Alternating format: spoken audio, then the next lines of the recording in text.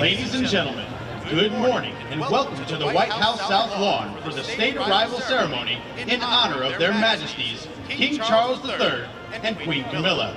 At this time, we ask you to please take your seats and silence all cell phones. The ceremony will begin shortly.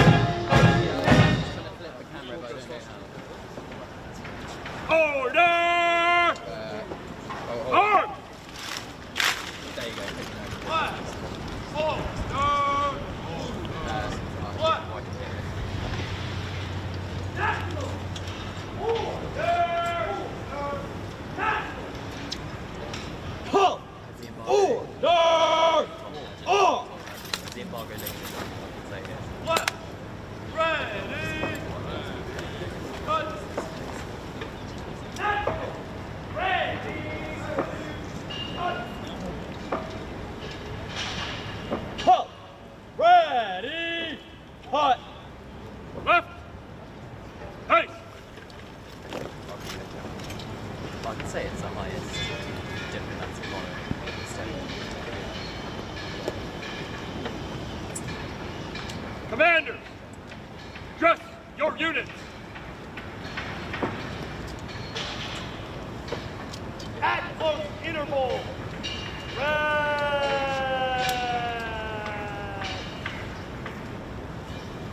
Right.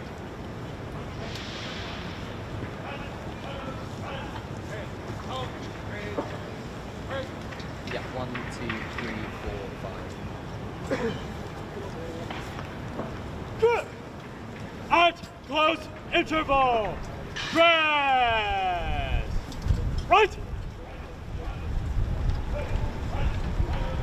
Just remind them that they have line shots of actual Turkish players Dress. basically a quick shot of the At close interval. Dress. Right.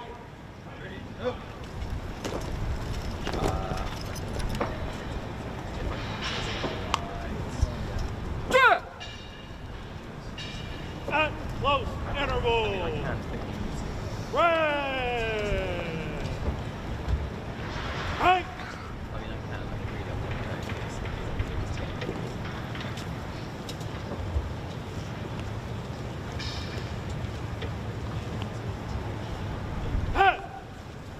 At close interval. Dress.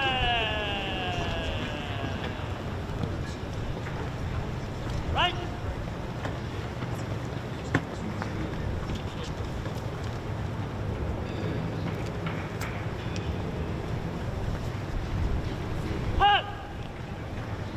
At close interval. Right.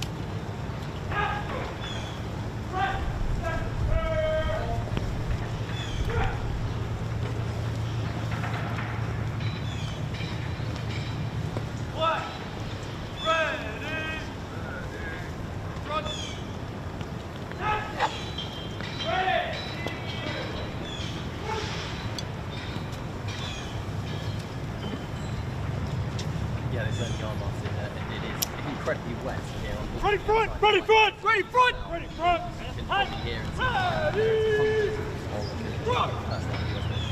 Various difficulties here. I'm talking Halt! Press center! Dress! Officers, press center! Dress! That one welcoming the team and all the ceremonies mainly welcoming here. Halt! White Ready! Front! Officers, ready!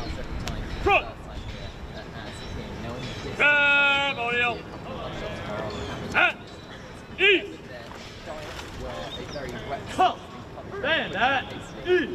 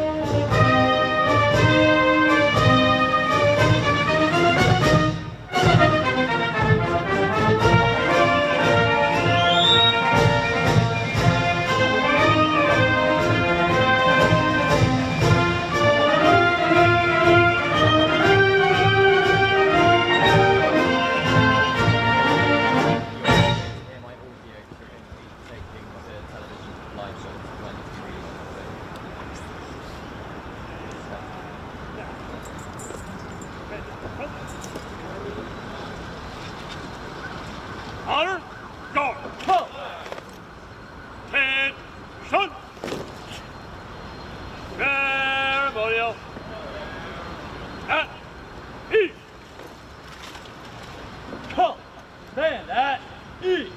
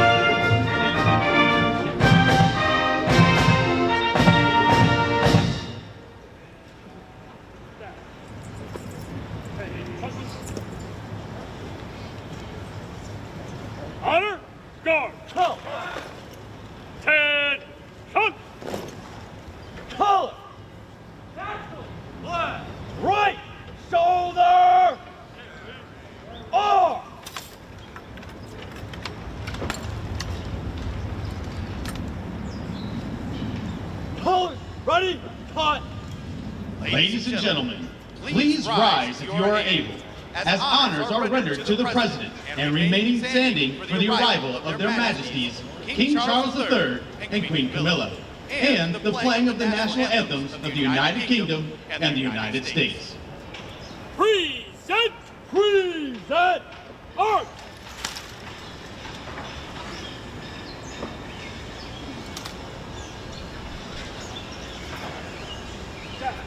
Present.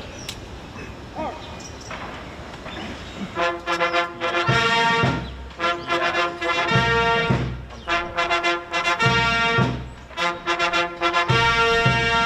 Ladies and gentlemen, the President of the United States, Donald J. Trump, and First Lady Melania Trump.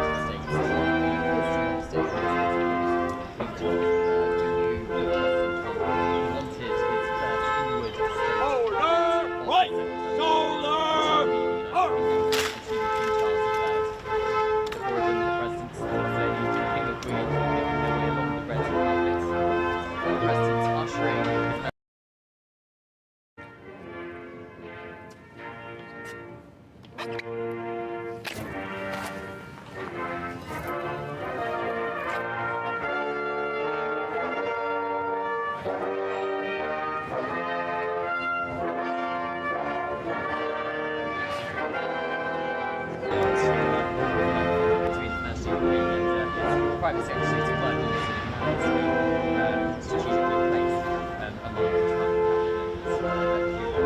Foreign Secretary to Christian Turner, British Ambassador to the United States of America, President Trump just shaking hands with the Communications Secretary to International King as well. The President and His Majesty the King descending the steps, followed by the First Lady and Camilla, now taking their spots on the dais, protecting the national anthems of both countries. Ladies and gentlemen, the national anthem of the United Kingdom, followed by the national anthem of the United States.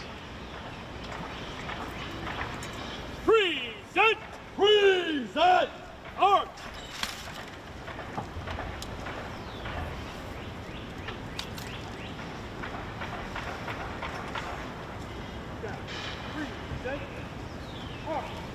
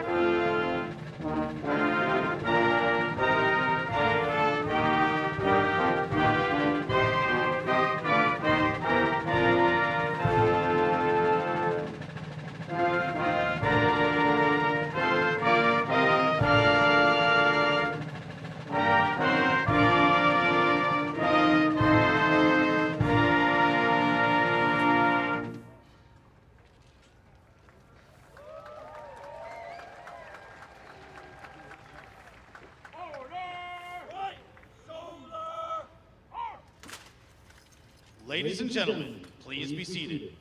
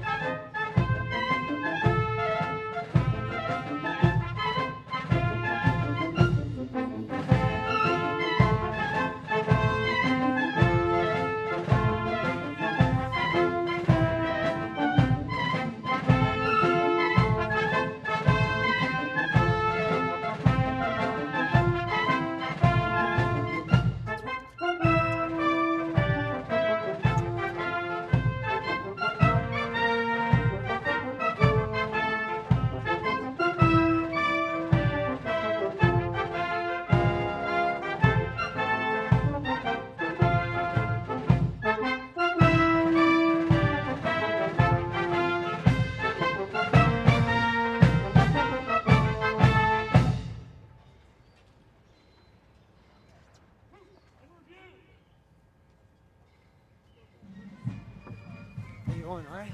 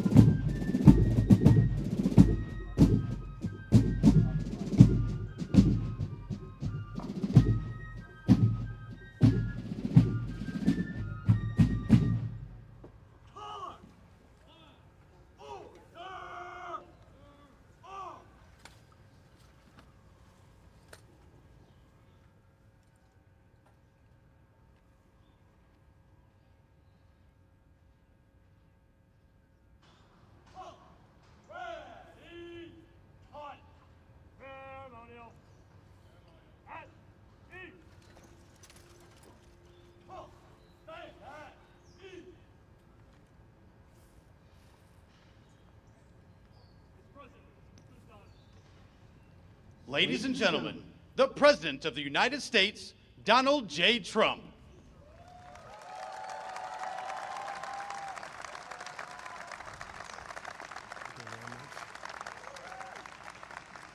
Thank you very much, everybody. What a beautiful British day this is. And it really is. Your Majesties, members of the British delegation, friends, service members, and distinguished guests, welcome to the beautiful White House. Great honor to have you. Melania and I will never forget the spectacular honor Your Majesties showed us during our extraordinary visit to Windsor Castle last September. Now it is our tremendous privilege to host you, and you're going to have a wonderful short stay, but stay nevertheless. Then you're going over to Congress, and you're going to make a speech that's going to make everybody very envious of that beautiful accent of yours. Very elegant. He's a very elegant man. Here in the shadows of monuments to George Washington, Thomas Jefferson, honoring the British King might seem an ironic beginning to our celebration of 250 years of American independence. But in fact, no tribute could be more appropriate. Long before Americans had a nation or a constitution, we first had a culture, a character, and a creed. Before we ever proclaimed our independence, Americans carried within us the rarest of gifts, moral courage, and it came from a small but mighty kingdom from across the sea.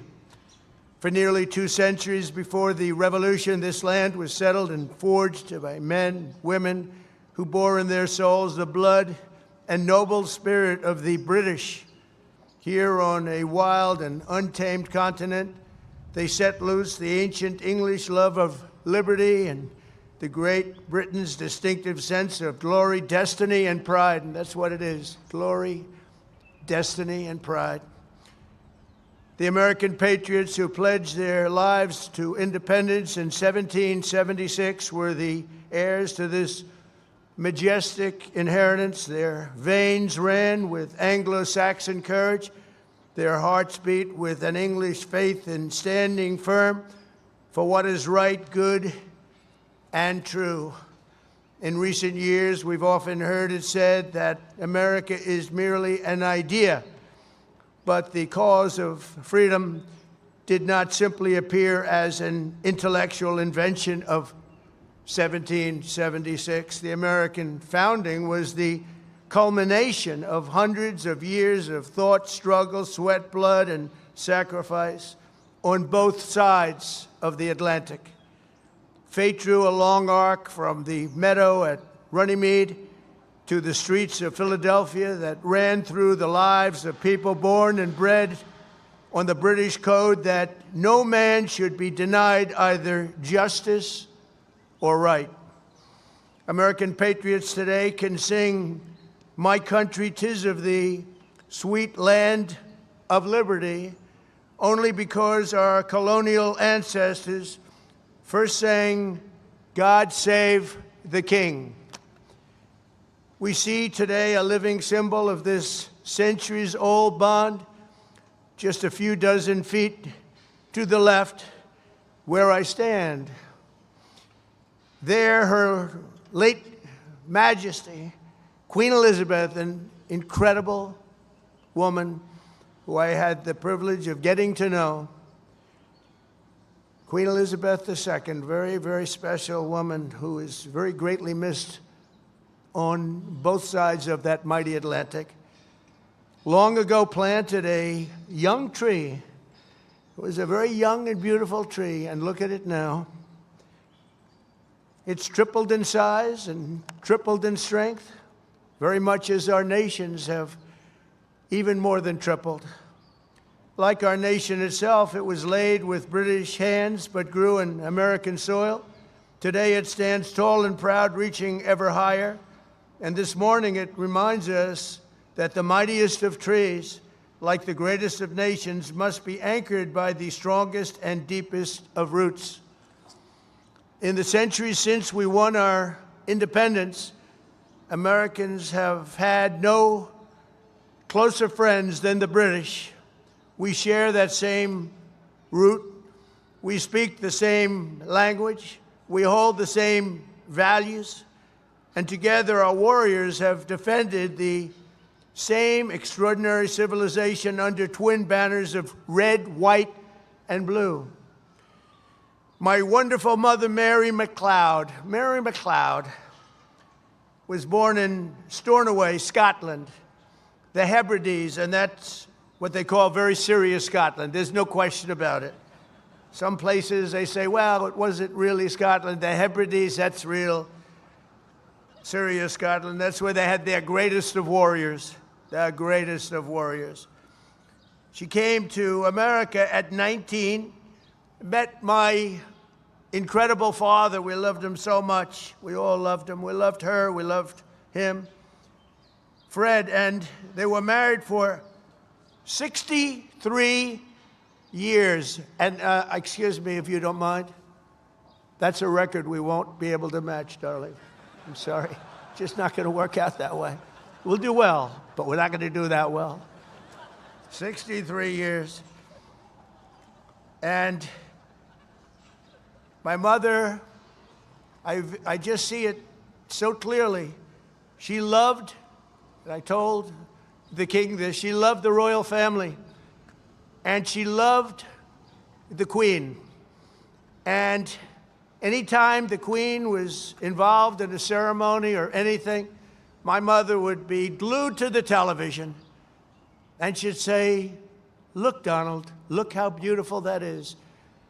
She really did love the family, but I also remember her saying very clearly, "Charles, look, young Charles, he's so cute." My mother. My mother had a crush on Charles. Can you believe it? Amazing how, I wonder what she's thinking right now. But beneath those beautiful flags, 8 decades ago, Prime Minister Winston Churchill and President Franklin Roosevelt famously met on a ship in the North Atlantic to outline a vision for the free world after World War II. That understanding of our nation's unique bond and role in history is the essence of our special relationship, and we hope it will always remain that way.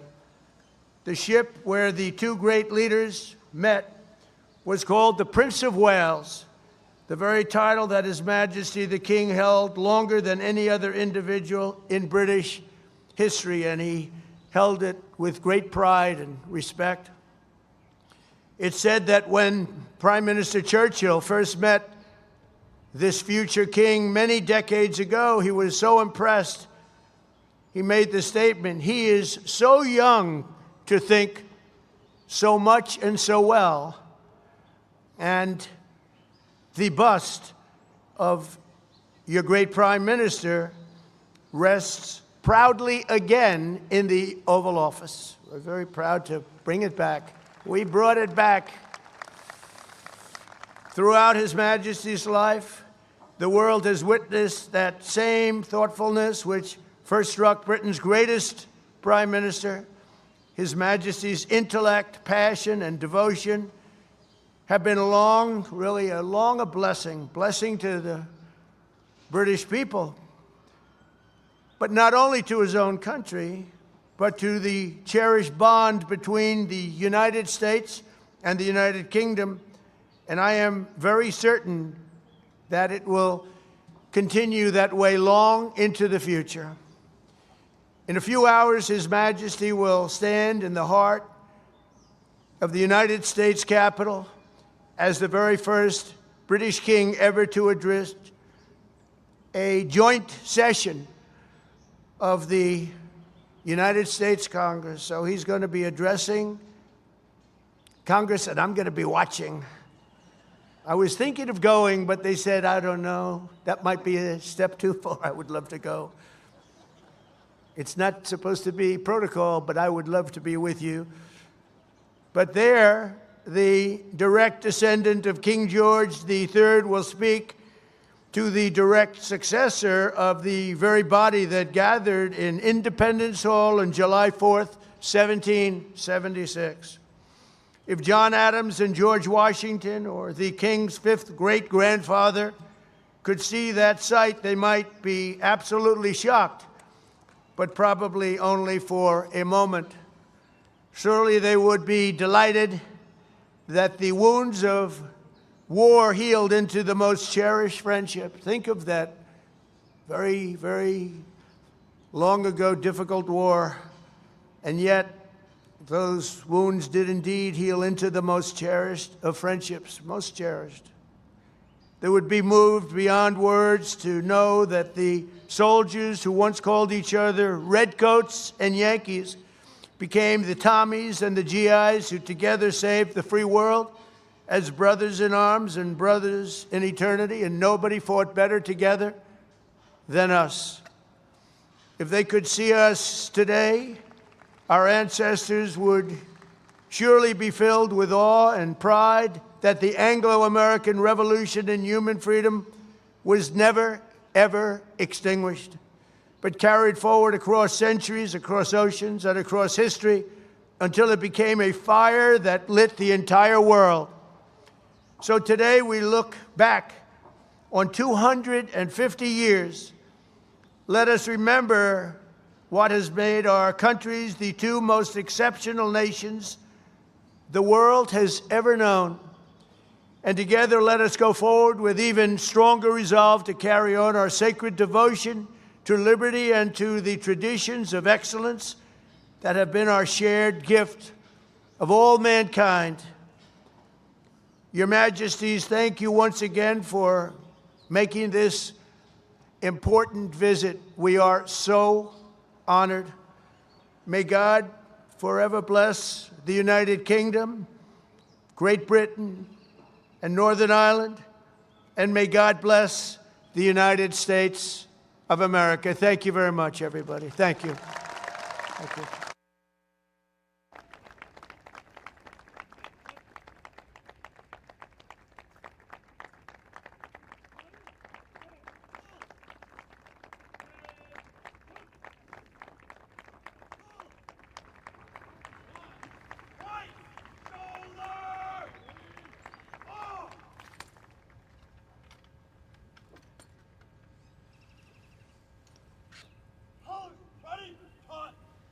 Ladies and gentlemen, please rise if you are able for the conclusion of the ceremony and departure of the official party.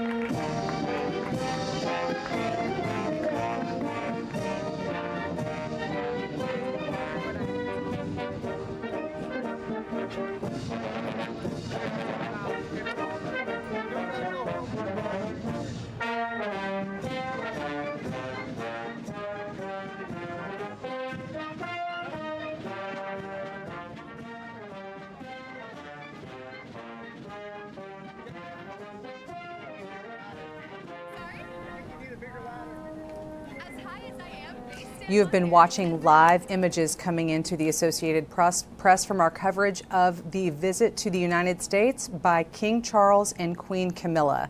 I am Meg Kennard here back in our Washington, D.C. headquarters, along with you for this entire big day 2 of this royal visit to the United States.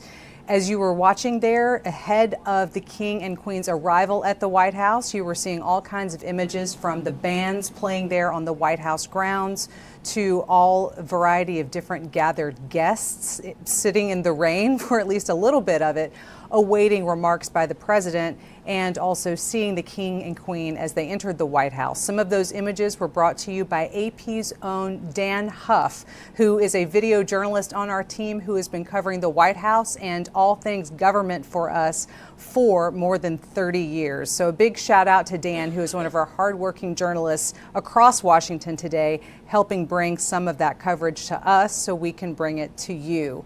But also joining me today here on set is Sagar Meghani, who you remember from many elections past and other big events. Sagar, thank you so much for being with me today. It is such a treat to do this with you. This one's a little bit different than election night, but it's or the State of the Union. We're inside the Capitol. We're back here talking about very different stuff. It's about the most pomp and pageantry you can get here. A state visit at the White House with a monarch. The first time we've seen a British monarch here since now King Charles's late mother, Elizabeth, was here 19 years ago. So a big day across Washington. We don't see this happen very often. And you and I, we've spent more time at the White House than I have, but you see a lot of foreign leaders come and go. The president is always hosting somebody from somewhere. But this is very different to have all of these different layers, and as you note, the pomp and circumstance of the Drum and Fife Corps and the Marine Band and all of those different pieces that we see today. State visits are an animal unto themselves, and you only get, at most, a handful a year. You know, you'll have the big dinner in the evening. You have the fancy arrival ceremony. It's worth noting Prince Charles, then Prince Charles, had made several visits to the White House. He never got a state arrival because he was not the monarch. So this is something different for him on his 20th visit now to the U.S. 19 as the Prince of Wales. Now not that he is any stranger to the formality of such things. Sure. He is the King of England. But this is just something different, highly choreographed, will last into the evening at the White House. In between, he'll be heading to Capitol Hill to address Congress, which is rare in and of itself. Sure. So a full day as part of a 4-day visit here to Washington. We just saw the King and Queen go into the White House after the president gave some brief remarks, which we'll talk about here in a moment. But run us through a little bit of what's on tap for them inside the White House. Some of these events are closed to the press, so we don't have visuals on them right now. But what exactly is going on? From what I remember from other state visits, there's usually an exchange of gifts formally between the two countries, but what else is going on? That is supposed to be happening right now. So when you watch the president and the king walk through what appeared to be a doorway, that's actually a window going into the Blue Room of the White House. That is where the two couples were going to do the gift exchange, and we always wait a little bit to find out from the White House exactly what gifts were exchanged. It's always a little bit of fascinating color. The King and Queen will sign the guest book for the White House, and then there'll be a receiving line in the cross hall right outside the Blue Room, where they'll have the delegations greet each other and give all the other American dignitaries a chance to greet the king again after getting to see him. Shake hands with several cabinet secretaries and other White House officials out on the soft lawn. This will be more of an indoor, drier event for them. Sure. And another thing that I guess is interesting to point out, just in making observations of events in and around the White House, we usually see a lot of this taking place on the other side of the grounds. But when Jack Arresto, our Deputy Chief of Bureau, when he and I were having a conversation yesterday about all of these events, one thing we mentioned was the East Wing being gone. That's usually where we see a lot of, especially for state dinners, we see people coming in. But now being on the south side of the White House, there's always different things being planned and moved around, and the staff is working very hard to transition from one event to the other. But now they're doing it on a completely opposite side of the building than they usually would be. One thing that is now a constant on the south side, really on the north side as well, is the constant sound of the construction of the White House ballroom, although that is still the subject of legal. This spot dozens of times over the last several months. There has not been a red carpet. There has not been an honor guard, just for the record. They don't roll that out for you at work? They do not, nor for the rest of the media. So yeah, this is, I mean, I didn't frankly know what we were looking at for a second. This is something entirely new. They would walk out of the mansion itself and walk along the colonnade, as you said, and then turn the corner and go into the Oval Office. That is the shot that we get. It's something the President Trump, likes to show off because that area there now has his Hall of the Presidents with all their pictures and their bios and all kinds of other gold stuff, because I feels like every time we walk out there, there's something new. There's always shiny something added. That's right. There. So this is very much different than what we would ordinarily see with any foreign leader or really any foreign visitor. And that carpet there obviously is going around something in the middle. This is one of those new statues that the president has recently had installed in the patio area. So you can see that they're obviously going to be taking literally a walk around at least part of it to make this journey to the Oval Office. So that will give the president an opportunity, I would imagine, to describe what they're looking at. And he and the king seem to have been having some pretty friendly conversation as they walk around. So I would imagine this will be part of that too. As someone who's been going to the White House off and on for 20 years, it's hard to overstate just how different all of this looks, how different the feel is. President Trump is saying changed so much of the decor and then the actual geography. Right, there are times where we walk outside for a Marine One departure or whatever it might be, and everyone kind of looks over and says, "Wow, is there another statue there?" Or, "Oh, that bench didn't used to be there." Constantly seeing those updates come through in the pool notes. These things are just categorically different than they were before. Definitely different from the last time then Prince Charles would have been at the White House. But yes, President Trump does love to show off all of this. And I'm sure King Charles will be getting an earful about a whole lot of it. And we had seen in September when President Trump hosted the Saudi Arabian leader back at the end of last year, walking along that colonnade and doing exactly what you note, showing off that presidential walk of fame. I think that was actually in September, or November, misspoke. And so those are the images that we're accustomed to seeing. But now as these new things are added, as the geography changes, I don't know, but I would imagine that there may be some conversation about the ballroom project, which, as you note, is ongoing. And we've seen our reporting from our colleagues who are at the White House today is ongoing today as they hear some of that as they're on the complex. They're covering all of these events and just covering other things at the White House itself, but the construction proceeds. Sagar, as we wait to see what will be coming forth here with this red carpet here in the Rose Garden, I wanted to talk a little bit more about what's coming up for the king at the White House. He's going to be having a bilateral meeting with President Trump in the Oval Office. That's something we're accustomed to seeing for foreign leaders coming to the White House. At the same time, the First Lady and Queen Camilla will be doing their own sort of event. I think that's going to be at the Tennis Pavilion, which is not really a part of the White House complex that I'm super familiar with. I think I've maybe been by it once in the southwest corner, way at the bottom of the South Lawn. It's an area that the public really never gets to see. Fascinating part of the White House. You have the grandkids garden with handprints, and you have, it's where Michelle Obama had her vegetable garden planted. Melania Trump has worked to get this tennis pavilion in place, basketball court / tennis pavilion. So they will go down there and talk with some kids about U.S., UK history, and there's always some type of event where for lack of a better term here, the first ladies or the spouses will do their thing. This will be theirs. We will get to see some of that. What we will not see as of now is the president and the king sitting down in the Oval Office. It is what is listed as closed press on the White House schedule.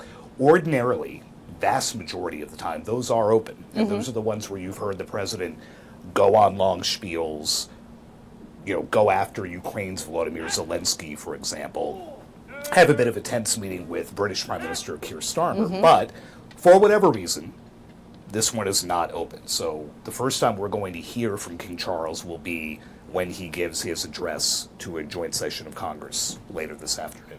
And the king doesn't really give interviews. That's not, when you talk about Keir Starmer, there's a difference in the UK, right, between the head of state and the head of government. And so that is what we've understood, that during this visit, those remarks before the joint session later on today will really be his remarks, his comment to America during this trip. And, we were watching the president's remarks there just now, and I was thinking, oh, okay, well, this is when the foreign leader would then also make his or her remarks. But then I remembered, about that joint address. It also hadn't occurred to me, frankly, until right now, that the scene in the Oval Office, when they bring in not just the White House press pool, but whatever pool is traveling with whomever it is, in this case the king, but a president, a prime minister, whomever it might be, it is maybe the most famous office in the world. It's also a complete zoo when the pool's rushed in there to watch the president and whomever. So that spectacle of questions being shouted and jostling is not the most royal sight you can think of. A little chaotic, and it's not really that big of a space. Yeah, it's a very enclosed space, and as someone who's gotten, hit plenty of times and shoved around and almost knocked over a sofa, that kind of thing, it's not the most dignified process. So it makes sense that you're not going to expose the King of England to that. Let him walk down into the House chamber and actually address Congress in a much more formal, dignified way. Yeah, certainly. And we'll be talking in a little bit about what we expect to see during that address while we wait to see activity here on this red carpet through the Rose Garden. I was hoping that we could kind of talk just for a moment about the president's remarks. We just noted King Charles did not speak here at the White House publicly, but the president did for, I think I clocked it at about 12 minutes, giving remarks to those who were gathered and to the foreign visitors also from the UK. The first thing that it struck me the president made clear to point out that he was the recipient of similar hospitality last year when he and the First Lady made their own trip to the United Kingdom and were hosted, and so now he was happy to return that favor. And that's something that Jack Arresto and I were talking about a little bit yesterday. This trip has been in the planning for a long time. You know, we've here at the AP have kind of been putting together our own plans in terms of how we will cover it for several weeks at this point. But at a higher level, at the government level, this has been anticipated because the United States and Great Britain have always had this traditionally close relationship. And it struck me that starting off with remembering his own trip to the UK, then President Trump went in to talk about all of those, the history, really, saying that it seemed maybe a little ironic to have the King of England come when we're talking about the 250th anniversary of the Declaration of Independence.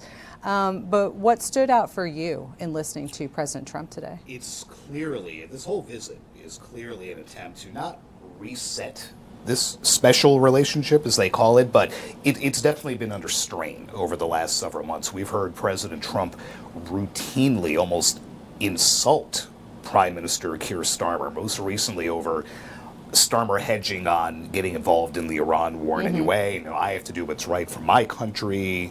You go do what's right for yours. The president actually came out and said, this is not Winston Churchill we're dealing with. It's a pretty good insult in the UK. Right. So that, and then the broader backdrop of the president and some fraying alliances and his routine attacks on NATO and deriding the European Union and the tariffs that he has put on, it's kind of upended the global order, and especially this relationship that was just seen as the relationship has been under strain. But notably, I mean, the president's gone after everyone from the Pope on down. He has notably always spoken very highly of King Charles, almost gone out of his way. Even when asked about things like climate change and the environment, of which Charles is a champion, we've heard the president deride people who, heck that, almost praised him for speaking out. So you could tell that there's something genuine there. So this is an effort to kind of show people, like, hey, this is all fine. We're good. There are going to be some issues, that's fine, some upheaval, but this has now been 250 years of history. The president pointed to FDR and Churchill meeting to plan out what the end of World War II would look like and what the free world would look like after that. It's interesting that these are two men who clearly approach things very different ways, very different personalities, but this is Charles's chance to tell not just Congress, not just the Joint Chiefs of Staff, not just whomever else is in the House chamber, but the American people, everything's fine. We're good. This alliance, this bond, this special relationship cannot be broken by any one thing or two things or criticism or whatever it is that is happening right now. And then conversely, I would also think that it would make sense to assume that the king, through his interactions with President Trump, with members of Congress, with leaders of Congress whom he will be meeting when he goes over to the Capitol later today, that he could take some of that sentiment back to the UK, to Prime Minister Keir Starmer, to those government officials with whom President Trump has been feuding over a variety of different issues, particularly related to the war in Iran, and do a kind of soft diplomacy. That's what we kind of see when we have these bifurcated systems in a country that still has a monarchical system, but also an elected leadership, and trying to see what kind of roles those monarchs play while not really the head of government, certainly still the head of state, and therefore perhaps having some influence on the people who are actually making the governmental decisions. The king as peacemaker, that's a little bit of an interesting way to look at this. I have to assume that Keir Starmer will come up during this Oval meeting, and it'll be interesting to see if we hear from the Prime Minister in coming days about whatever this report back might be. Certainly, and I think it's really interesting, too, that you mentioned the king and his emphasis on some of those issues with whom President Trump, for example, may find disagreement with many in his party when it comes to particularly like the environment and conservation issues, something that those have been important issues for King Charles for the whole time that I've been aware of him, certainly for his whole public life. And so these kinds of visits do seem to give him an opportunity to engage on those levels like climate and culture and just an overall civil society that I think we as Americans, when we look toward England, that's kind of the assumption that we make, that it is a civil place. But he can kind of connect on all of those levels without that baggage of electoral politics, without having to worry. I mean, President Trump has mentioned it several times when he talks about King Charles, not having to face voters, and that must be nice. He's not worried about the midterms. No, not worried about the midterms or anything like that, but really also still able to have a very high-level conversation in a very different kind of vein. The speech before Congress will, again, a lot of it from what British officials have told us, we'll touch on NATO. We'll touch on the European Union. We'll touch on these transatlantic alliances. You don't expect the King of England to come out and be critical or to make news in a bad way. Let's put it, come out with fiery rhetoric. It'll be softer than that. It'll be much more nuanced than that. But we're expecting the point to be very clear. Like, these alliances matter. This has all mattered for decades, in this case for 2.5 centuries now. Let's make sure we keep that up. Let's not just abandon everybody. So at this time, with the Iran still going, with gas prices hitting their highest point since the war began 6 weeks ago, to have King Charles, right, one of the most visible people in the world for the last how many years, half century or so, be able to stand before the U.S. Congress, which again is a privilege reserved for very few people, like Winston Churchill, for example, and be able to send that message at this time in history, I think is going to be pretty important. And I think it's going to give people perhaps a different way to step back and look at what's happening in the world right now. Absolutely. Speaking of that joint address to Congress, which, we prepare for these kinds of events and take ourselves in the Wayback Machine, so to speak, in U.S. history and all kinds of history to try to remind ourselves of what has happened before. This feels like a large moment. You mentioned that as Prince of Wales, now King Charles, has been to the United States a lot, has spent a lot of time here. But this is his first obvious visit as the reigning monarch. But he's still only the second royal from the UK to make this kind of address. Not an invitation that happens all the time. Obviously, these visits are somewhat rare, but does it feel like, given all of those geopolitical concerns that you just mentioned, that that's another layer of intentionality in terms of inviting him to come and make those comments and to have that space with elected leaders at the congressional level? I would think so. I mean, it's been 35 years, right? His mother was the last British monarch given this honor, addressing a joint meeting of Congress, not joint session, a joint meeting of Congress. It's only the 6th time a sitting monarch has even visited the United States. So that in and of itself, and that struck me when deal. I was researching that. I just It figured hadn't it had been happened from the time of independence until 1939, when King George VI, Charles's grandfather, came to New York to meet with FDR. It just had not happened in the intervening time. It's not common now, but at least this is now, a half dozen times. Not a whole lot, but then again, the U.S. president doesn't go over to meet with the king or the queen in that sense either. But we've heard some lawmakers say that they're very much looking forward to the address because they want to hear that perspective about why the bond and the bonds with others, plural, matter. And just that spectacle in and of itself. Again, we were at the Capitol, 2 months ago, 3 months ago, to watch the president give his State of the Union. Right. This will be that same walk down the middle of that chamber. I don't know if people will be frantically reaching out to shake hands. I don't know that you're just allowed to grab the King of England, but I don't know if they'll wait for autographs like we see after the State of the Union. But that visual, in and of itself, 35 years after the last one, is notable just for that reason. And I know I said I wanted to talk about the joint address, but before we go into a little bit more of what's going to be happening around that, I think as we see on our screen again this red carpet through the Rose Garden where the president and the king are there in the White House at the moment. Sagar, let's talk a little bit just about the relationship that you referenced that these British monarchs have forged with American presidents through the years. this personal bond that we seem to be, at least from our vantage point, the friendly interactions that are taking place in front of us between the president and the king, that's not a layer that was always there. Clearly, if there weren't visits happening until 1939, and then with George VI coming over as World War II was really kind of in the offing and feeling, the UK feeling somewhat exposed because of what was happening to their neighboring countries and seeking US assistance with that. It is very interesting, at least to me as a history nerd and a politics nerd, to look through the decades. One, there's only been one other monarch since George VI to this one, and that was Queen Elizabeth.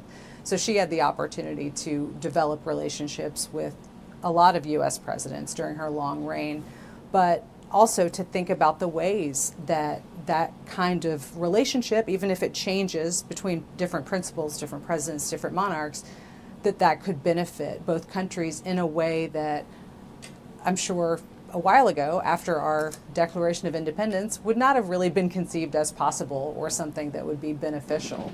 So let's look at that first one, that 1939, King George VI having hot dog diplomacy. Hot dog summit's my favorite. A term you love. This is because the British had pledged to defend Poland against Nazi Germany, but needed U.S. munitions to do that. And the U.S. to that point, a couple of years before entering the war, was very hesitant about getting involved at all. So this became King George VI coming to America to essentially seek military help. Think about the optics of that. If you were the British, we fought a war, you're now independent, now we have to come ask you and say, hey, we really need some weapons and materiel to do this. Sure, that relationship was forged. How better to do it than over hot dogs sitting in Hyde Park? And then Queen Elizabeth just had that way about her, right? She made the entire world essentially fall in love with her and had a good relationship with George W. Bush, for example, on the last monarch state visit that we had here in Washington in 2007. It would just be fascinating to hear what those conversations are like. I mean, you look at the Queen of England or the King of England and the President of the United States, right? The titles don't get any bigger than that. How involved is the king in geopolitical affairs? How much is he going to privately, not what we're going to hear in the Capitol, discuss the nuances of the Iran war, or how much money NATO members should be spending on their own defense, or you need to ease off on the tariffs against the European Union nations, or whatever it might be.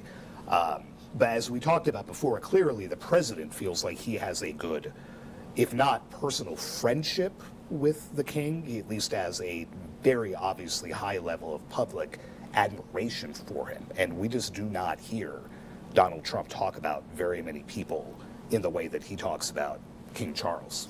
Yeah, it struck me, going back to the president's remarks, just to kind of think about it's one of those things I think that showed us that friendly kind of relationship, that convivial nature of the way that they reference each other. But, the president talking about how he wished that he could go over to the Capitol for King Charles's remarks so he could hear that elegant accent, which is it's kind of complimentary way, but also, that's a pretty familiar way to be talking about a monarch of the United Kingdom. But then the president was really able to make personal references too, and I did anticipate that he might bring this up, but talking about his mother's own Scottish heritage and how much she admired Queen Elizabeth, and even saying that his mother had a crush on Prince Charles when he was Prince of Wales, but that she loved the royals and was very supportive of them. And that's something that I think we might, since the president doesn't often talk about his mother's heritage, he does at sometimes. When he was over in the UK. Certainly, yeah, when he's made those visits. That's right. I feel like maybe we hear more about his father's influence on him, but his mother obviously played a major role too. And so to be reminding not just a U.S. audience, but everyone watching this gathering that he does consider himself to have close ties to that part of the world as well, I thought that was an important way for the president to point out, yes, I am connected to this, and it's a special bond for the U.S. and the U.K., but it's also a bond for me personally. And saying that Mary Trump said, look at cute Charles. I thought, oh no, what's coming to, oh, she had a crush on him. Right. Didn't anticipate that, but there you have life at the White House. There's always something of a surprise that you can anticipate that You there can will count be. on. Yeah, absolutely. Another thing that the president mentioned, which clearly is different in our system as it is in anywhere with a monarchical system, was that there had been this long reign of Queen Elizabeth, King Charles's mother, and the president turned to First Lady Melania Trump and said, I don't think that's a record that we're going to be able to match, meaning, of course, he is limited in the amount of time that he can serve in office. It's different for the royal family. But this, all of these things I just mentioned because it was lighthearted. There was a bit of not policy, but a structured approach to history, I guess, when President Trump talked about the words of "My country, 'tis of thee," which is clearly something that we as Americans hear and participate in a lot, that music. He said that was only possible because of something like "God Save the King." I'm wrapping up those remarks, Sagar, because you can see on your screen now, we see the president and King Charles, followed by First Lady Melania Trump and Queen Camilla. They are walking on that red carpet through the Rose Garden area we were talking about a little bit ago, walking around that statue. The president just paused there. Can't hear what he was saying, but perhaps he was talking about this new addition there to the Rose Garden area.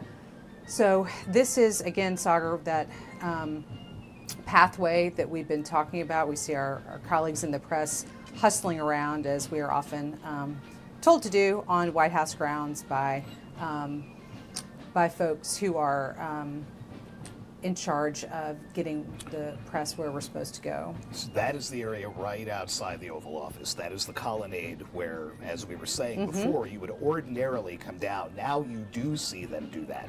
I've never seen that roundabout way to do it. That seems like an intentional change. And you can see the gold that we were referencing before in the background. That is the Hall of Presidents behind the president and the king right now. And they will come toward the cameras, and this is the White House press pool that is assembled to hopefully at least get shots of them. So there you have them going into the door. But again, this is listed as closed press, meaning the White House press pool will not be invited inside.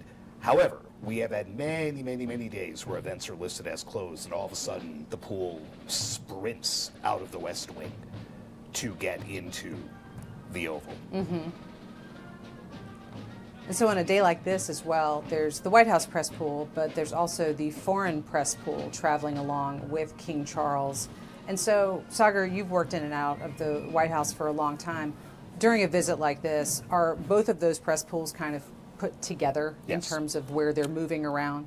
You're technically separated. You line up separately, but then you all go into a very confined space. So let's say you'll have a lot of reporters that travel with, let's say, a Japanese prime minister. So when you go into the Oval Office, there are a good 45 people in there in a space that does not accommodate 45 people very well. So it becomes a little bit crazy. But again, as we said, the crush in there, the yelling of questions, one would assume that the intent here was just to shield the King of England from having to deal with that. Let him speak to Congress. Let it be, in the very nice House chamber, not seated in front of a fireplace with several dozen people yelling questions at him. And as we have seen so many times before, even when an event does open up to those of us from the media and perhaps the other foreign leader or whoever's sitting there with the president, perhaps they wouldn't want to speak. It is, I would say, maybe not a certainty, but almost inevitable that President Trump will at least say something or entertain a question from a member of the media. So as to kind of avoid the possibility of that happening, let's just not let them in. There have been many times where a foreign leader is sitting in that other chair just silently, almost blank-faced, stone-faced, whatever you want to call it, while the president fields a half hour of questions. And these are leaders of their countries. They're not used to just sitting there almost, ornamentally in the background with, literally just kind of twiddling. We joke about twiddling thumbs. I mean, I've been there. They'll just sit there with nothing to do. Their press pool might try to yell questions. The White House press pool is rather aggressive, and the president knows people, and he will point them out, and there will be a lot of questions. All that to say, the odds of us seeing the two of them sitting inside that office right now are I would say, pretty close to nil. I mean, we will keep an eye on our live cameras just in the event that any of that does open up, although I agree with all of the ways that you've set that out. So we're seeing now, as they pop up on your screen, these are live pictures of that tennis pavilion that Sagar was describing earlier on in the southwest corner of the White House grounds. This is where the Queen and the First Lady will be holding an event here shortly. Sagar, just remind us for a moment the provenance of this particular structure and how it's changed a little bit. Yeah, this has been a basketball court during the Obama administration. This has been a tennis court. The First Lady during the first Trump administration had worked to get this pavilion erected and was apparently very proud of what happens there. Again, as someone who goes into the White House a lot, I've never come anywhere near this building. It seems kind of tucked away. Yeah, I mean, it literally is tucked away from public view, and it's just a part of the South Lawn that we do not get to go on. Not that we have free reign to walk around anyway, but they don't take us down to that. But there is, again, the grandchildren's park there. There is the vegetable garden that Michelle Obama planted. Some other things that are just not parts of the White House campus that are usually well known, certainly not public in any way. So it's a very interesting choice, but clearly these things are not accidental, right? This is what the First Lady chose to show Queen Camilla. So there is definitely a reason behind why they would have this all set up as the place where they're going to speak with little kids about British U.S. history.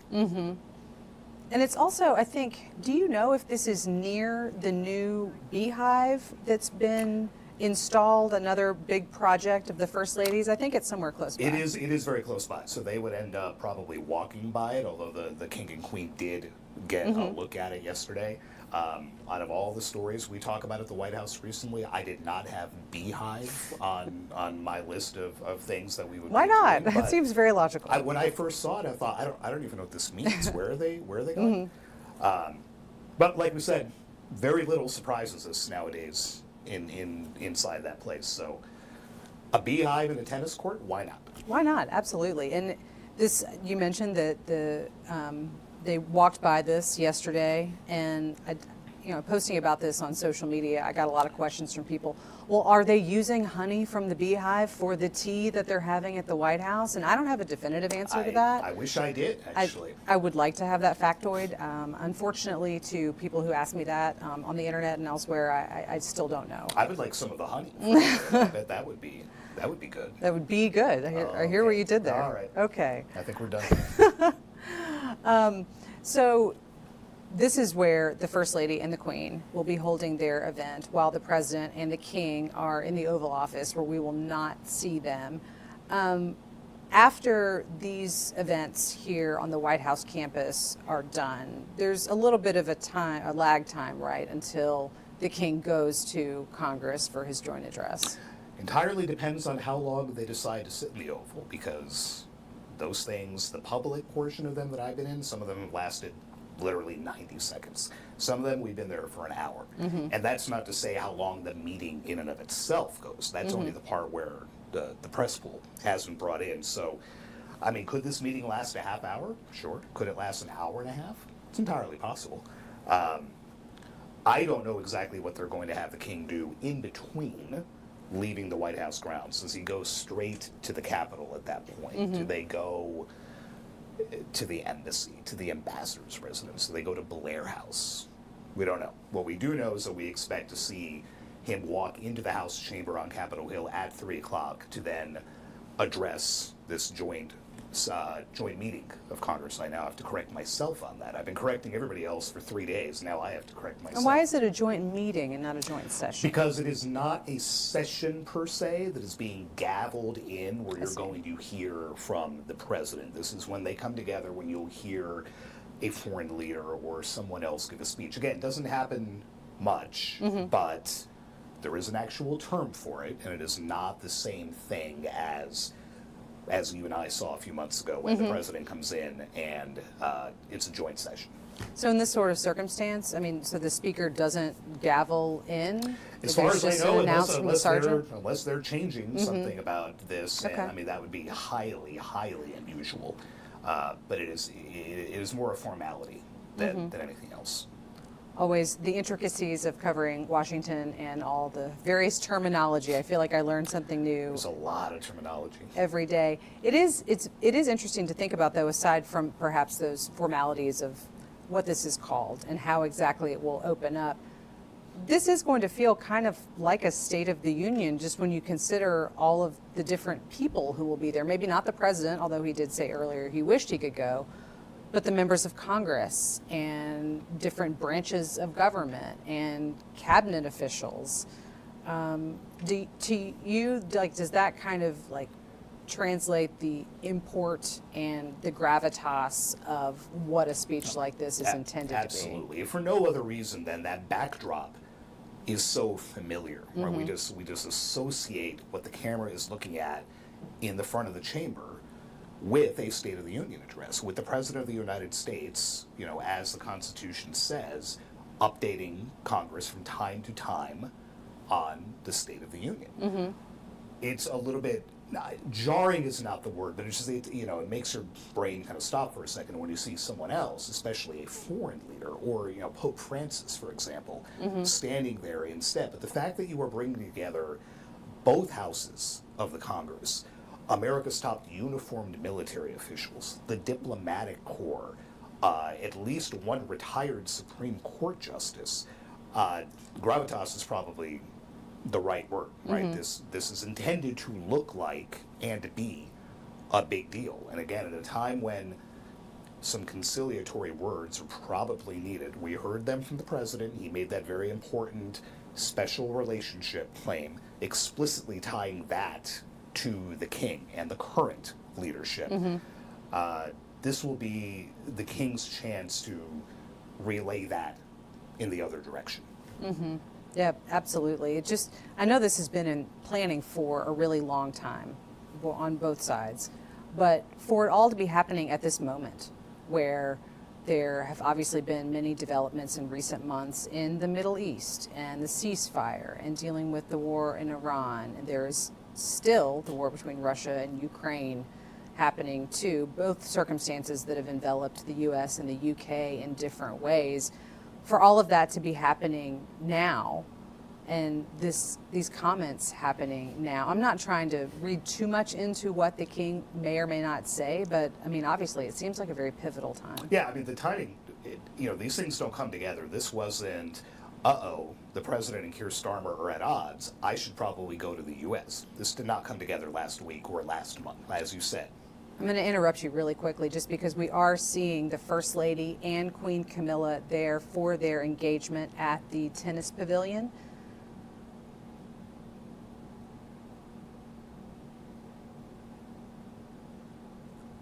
We will listen in and leave you with these images. We'll be back in a bit.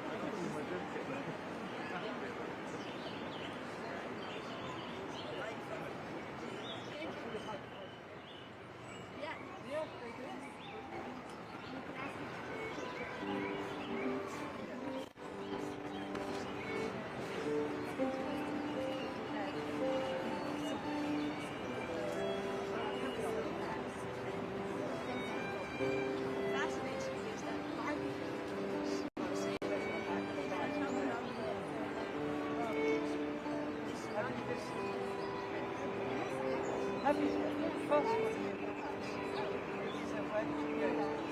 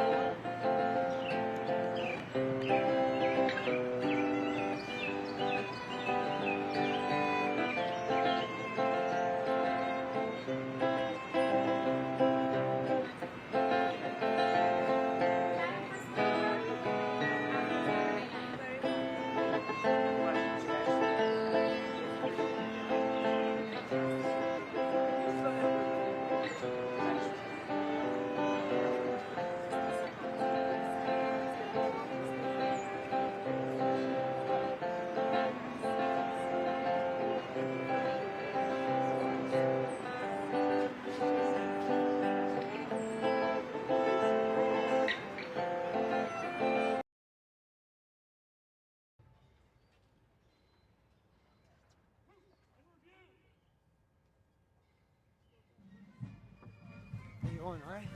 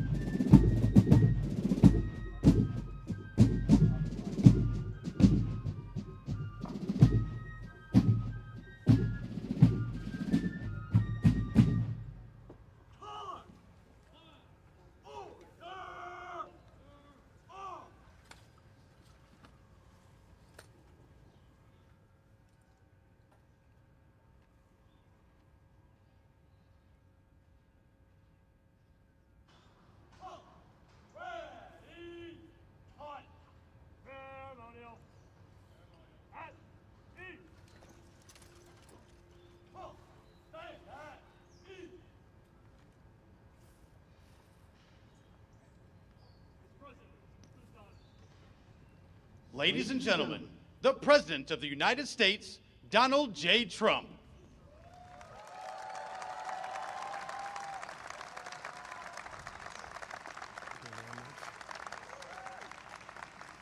Thank you very much, everybody. What a beautiful British day this is. And it really is. Your Majesties, members of the British delegation, friends, service members, and distinguished guests, welcome to the beautiful White House. Great honor to have you. Melania and I will never forget the spectacular honor Your Majesties showed us during our extraordinary visit to Windsor Castle last September. Now it is our tremendous privilege to host you, and you're going to have a wonderful short stay, but stay nevertheless. Then you're going over to Congress, and you're going to make a speech that's going to make everybody very envious of that beautiful accent of yours. Very elegant. He's a very elegant man. Here in the shadows of monuments to George Washington, Thomas Jefferson, honoring the British King might seem an ironic beginning to our celebration of 250 years of American independence. But in fact, no tribute could be more appropriate. Long before Americans had a nation or a constitution, we first had a culture, a character, and a creed. Before we ever proclaimed our independence, Americans carried within us the rarest of gifts, moral courage, and it came from a small but mighty kingdom from across the sea.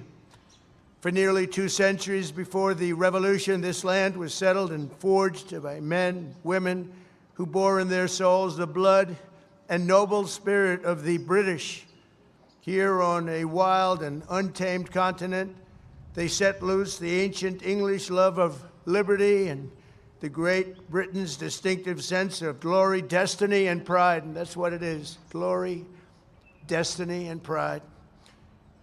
The American patriots who pledged their lives to independence in 1776 were the heirs to this majestic inheritance. Their veins ran with Anglo-Saxon courage. Their hearts beat with an English faith in standing firm for what is right, good, and true. In recent years, we've often heard it said that America is merely an idea, but the cause of freedom did not simply appear as an intellectual invention of 1776. The American founding was the culmination of hundreds of years of thought, struggle, sweat, blood, and sacrifice on both sides of the Atlantic. Fate drew a long arc from the meadow at Runnymede to the streets of Philadelphia that ran through the lives of people born and bred on the British code that no man should be denied either justice or right. American patriots today can sing "My country, 'tis of thee, sweet land of liberty," only because our colonial ancestors first sang, "God save the King." We see today a living symbol of this centuries-old bond, just a few dozen feet to the left where I stand. There, Her late Majesty, Queen Elizabeth, an incredible woman who I had the privilege of getting to know. Queen Elizabeth II, very, very special woman who is very greatly missed on both sides of that mighty Atlantic. Long ago planted a young tree. It was a very young and beautiful tree, and look at it now. It's tripled in size and tripled in strength, very much as our nations have even more than tripled. Like our nation itself, it was laid with British hands but grew in American soil. Today it stands tall and proud, reaching ever higher.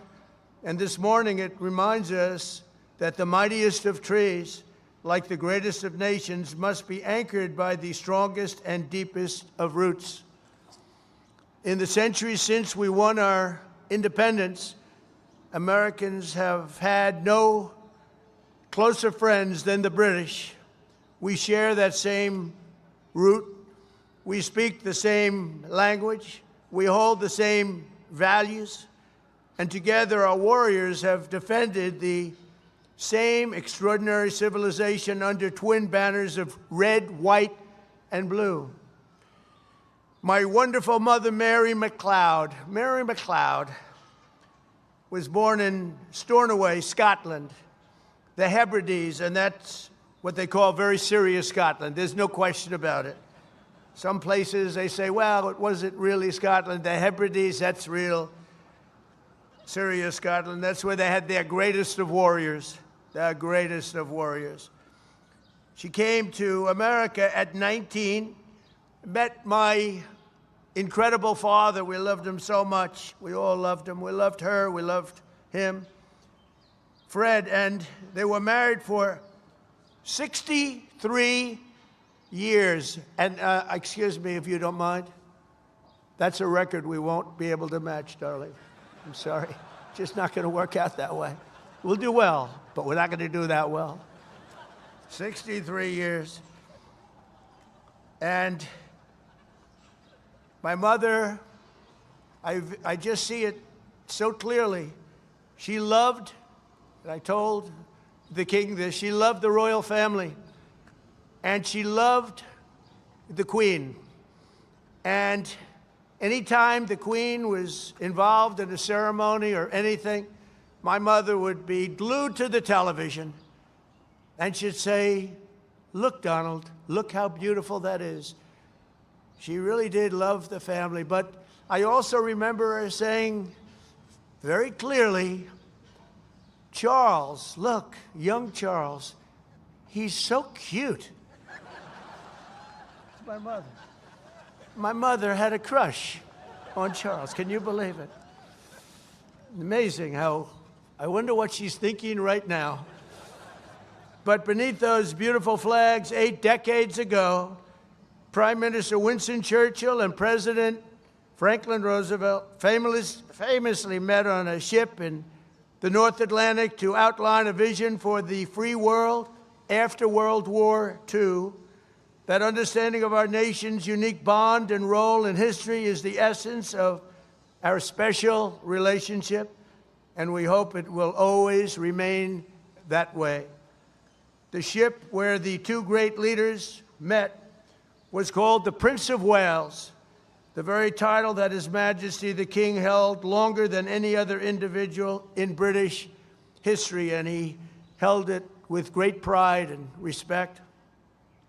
It's said that when Prime Minister Churchill first met this future king many decades ago, he was so impressed, he made the statement, he is so young to think so much and so well. And the bust of your great Prime Minister rests proudly again in the Oval Office. We're very proud to bring it back. We brought it back. Throughout His Majesty's life, the world has witnessed that same thoughtfulness which first struck Britain's greatest Prime Minister. His Majesty's intellect, passion, and devotion have been really a blessing to the British people. But not only to his own country, but to the cherished bond between the United States and the United Kingdom. And I am very certain that it will continue that way long into the future. In a few hours, His Majesty will stand in the heart of the United States Capitol as the very first British king ever to address a joint session of the United States Congress. So he's going to be addressing Congress, and I'm going to be watching. I was thinking of going, but they said, I don't know, that might be a step too far. I would love to go. It's not supposed to be protocol, but I would love to be with you. But there, the direct descendant of King George III will speak to the direct successor of the very body that gathered in Independence Hall on July 4th, 1776. If John Adams and George Washington or the King's fifth great-grandfather could see that sight, they might be absolutely shocked, but probably only for a moment. Surely they would be delighted that the wounds of war healed into the most cherished friendship. Think of that very, very long ago difficult war, and yet those wounds did indeed heal into the most cherished of friendships, most cherished. They would be moved beyond words to know that the soldiers who once called each other Redcoats and Yankees became the Tommies and the GIs who together saved the free world as brothers in arms and brothers in eternity, and nobody fought better together than us. If they could see us today, our ancestors would surely be filled with awe and pride that the Anglo-American Revolution in human freedom was never, ever extinguished, but carried forward across centuries, across oceans, and across history until it became a fire that lit the entire world. So today we look back on 250 years. Let us remember what has made our countries the two most exceptional nations the world has ever known.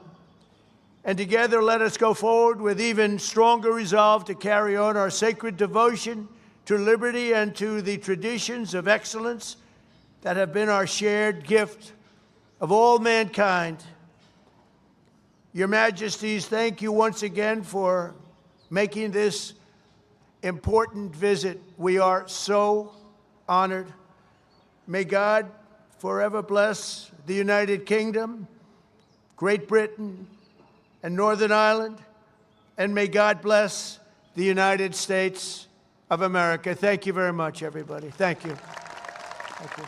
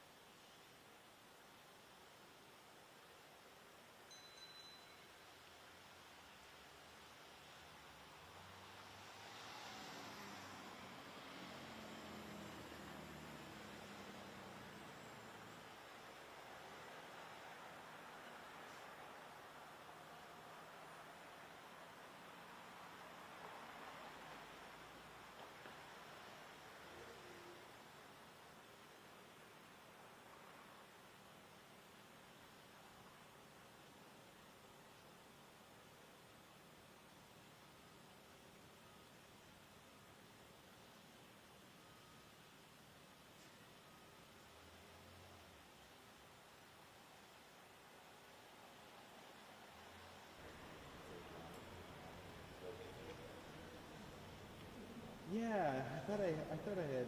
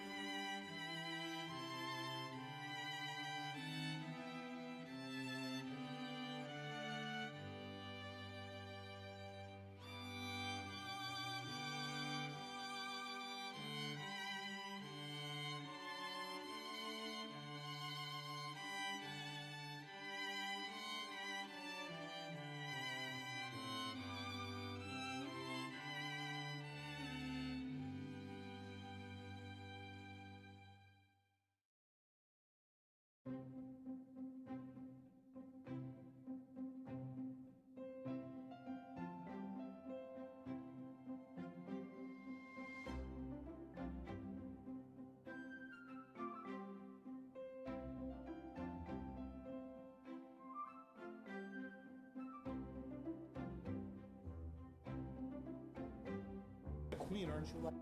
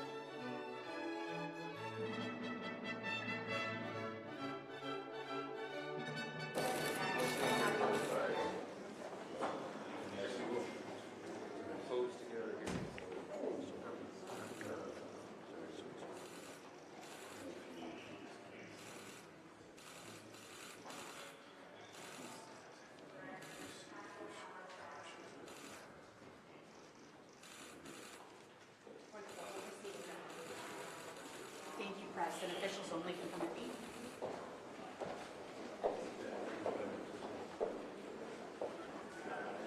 You're official, right?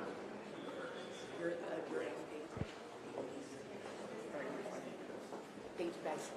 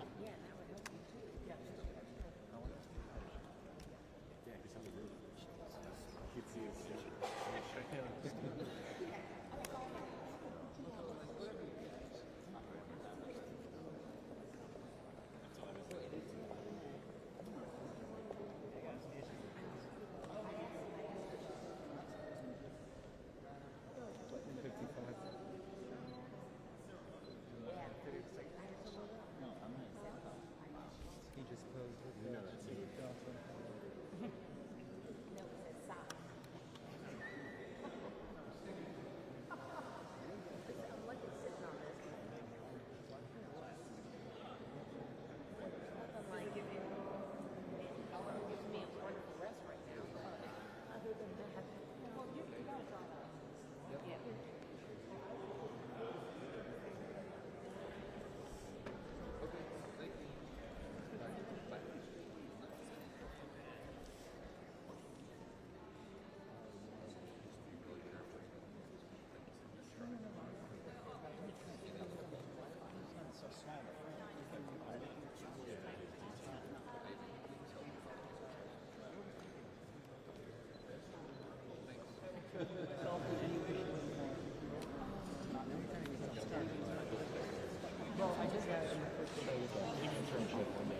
When I pan around, that will just sort it out.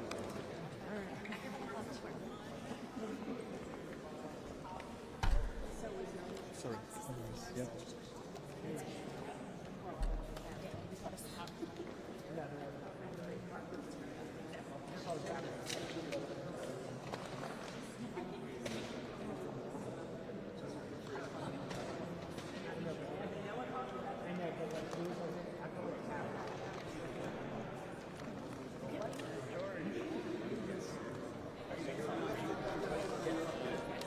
No, we're good, because I'm going to go back there after. Yeah. As you go in the door, it's on the right hand side. On the shelf. I drew a little J inside it, but I don't think I want to.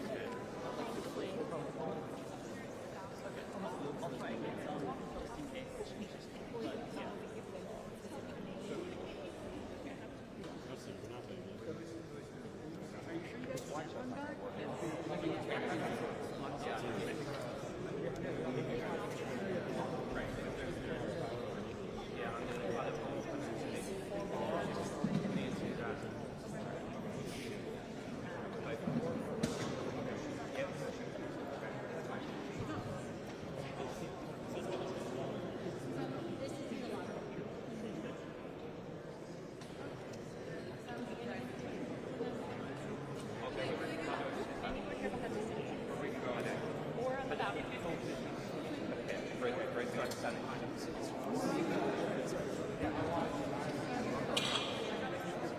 man, how you doing? Good? Looking forward to taking a picture of some people in a very dark room. I'll ask them to walk slowly for you. This is Caleb.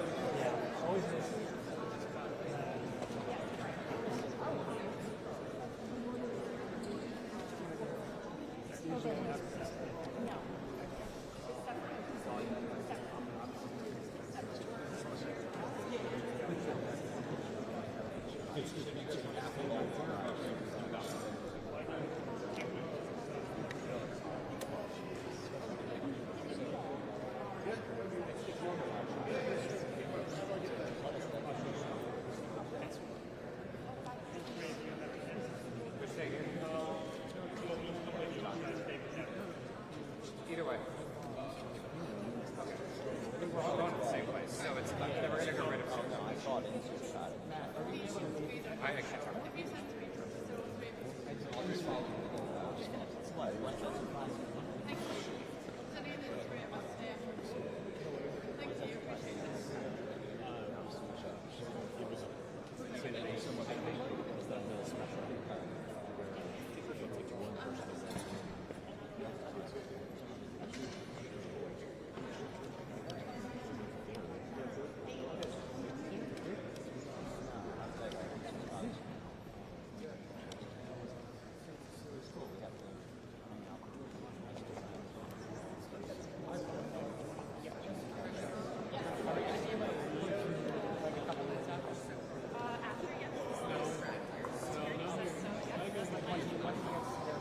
plan is that once he walks through, you all can leave upstairs.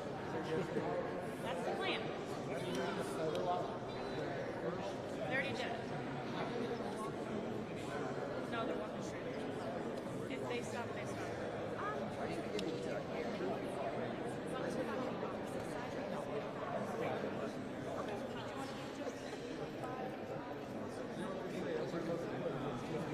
Okay.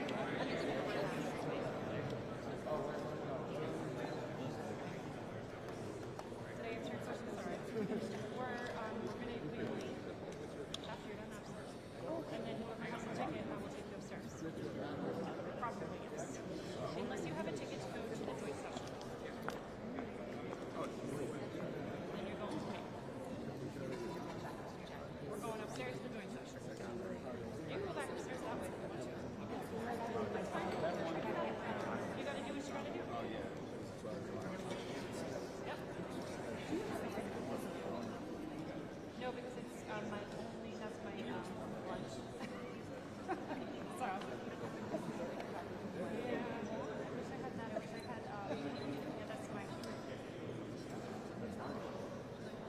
get like the fun pack of like animal practice.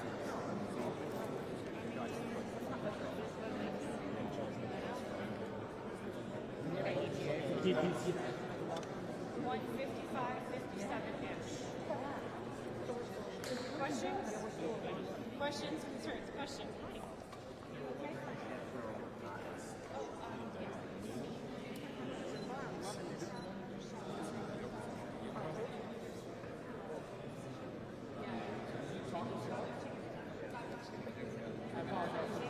Okay.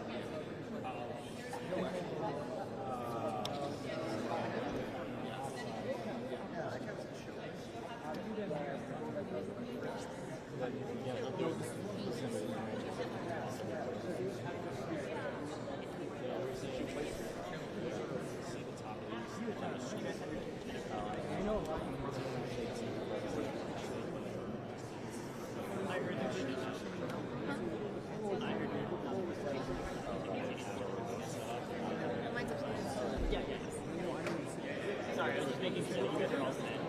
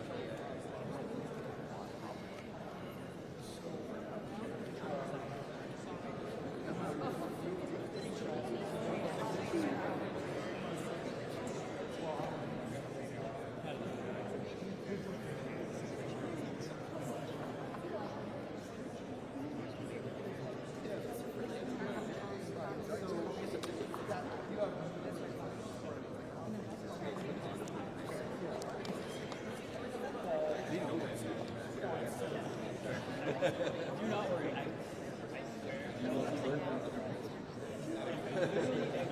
I know you're not going to. You're going to be straight. But we were talking. What's the same line? Because but you're okay. Honestly, I mean, honestly, like, that wasn't Kevin's story yet. It was like, that's, I also like, perfect.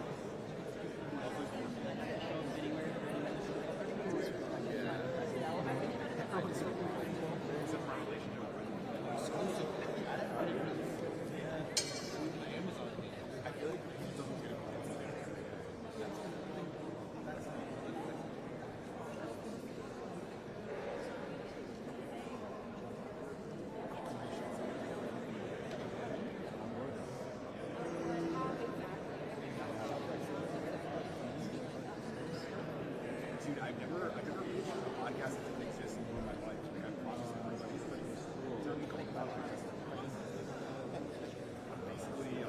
I'm basically fired. Yeah, everybody, like, I feel like Ken and I, like, podcast.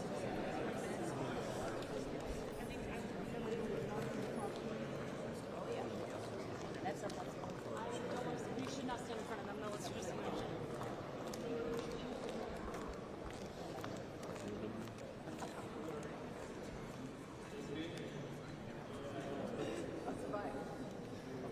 Hey, Javen.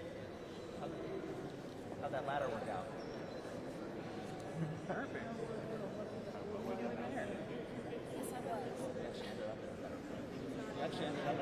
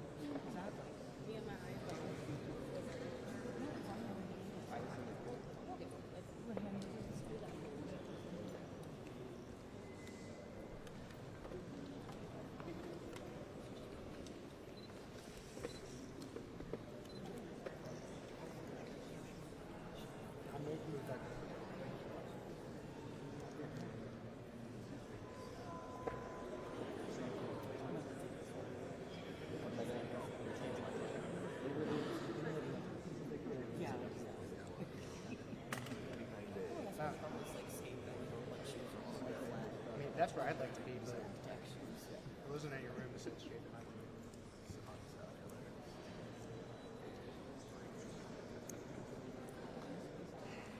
No, I'm not sure.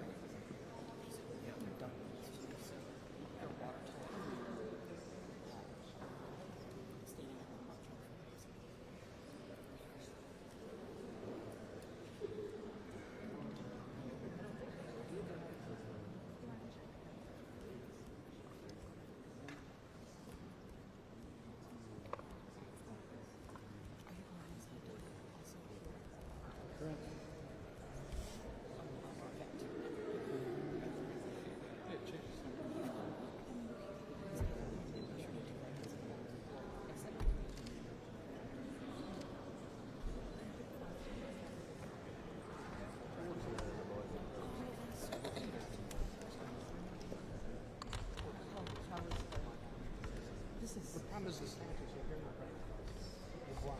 Yeah, this gives us like. If they go nice and slow.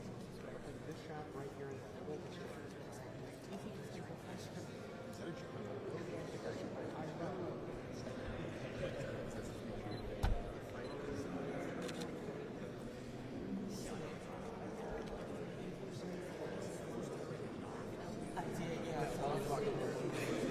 I honestly, I thought, like, you know, on it for by the time they came down.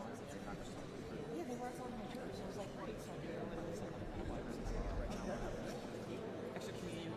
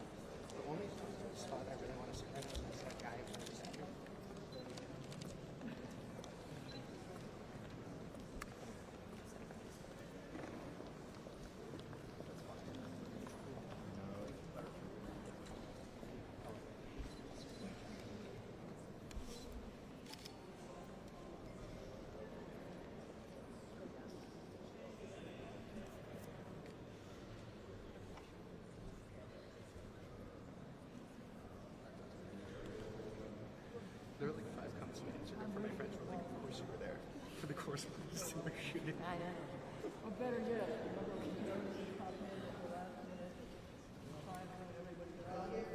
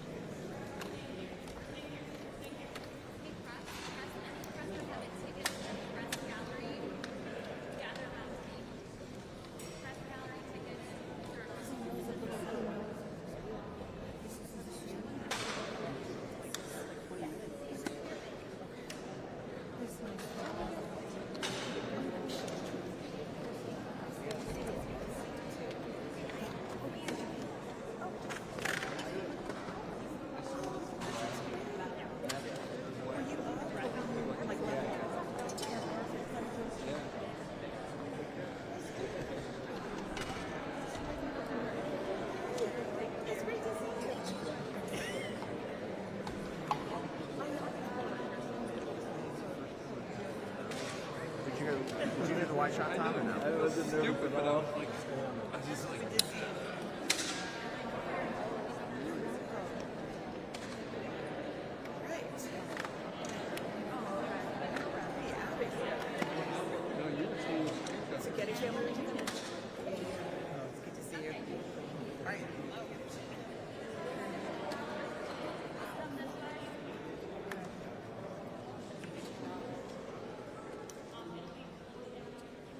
Press with a gallery ticket. Christine.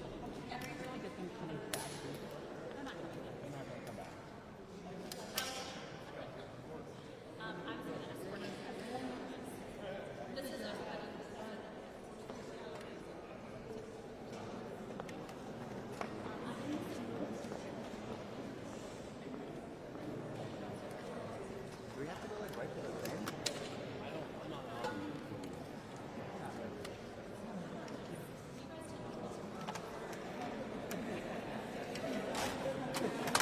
Everybody with a ticket goes into the change. Cameras, break down, roll it out. Oh, okay.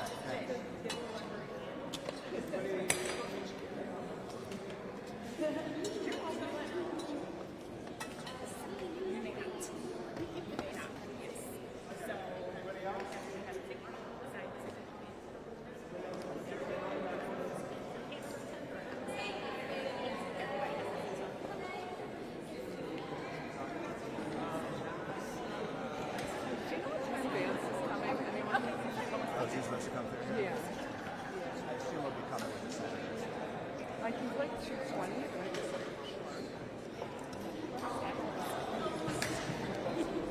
This was the only precedent here.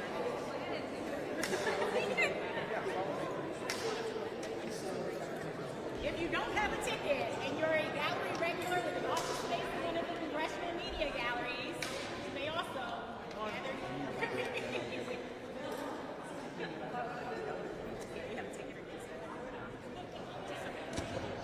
Which gallery are you going to?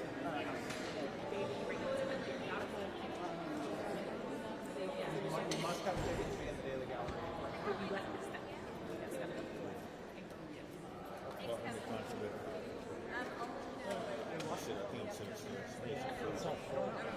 Might not be. You need it? I'm just going to do it since I'm not going to elsewhere. It makes sense. Well, my laptop. Because once you do that, Well, I might get that. Always a pleasure, bro. See you. You as well. come over to the book. I will. I'll shoot you a text. Okay. You don't mind, because I just want to make sure nobody leaves.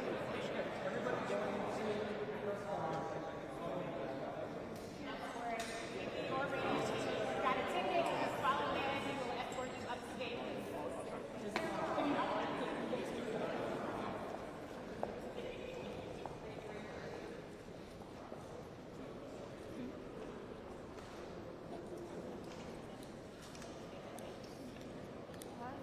how are you? Good, how are you doing? A little like on the road. I know, that's good to Not see. the worst. Do you need any help since you need to file right now, and I'm right here for you? Another top quickly. Okay. And then go into the dress. Go home. Oh. Look at you. I got him. Keep filing. I got him. Handle your business. I'm glad I got to see you in the second. Take care, honey.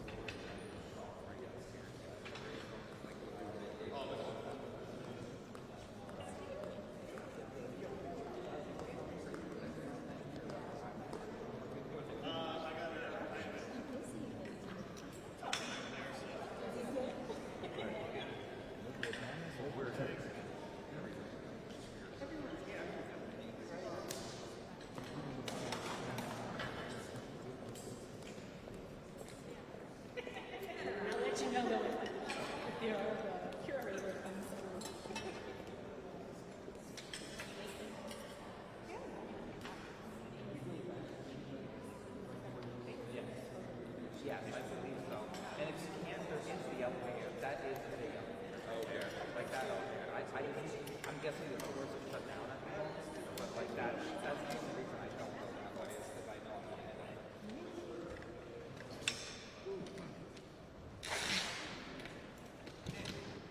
Thank you for the help. That was very There's always something about that.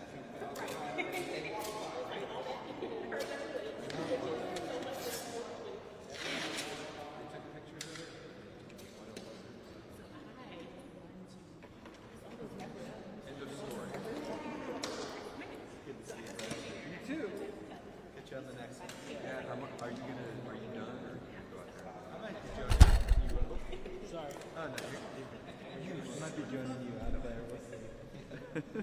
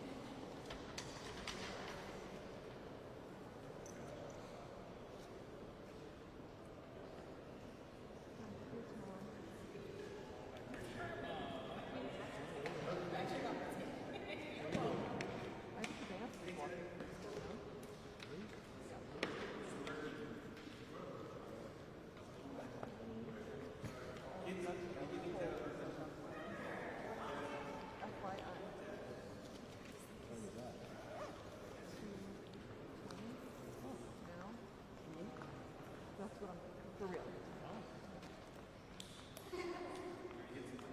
No. Not allowed.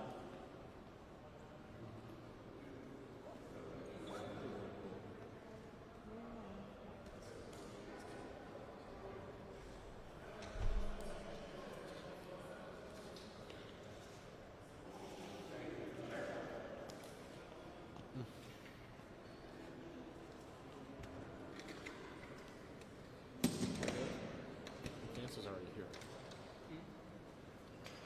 Says right there. She goes, Vance is coming. I go, he's right here. I'm gonna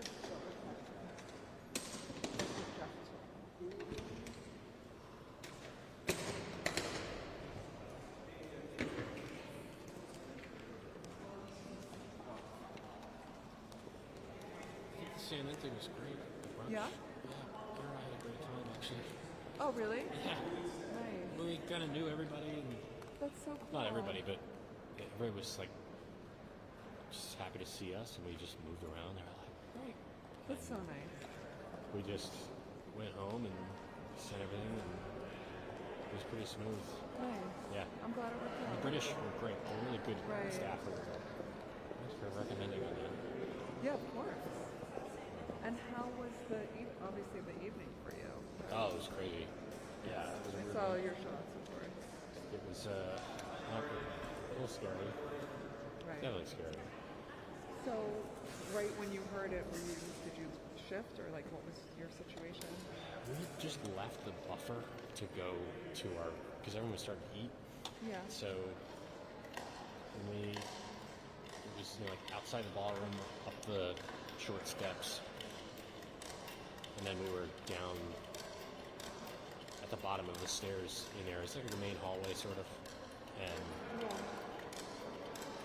because we were sitting at the bottom of the steps, they just had tables set up to us, like off to the side, with all of our dinners, and Wait, how long was the event? Like, was it 4 hours, like always? it was supposed to be, but it ended before nobody got dinner. It ended before it Oh, started. sorry. I thought you were still talking about CNN. Sorry. Oh, no, we're it's in now the on. evening. Sorry. I was like, Okay. the dinner. No. Sorry. I was just looking at the editor writing. So Yeah. back to the dinner. So you were saying you were in the buffer. Oh, yeah. What were you In the asking dinner. about before? Sorry. I asked you about CNN. Then we switched to the dinner, and then I looked here. Oh, you're good. Use this. Wait. Sorry. 1 second. I'll hang out here. See if it goes through.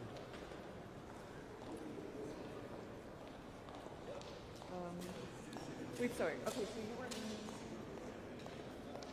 the buffer at the dinner, and you heard everything? Yeah. We left the buffer because everybody was supposed to eat. Yeah. So they just had quick opening remarks. The color guard came to say national anthem and all that. And then we naturally get taken outside to go sit in our hole until we were allowed back in. And then when that happened, we were at the bottom of the stairs. And then we heard everything about 5 or 10 minutes into sitting there. Yeah. Then all the shooting started. But because we were outside the ballroom, it was a little more quiet, but we were at the bottom of the stairs, it just echoed down, and we were like... And did you know right away? Initially... I'm just testing this. No, please do. Initially, like, there was... When that guy put out that first shot, I'm thinking because it was dinner time, that someone had just dropped a big cart of food or something near or down a stair. Yeah. And I was like, that hit a landing on the concrete. Like, Right. Makes sense. And then... Because your mind goes to places right away without you considering. And then I heard the return fire. And then what confirmed my fears was that I watched all the Hitchens runs out. Like, oh, okay, this is getting to be serious. Cool. And then everybody started yelling. And it was very...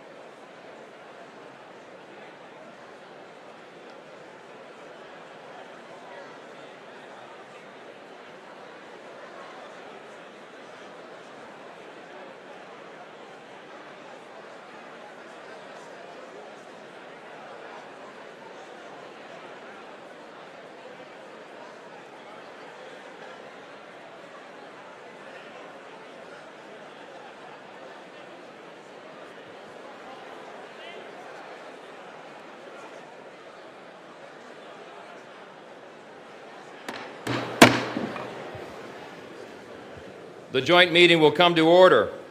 The chair appoints as members of the committee on the part of the House to escort His Majesty Charles III into the chamber. The gentleman from Louisiana, Mr. Scalise. The gentleman from Minnesota, Mr. Emmer. The gentlewoman from Michigan, Mrs. McLean. The gentleman from North Carolina, Mr. Hudson. The gentleman from Pennsylvania, Mr. Reschenthaler. The gentleman from California, Mr. Obernolte. The gentleman from Utah, Mr. Moore. The gentlewoman from Indiana, Mrs. Houchin. The gentleman from Florida, Mr. Mast. The gentleman from Ohio, Mr. Latta. The gentleman from South Carolina, Mr. Wilson. The gentleman from North Carolina, Mr. Rouser. The gentleman from New York, Mr. Jeffries. The gentlewoman from Massachusetts, Ms. Clark. The gentleman from California, Mr. Aguilar. The gentleman from California, Mr. Liu. The gentleman from Colorado, Mr. Neguse. The gentlewoman from Washington, Ms. Delbene. Gentlewoman from California, Ms. Pelosi. Gentleman from Maryland, Mr. Hoyer. Gentleman from New York, Mr. Meeks. The gentleman from Connecticut, Mr. Himes. Gentleman from Colorado, Mr. Crow. The gentleman from Rhode Island, Mr. Amo. The President Pro Tempore of the Senate, at the direction of that body, appoints the following senators as members of the committee on the part of the Senate to escort His Majesty Charles III into the chamber. The senator from South Dakota, Mr. Thune. The senator from Wyoming, Mr. Barrasso. The senator from Iowa, Mr. Grassley. The senator from Arkansas, Mr. Cotton. The senator from West Virginia, Mrs. Capito. The senator from Oklahoma, Mr. Langford. The senator from South Carolina, Mr. Scott. The senator from Idaho, Mr. Risch. The senator from New York, Mr. Schumer. The senator from Illinois, Mr. Durbin. The senator from Minnesota, Ms. Klobuchar. The senator from Washington, Mrs. Murray. The senator from Wisconsin, Ms. Baldwin. And the senator from New Hampshire, Mrs. Shaheen. All members of the escort committee will exit the chamber through the lobby doors.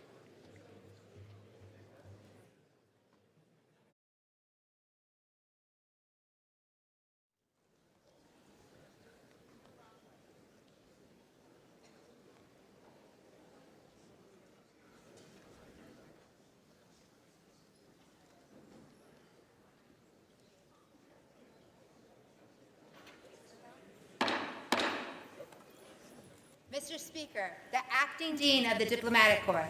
We never know who this is.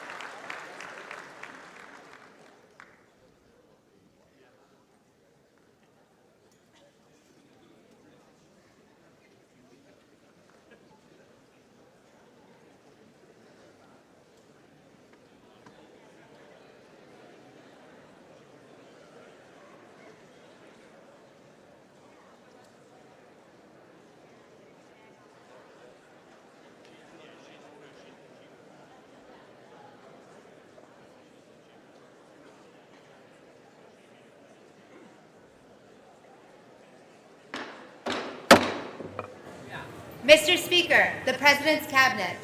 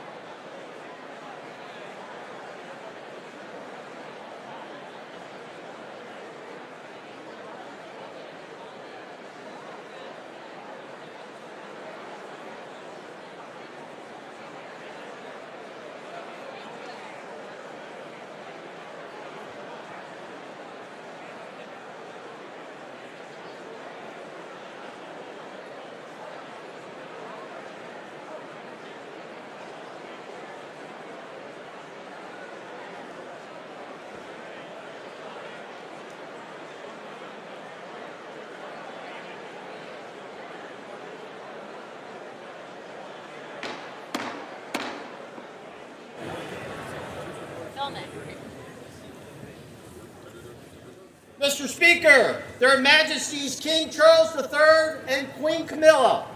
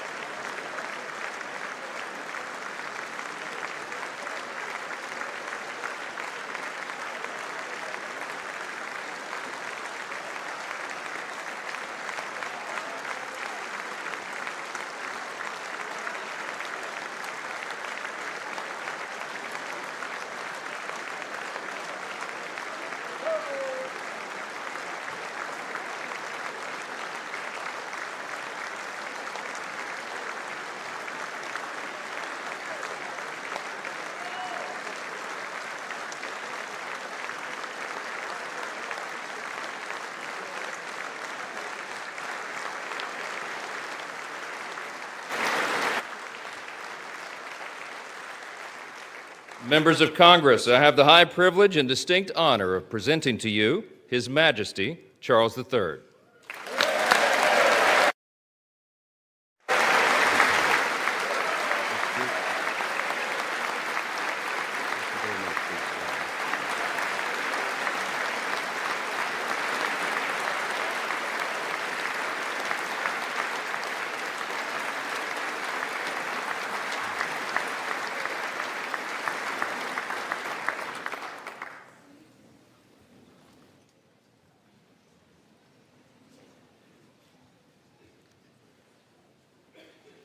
Mr. Vice President, Mr. Speaker, members of Congress, representatives of the American people across all states, territories, cities, and communities. I would like, if I may, to take this opportunity to express my particular gratitude to you all for the great honor of addressing this joint meeting of Congress, and on behalf of the Queen and myself, to thank the American people for welcoming us to the United States to mark this semi-quincentennial year of the Declaration of Independence. And for all of that time,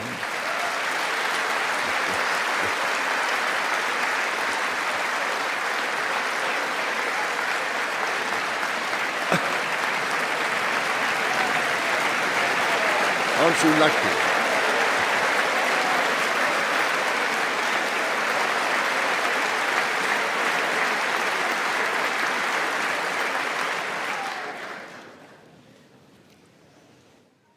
And for all of that time, our destinies as nations have been interlinked.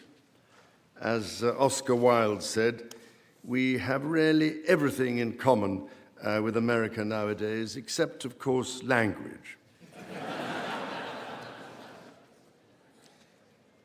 So, ladies and gentlemen, we meet in times of great uncertainty, in times of conflict from Europe to the Middle East, which pose immense challenges for the international community, and whose impact is felt in communities the length and breadth of our own countries.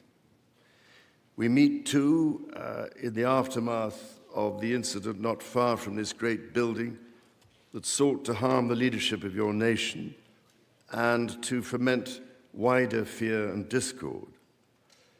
Let me say with unshakable resolve, such acts of violence will never succeed.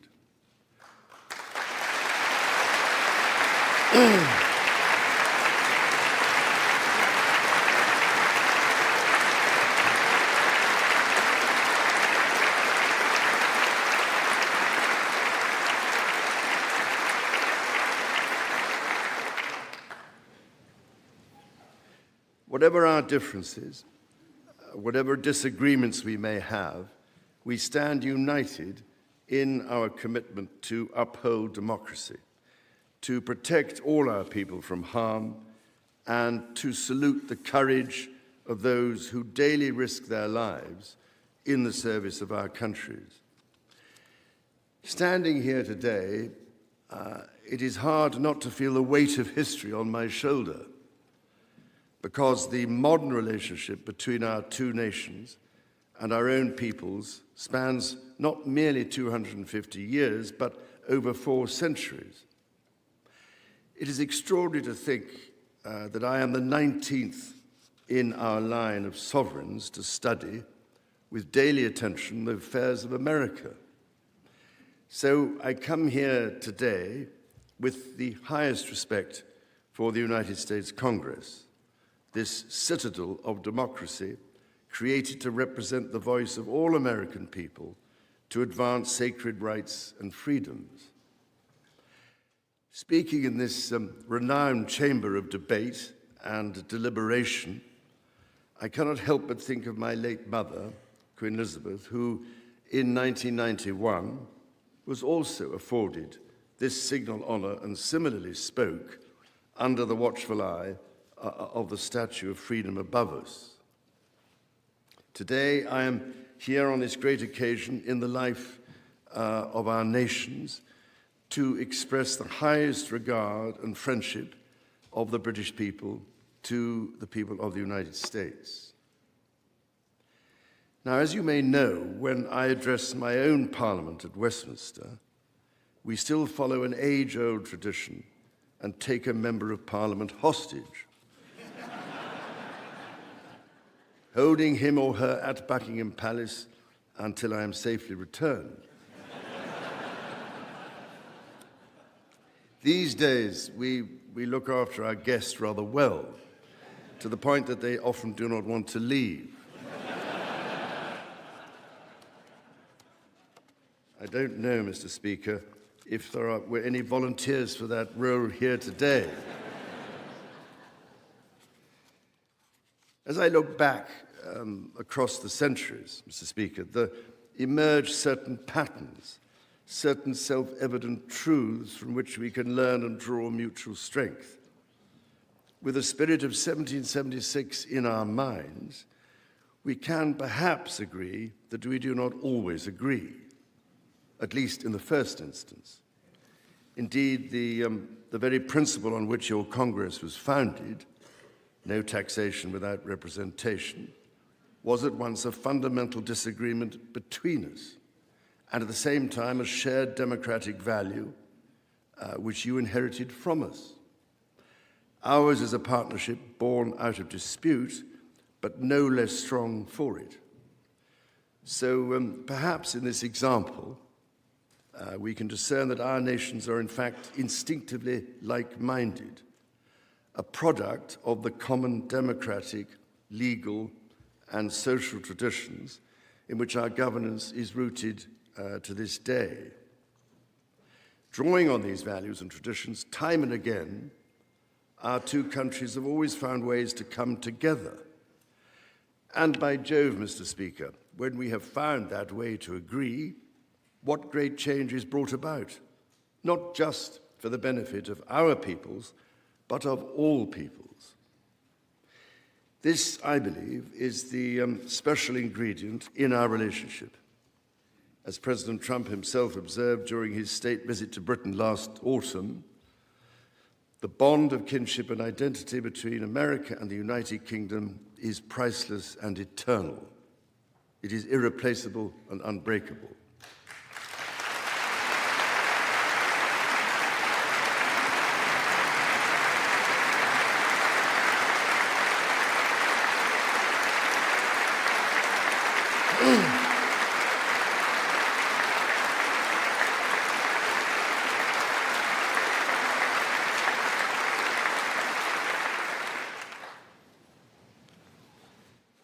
Mr. Speaker, this is by no means my first visit to Washington, D.C., the capital of this great republic. It is, in fact, my 20th visit to the United States and my first as King and head of the Commonwealth. This is a city which symbolizes a period in our shared history, or what Charles Dickens might have called a tale of two Georges.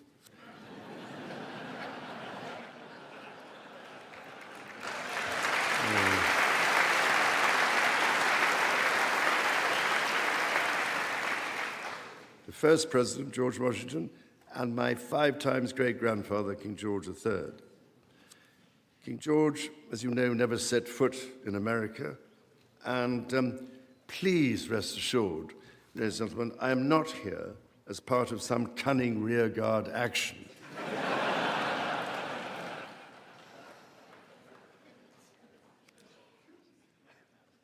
The founding fathers were bold and imaginative rebels with a cause. 250 years ago, or as we say in the United Kingdom, just the other day,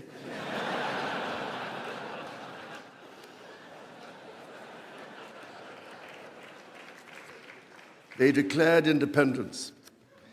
By balancing contending forces and drawing strength in diversity, they united 13 disparate colonies to forge a nation on the revolutionary idea of life, liberty, and the pursuit of happiness. They carried with them and carried forward the great inheritance of the British Enlightenment, as well as the ideals which had an even deeper history in English common law and Magna Carta.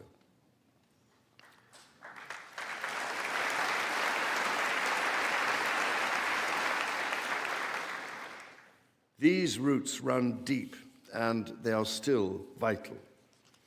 Our Declaration of Rights of 1689 was not only the foundation of our constitutional monarchy, but also provided the source of so many of the principles reiterated, often verbatim, in the American Bill of Rights of 1791. And those roots go even further back in history.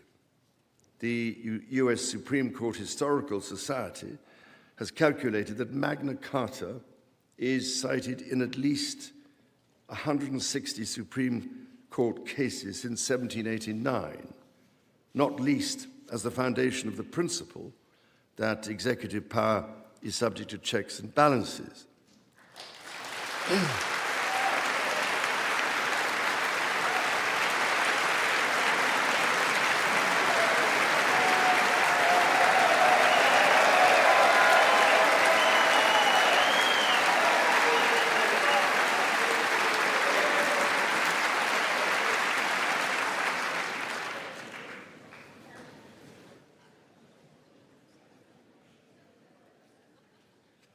This is the reason why there stands a stone by the River Thames at Runnymede, where Magna Carta was signed in the year 1215. This stone records that an acre of that ancient and historic site was given to the United States of America by the people of the United Kingdom to symbolize our shared resolve in support of liberty and in memory of President John F. Kennedy. Distinguished members of the 119th Congress, it is here in these very halls that this spirit of liberty and the promise of America's founders is present in every session and every vote cast. not by the will of one, but by the deliberation of many, representing the living mosaic of the United States. In both of our countries, it is the very fact of our vibrant, diverse, and free societies that gives us our collective strength, including to support victims of some of the ills that so tragically exist in both our societies today. And, Mr. Speaker, for many here, and for myself, the Christian faith is a firm anchor and daily inspiration that guides us, not only personally,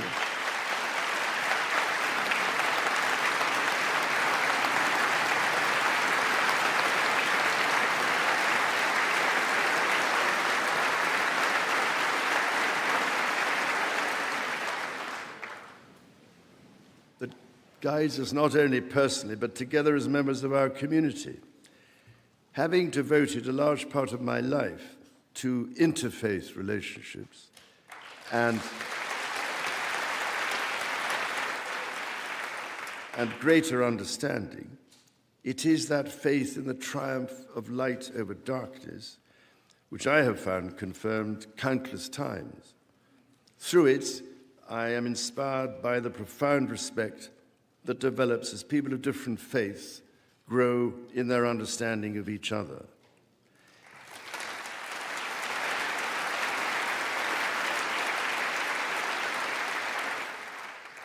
It is why, it is my hope, my prayer, that in these turbulent times, working together and with our international partners, we can stem the beating of plowshares into swords. I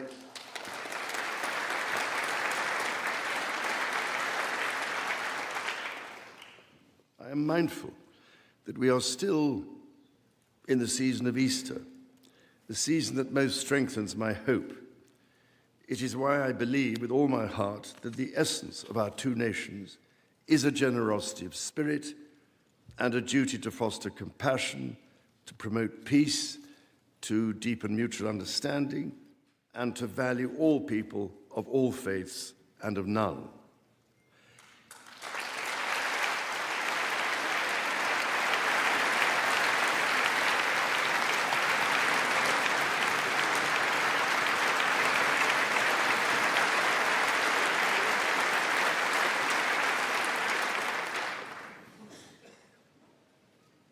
The alliance that our two nations have built over the centuries, and for which we are profoundly grateful to the American people, is truly unique. And that alliance is part of what Henry Kissinger described as Kennedy's soaring vision of an Atlantic partnership based on twin pillars, Europe and America.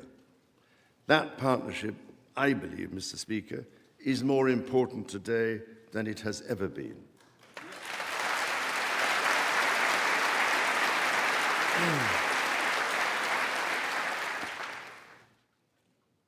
The first reigning British sovereign to set foot in America was my grandfather, King George VI. He visited in 1939 with my beloved grandmother, Queen Elizabeth, the Queen Mother. The forces of fascism in Europe were on the march, and sometime before the United States had joined us in the defense of freedom, our shared values prevailed. Today, we find ourselves in a new era, but those values remain. It is an era that is in many ways more volatile and more dangerous than the world to which my late mother spoke in this chamber in 1991. The challenges we face are too great for any one nation to bear alone. But in this unpredictable environment, our alliance cannot rest on past achievements or assume that foundational principles simply endure. As my Prime Minister said last month, ours is an indispensable partnership. We must not disregard everything that has sustained us for the last 80 years. Instead, we must build on it. Renewal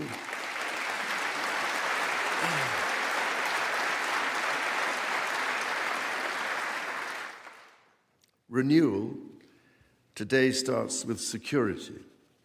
The United Kingdom recognizes that the threats we face demand a transformation in British defense. That is why our country, in order to be fit for the future, has committed to the biggest sustained increase in defense spending since the Cold War, during part of which, over 50 years ago, I served with immense pride in the Royal Navy, following in the naval footsteps of my father, Prince Philip, Duke of Edinburgh, my grandfather, King George VI, my great-uncle, Lord Mountbatten, and my great-grandfather, King George V. This year, of course, also marks the 25th anniversary of 9/11. This atrocity was a defining moment for America, and your pain and shock were felt around the whole world. During my visit to New York, my wife and I will again pay our respects to the victims, the families, and the bravery shown in the face of terrible loss. We stood with you then, and we stand with you now in solemn remembrance of a day that shall never be forgotten.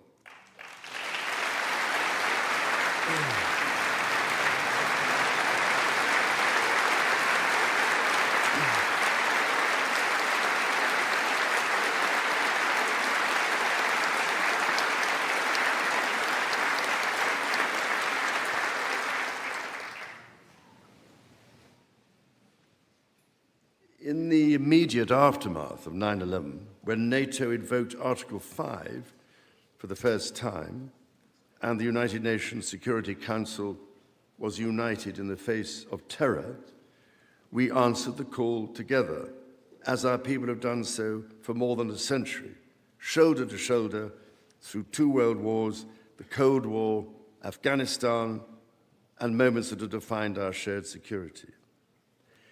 Today, Mr. Speaker, that same unyielding resolve is needed for the defense of Ukraine and her most courageous people.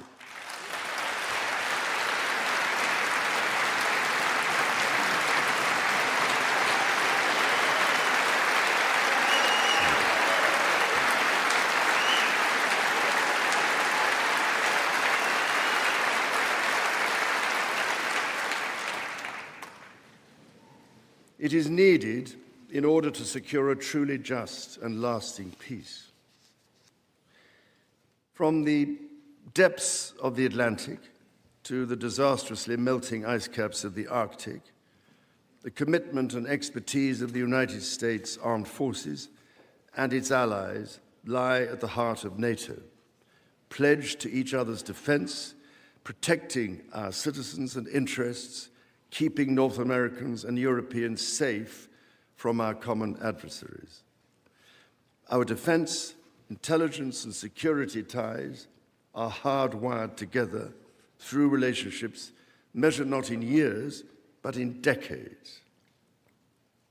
Today, thousands of US service personnel, defense officials and their families are stationed in the United Kingdom, as British personnel serve with equal pride across 30 American states. We are building F-35s together, and we have agreed the most ambitious submarine program in history, AUKUS.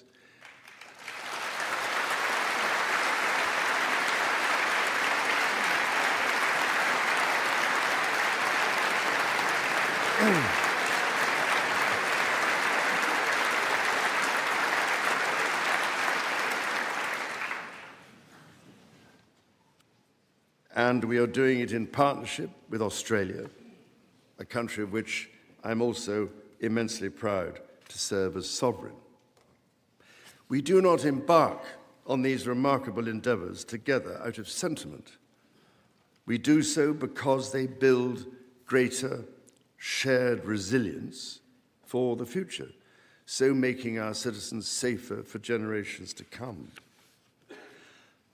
Our common ideals were not only crucial for liberty and equality, they are also the foundation of our shared prosperity. The rule of law, the certainty of stable and accessible rules, an independent judiciary resolving disputes and delivering impartial justice. These features created the conditions for centuries of unmatched economic growth in our two countries. This is why our governments are concluding new economic and technology agreements to write the next chapter of our joint prosperity and ensure that British and American ingenuity continues to lead the world. Our nations are combining talent and resources in the technologies of tomorrow. Our new partnerships in nuclear fusion and quantum computing and in AI and drug discovery, holding the promise of saving countless lives. More broadly, we celebrate the $430 billion in annual trade that continues to grow, the $1.7 trillion in mutual investment that fuels that innovation, and the millions of jobs on both sides of the Atlantic, supported across both economies. These are strong foundations on which to continue to build for generations yet unborn.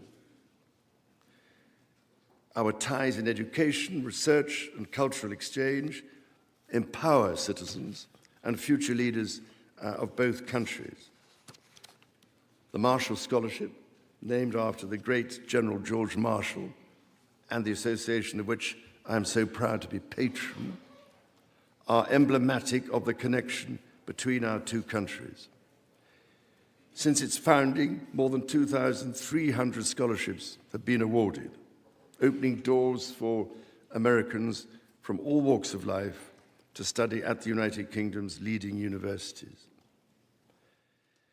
So as we look toward the next 250 years, we must also reflect on our shared responsibility to safeguard nature, our most precious and irreplaceable asset.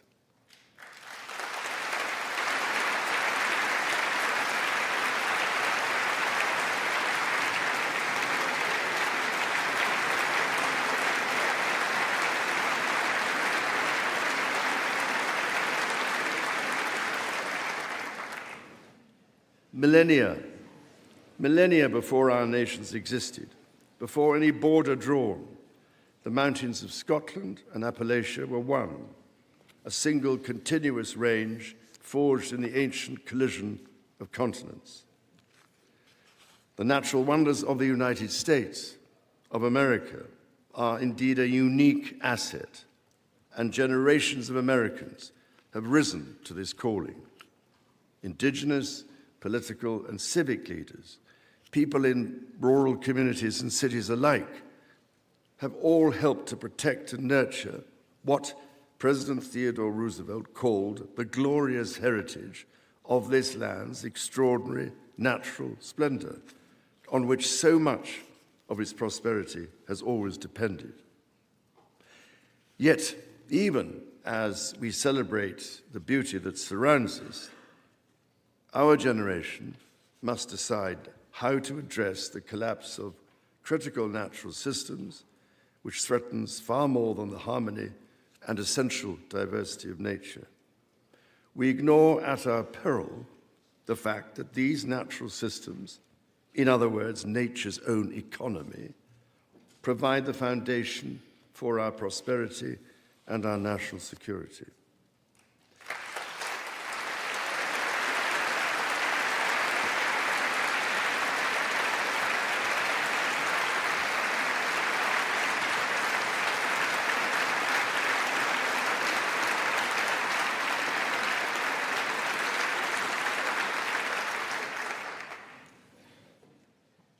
The story of the United Kingdom and the United States is at its heart a story of reconciliation, renewal, and remarkable partnership.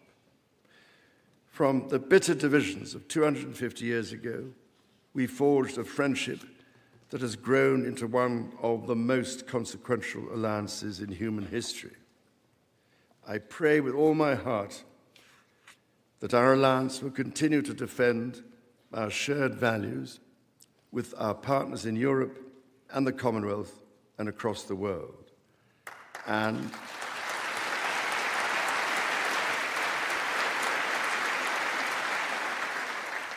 that we ignore the clarion calls to become ever more inward-looking.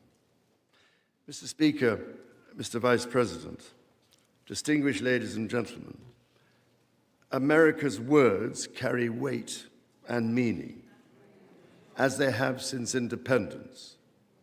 The actions of this great nation matter even more. President Lincoln understood this so well with his reflection in the magisterial Gettysburg Address, that the world may little note what we say, but will never forget what we do.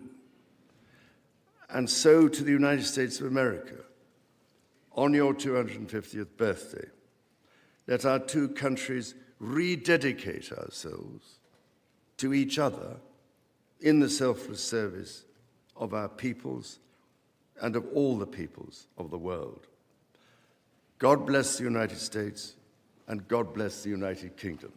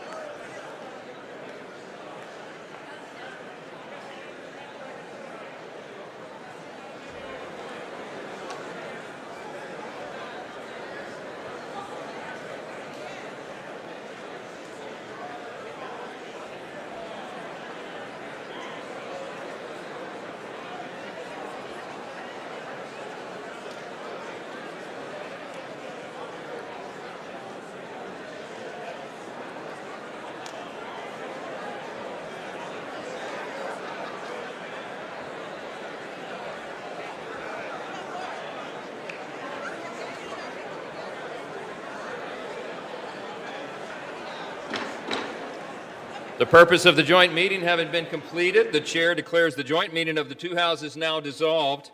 The House will continue in recess, subject to the call of the chair.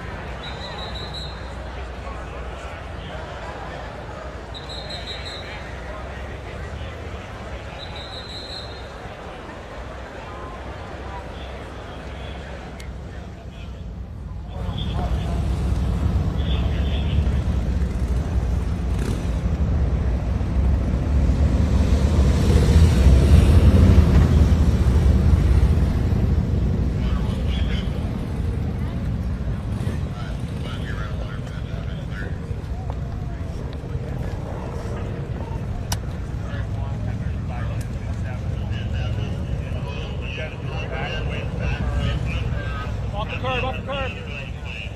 Off the curb. Back towards the steps. Back towards the steps. Keep going. Back towards the steps.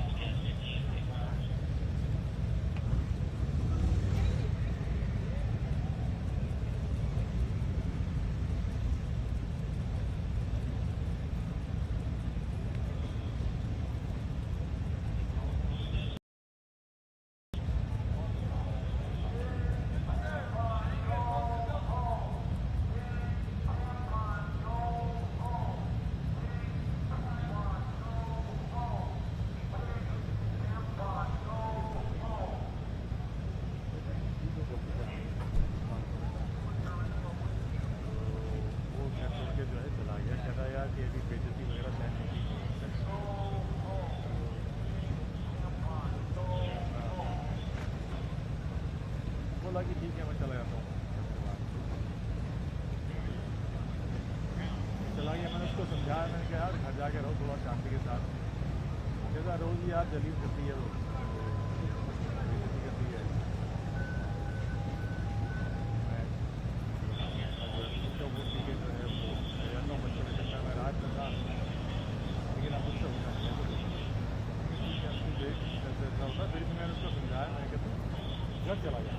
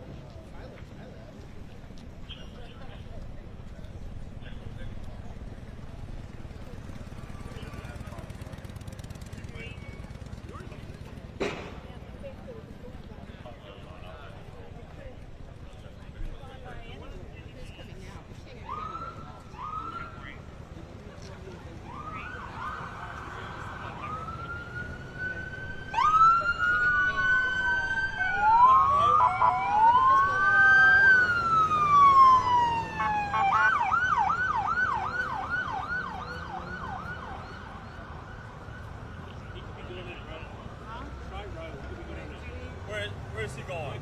Outbound, cross? Straight.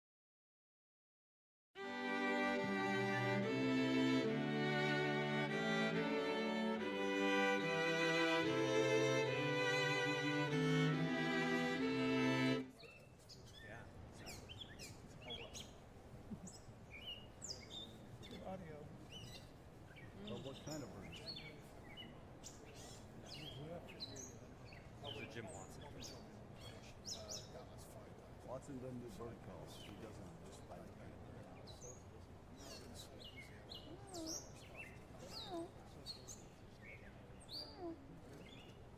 There he goes.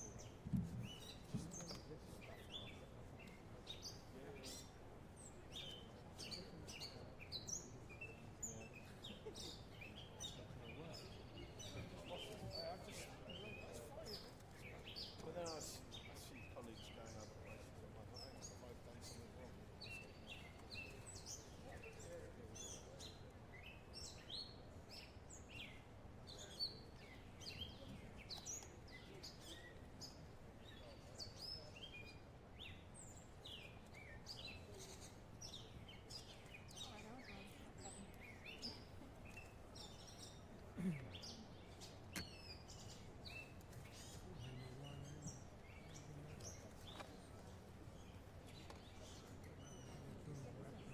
Remember that time we saw like Joe Biden's dog? Here for that? Saw his dog like up in the Oh, on Yeah. the Truman balcony? yeah, but that was when like Oh, yeah. Oh, yeah. What's that dog? What's that dog's name? that was Commander. Yeah, I think it was Commander. The 29th, we have to have a solemn day. When I lose my son. I don't think the hospital house. Yeah. I'm not singing out. She had some bad moments last night. I'm not singing. What do you mean fears? Like Well, she's a puppy, right? So, like bite, or is she aggressive? Yeah, this was the moment she'll take a shot or a shoe. She'll lunge to bite you. Oh, it's exciting. Yeah, well, it's bad. Well, she's going to spend some more time with the trainer and kind of cipher that out. I'm sure she'll grow out of it. There is no Gabapentin. That's exactly right. Daisy got it. It was a big help. What are you on goal? Do you know what they've done a massive take some people last week? You probably would want to get like another dog too. Yeah, she's going to get her dog. I do guys do, yeah. Some borderline cases. Sleep and that's one time. You have to have like 3 months ready for it.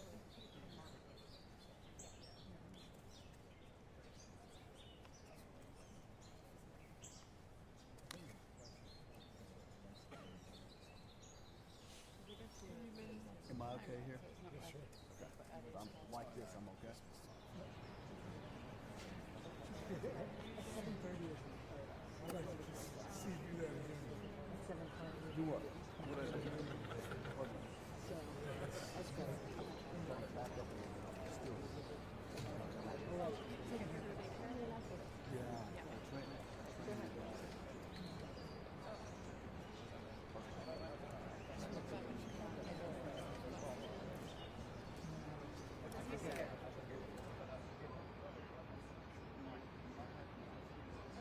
Where did you sit in the shelves? Are you there in the Yeah, I was there before I was coming to This grab. I'll just take this shit.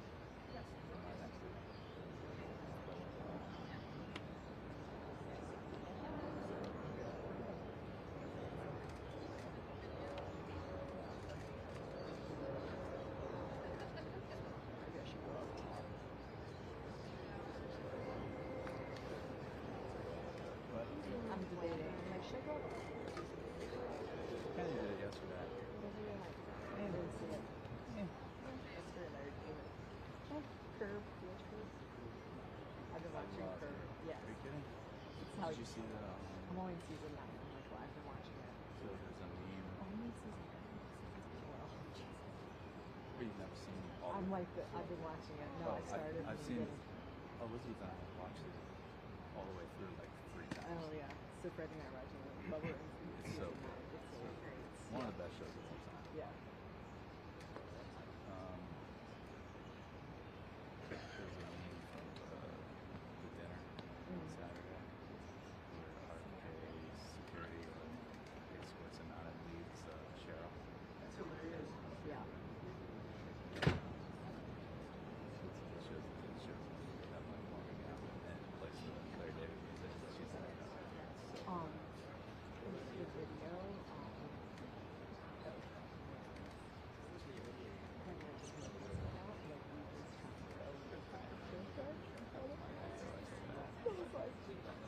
she's like, I was like, go girl. yeah, I mean, she was for yeah, I didn't think that she was one. She was for a girl on the phone. She's like, I'm going. Like, it was for I thought.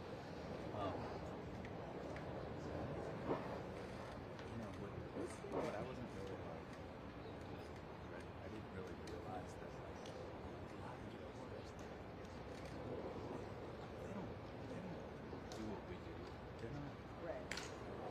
they're not used to coming to protests, Yeah. you know, and like getting roughed around. Yeah. So Right. they Right. were really, really shaken. Yeah. Order, go. Attention.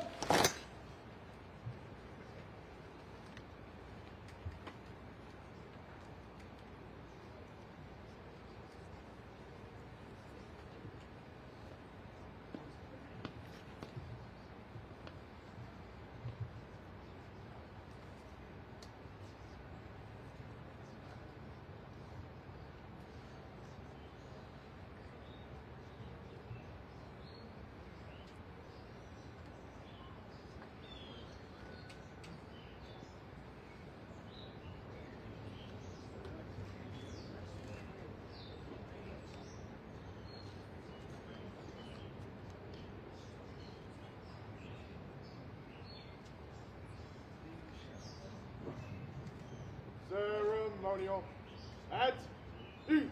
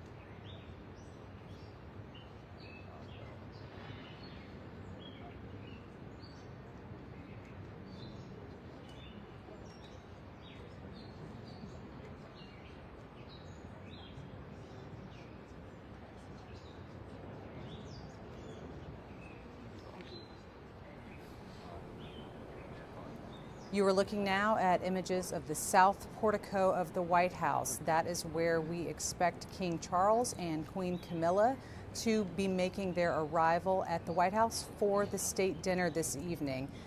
Welcome back. I am Meg Kennard here in AP's Washington headquarters, where we have been bringing you live coverage of this royal visit to the United States by the King and Queen.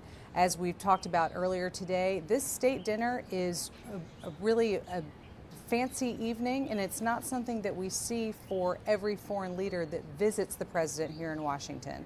It's only the second one of President Trump's second administration, but it's also a way to kind of show off a little bit in terms of what the White House and the United States can offer for foreign dignitaries, but it is also a way for the administration to play up the relationship between the two countries and kind of give a sense of how special they view the relationship to be between these two nations that are represented. So again, just to recap this day 2 for the King and Queen here in the U.S., there was the formal arrival ceremony at the White House. If you've been watching us and following along today, this may look a little familiar because it took place essentially here at this same general vicinity there at the White House. It was a bit different.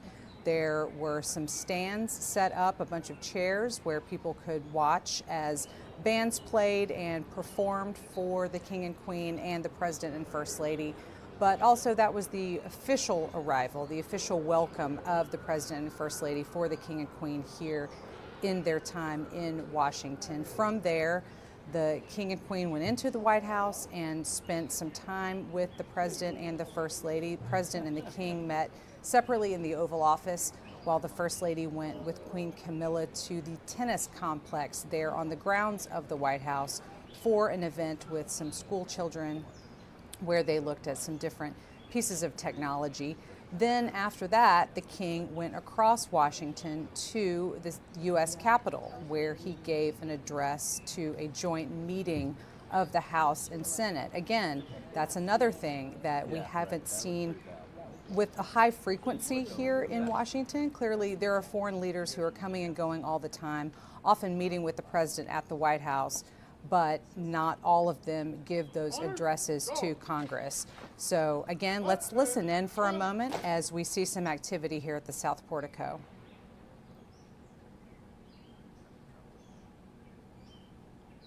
Members of the military standing at attention and receiving orders, so we do anticipate that there will be some more activity coming here soon.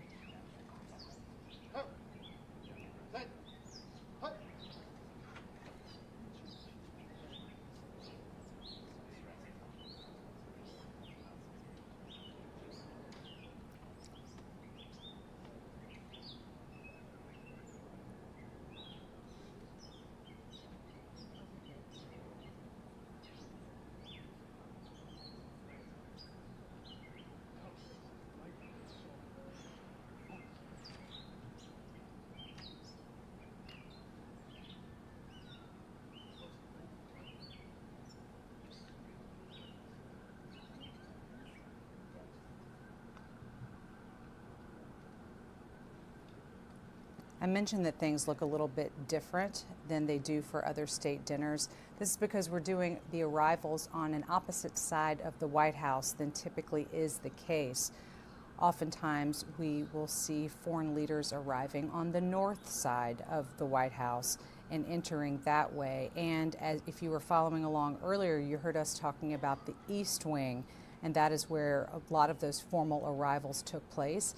The East Wing is no longer part of the White House, thanks to the demolition that took place last year to make way for the new ballroom project that President Trump has been planning, and construction of which is underway. This state dinner is taking place as cranes are still visible there at the White House complex. And throughout today, even with that formal arrival ceremony happening earlier, there were sounds of construction there at the complex. A lot of that project has been in different stages of litigation. The National Trust for Historic Preservation has filed a lawsuit trying to stop the project, but parts of the construction have been allowed to proceed while that matter remains in court. So there is still a lot of activity and a lot of construction happening there on the grounds. We are coming to you with these live pictures from the White House. It's getting into the evening here. I don't hear any sounds of construction now, but that certainly was the case earlier in the day.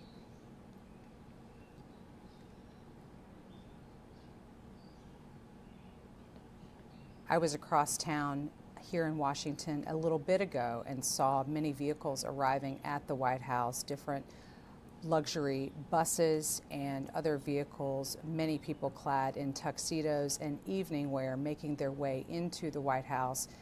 Invited guests, I presume, as part of tonight's festivities. There are anticipated to be a number of guests, and security is very tight around the White House complex, as it traditionally is, but for circumstances like this, with the King and the Queen staying at Blair House, which is there just steps from the White House, that creates kind of an extra layer of perimeter security to get beyond Lafayette Park, right across from the White House, right next to Blair House itself, and then onto the grounds.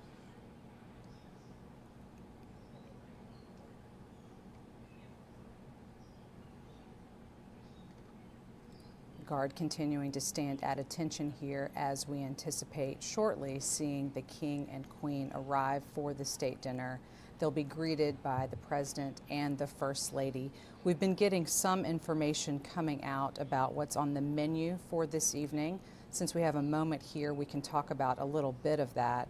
We discussed earlier how some of the menu for state dinners has changed a bit here in the U.S., moving away from maybe a more formal French cuisine to one that showcases a bit more of American ingredients and American styles of cooking. And I won't go through all of this, but there is a first course that includes hearts of palm with toasted shallots, micro mint, a garden vegetable velouté.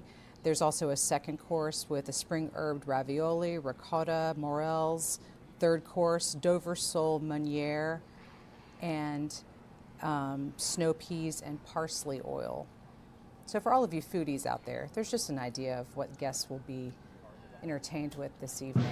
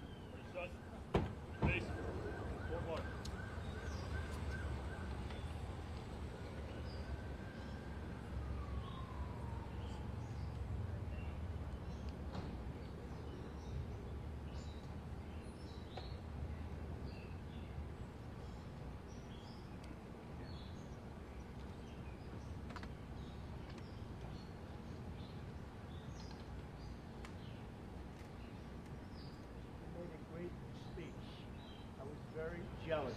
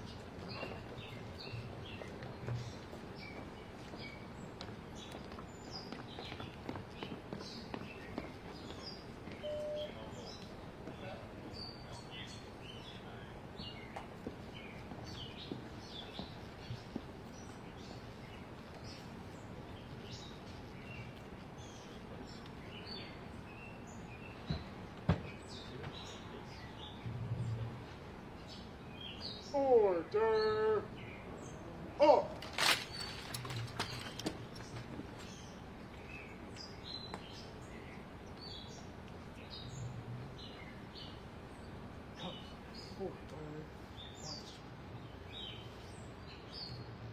Ready, face. Court, on. Forward. On. Back. Right.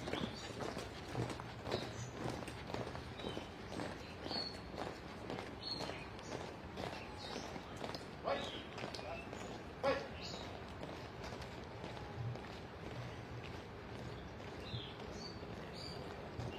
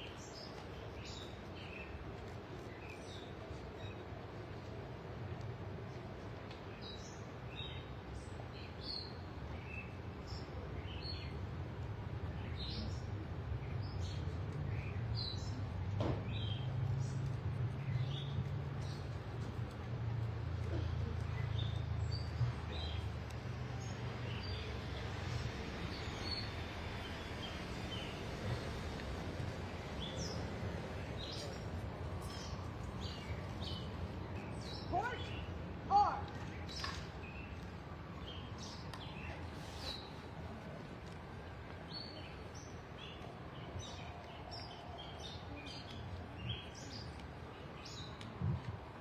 Forward, march.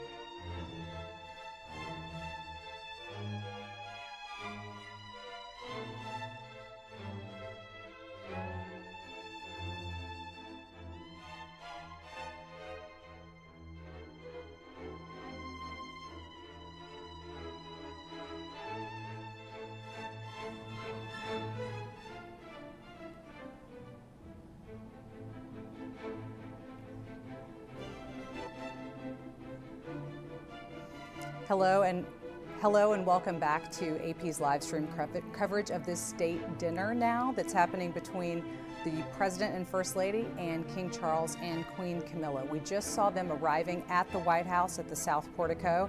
That's the same area where they did their official arrival ceremony earlier today. Now they are inside the White House. We understand that they will be having a brief tour of some documents and then also proceeding through a receiving line.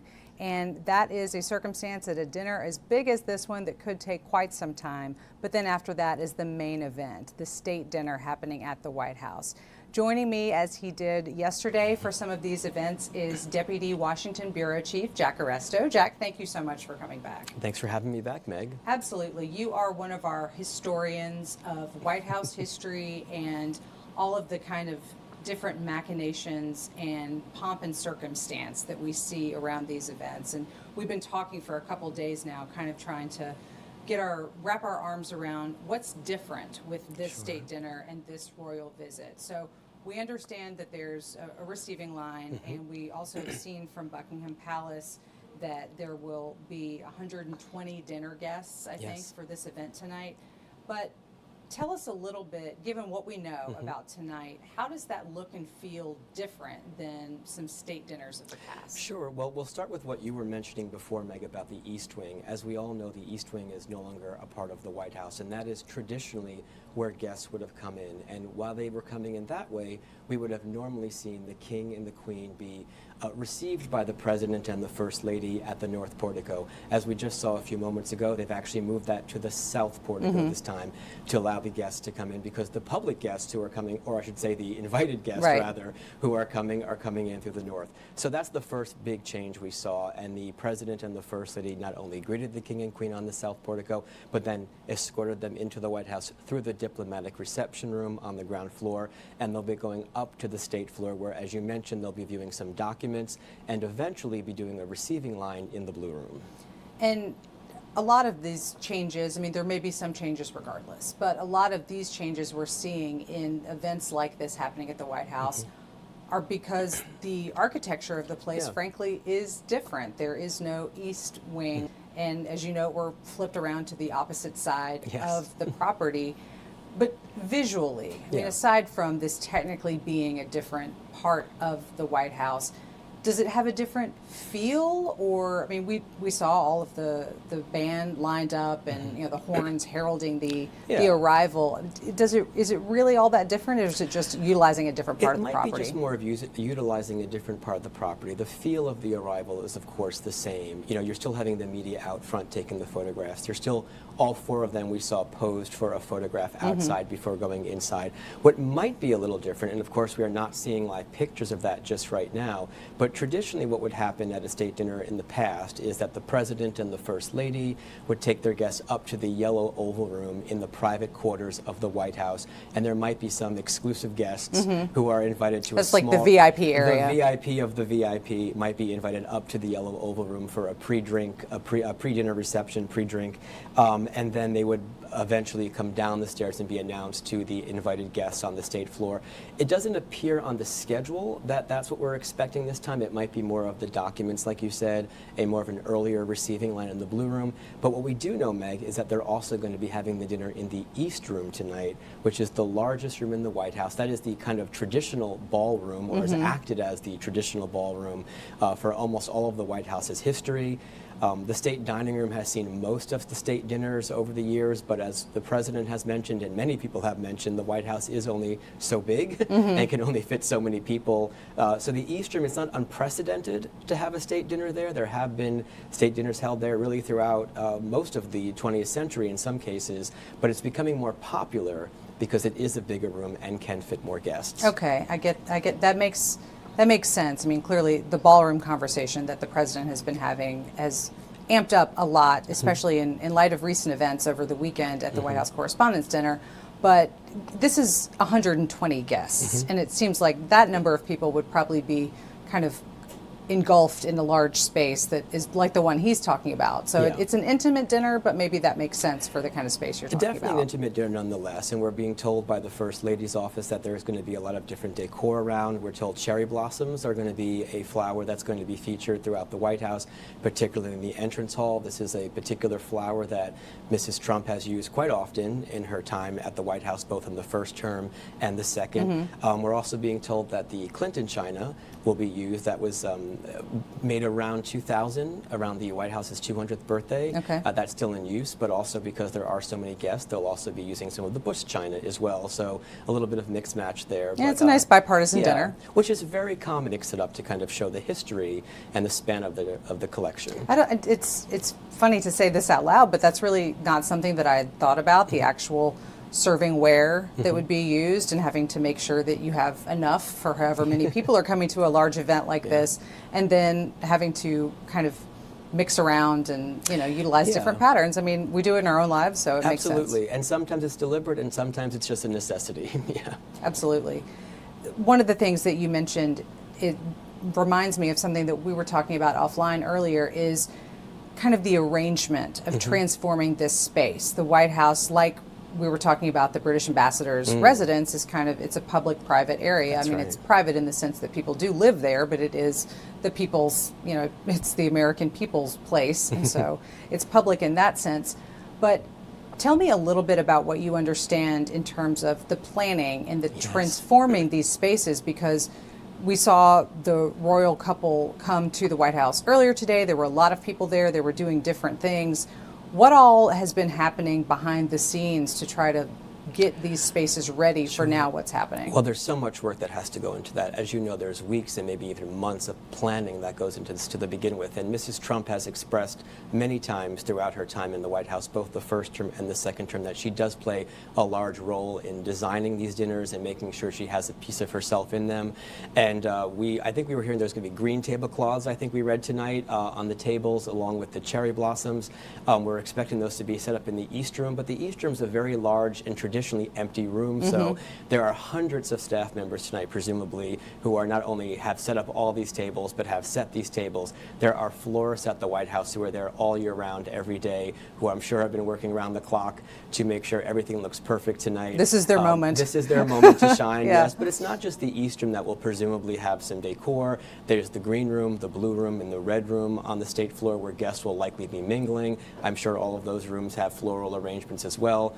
And again, the entry hall where the guests will be coming in tonight, which is, again, as we mentioned earlier, a new thing in the current arrangement of the layout of the White House. So when guests will walk in the north entrance, they're going to be showered with flowers, we're told. So it will be very interesting. When we think about these state dinner moments, from what we can see, we're not able to see everything. But one thing that we know happens are a series of toasts where the president can give a toast. The invited guest of honor will give a toast, presumably. We haven't heard much from King Charles during this visit. We heard him give his speech to Congress earlier, but that's been kind of it. But we still assume that he will take part in that tradition, as far as we know? I mean, we will have to wait and see, of course, but traditionally at these events, the president will give a toast and the visitor will give a toast. And we saw Queen Elizabeth on multiple events when she came here as queen to the White House. She always gave a toast. And I imagine that will happen tonight with the king. Sometimes we do get access to see that live. And of course, if we do, we will bring that to you. But that should be happening probably within the next hour or so. There's so much that happens on nights like this, and it's just really great to have even a little bit of a window into it in terms of AP journalists who are able to be there for parts of this. I believe one of our photographers is actually in that room tonight. That's right. Alex Brandon is one of our AP still photographers. He is going to be in the room tonight. Our own Darlene Superville, who covers the White House every day, is going to be there as well. So we'll be definitely checking in with them a little later on to kind of get a sense of what they saw and what it was like to be in those rooms. It's really neat to have that kind of access. I know this is our jobs to cover these kinds of things, but it doesn't happen all that often. I mean, this is really only the second one of this term for President Trump. It's really the second. What's interesting, because it's the second one of this term, and I believe, if I'm recalling by memory, there was 2 in President Trump's first term and only a handful in President Biden's term. But they used to be a much more frequent thing to have. And I remember a story that was at least reported that when Mrs. Obama became First Lady, Mrs. Reagan, who was, of course, still alive then, came to visit her at the White House. And I guess her advice was, have a lot of state dinners because they're great for diplomacy and they're great to have a party at the White House. But really in the 60s, the 70s, the 80s, and even in the 90s, they really were a much more common occurrence, sometimes 1 or 2 a month. But they've become a little more less these days, and we're seeing each administration really for the last decade or so only have maybe 1 or 2 a year, depending on the circumstances. It does seem, from the security that you and I saw just in our time spent around the White House tonight, there's more and more security, and necessarily so, on a night like this where you not only have the president, obviously, in the White House, but also a visiting dignitary and all the people who come along with that. Obviously, I don't know if the security concerns play a role in deciding to have fewer state dinners, but especially given what we've seen in Washington here very recently, I think that's on my mind, and I'm sure it is on their minds a little bit tonight as well. Yeah, it's hard to say. I'm not sure if it's a security thing. It could just be a different way of marketing the dinner, right? There's been plenty of dinners at the White House for different leaders, and we've even seen, you know, King Charles and Queen Camilla have been here on previous visits where it wasn't a state dinner when he was still Prince of Wales. So it's kind of the way how it's marketed. It really has to kind of be a head of state to come to have that state dinner. So here we are. You mentioned something that reminded me of a conversation that Sagar and I were having earlier, kind of talking about how these sorts of events can be a bit of soft diplomacy. Oh, yes. There's clearly the level of Prime Minister and President, with Keir Starmer and President Trump dealing with their level of foreign relations. But for the king, who occupies events like this, he has many people who have come with him. I'm sure there are a lot of members of the British community abroad who have been invited to this event. And then on the U.S. side, other stakeholders that have an opportunity to maybe have some very serious conversations, but at a social event, which might give it a little bit different vibe. Well, that's 100% right. And first of all, the state dinner has always in Washington been the hottest ticket in town that everyone always wants to score. And it's very rare to get invited to a state dinner. But that's really very true. You know, usually when a visiting head of state comes or a president comes, in this case, the king, of course, is not the head of government. So him and the president, we're likely not talking deep politics today. But if this were a head of government, usually the business of the day happens during the day in the Oval Office, in the daytime events, in the lunches. But the state dinner is never really designed to be business. It's designed to be entertainment. It's designed to relax, to welcome a visiting head of state, to show the best of American cuisine, to show the best of American culture. Tonight we're going to have the Marine Band playing and entertaining the king and queen. So I'm sure the president and the first lady have a big night planned for them. Speaking of that relationship between the president and the king, we've talked earlier about how they do seem to like each other and they seem to get along. And as we watched when they were walking through the Rose Garden area on the red carpet laid out around one of the new statues that are in that area, you know, we could see the conversation happening between the president and the king as he's pointing out, I'm sure, some changes that have been made to the White House, but also just seeming to chat as friends. And as we saw the president greeting the king when they posed for that picture that you mentioned, the president talked about what a great speech he thought the king had given earlier in Congress and was kind of just, you know, letting the people know that had my seal of approval. And I think he said, you know, I'm jealous that he gave such a great speech. And I'm not reading too much into that, but it is the kind of casual nature that maybe will be part of tonight's events as well. That very well could be. Again, it's meant to be a night of, you know, welcoming a guest into the United States, and again, to show, as I mentioned, show the best of America. But also, state dinners are also an opportunity to kind of honor the visiting guest as well. And even the flower arrangements, we were saying,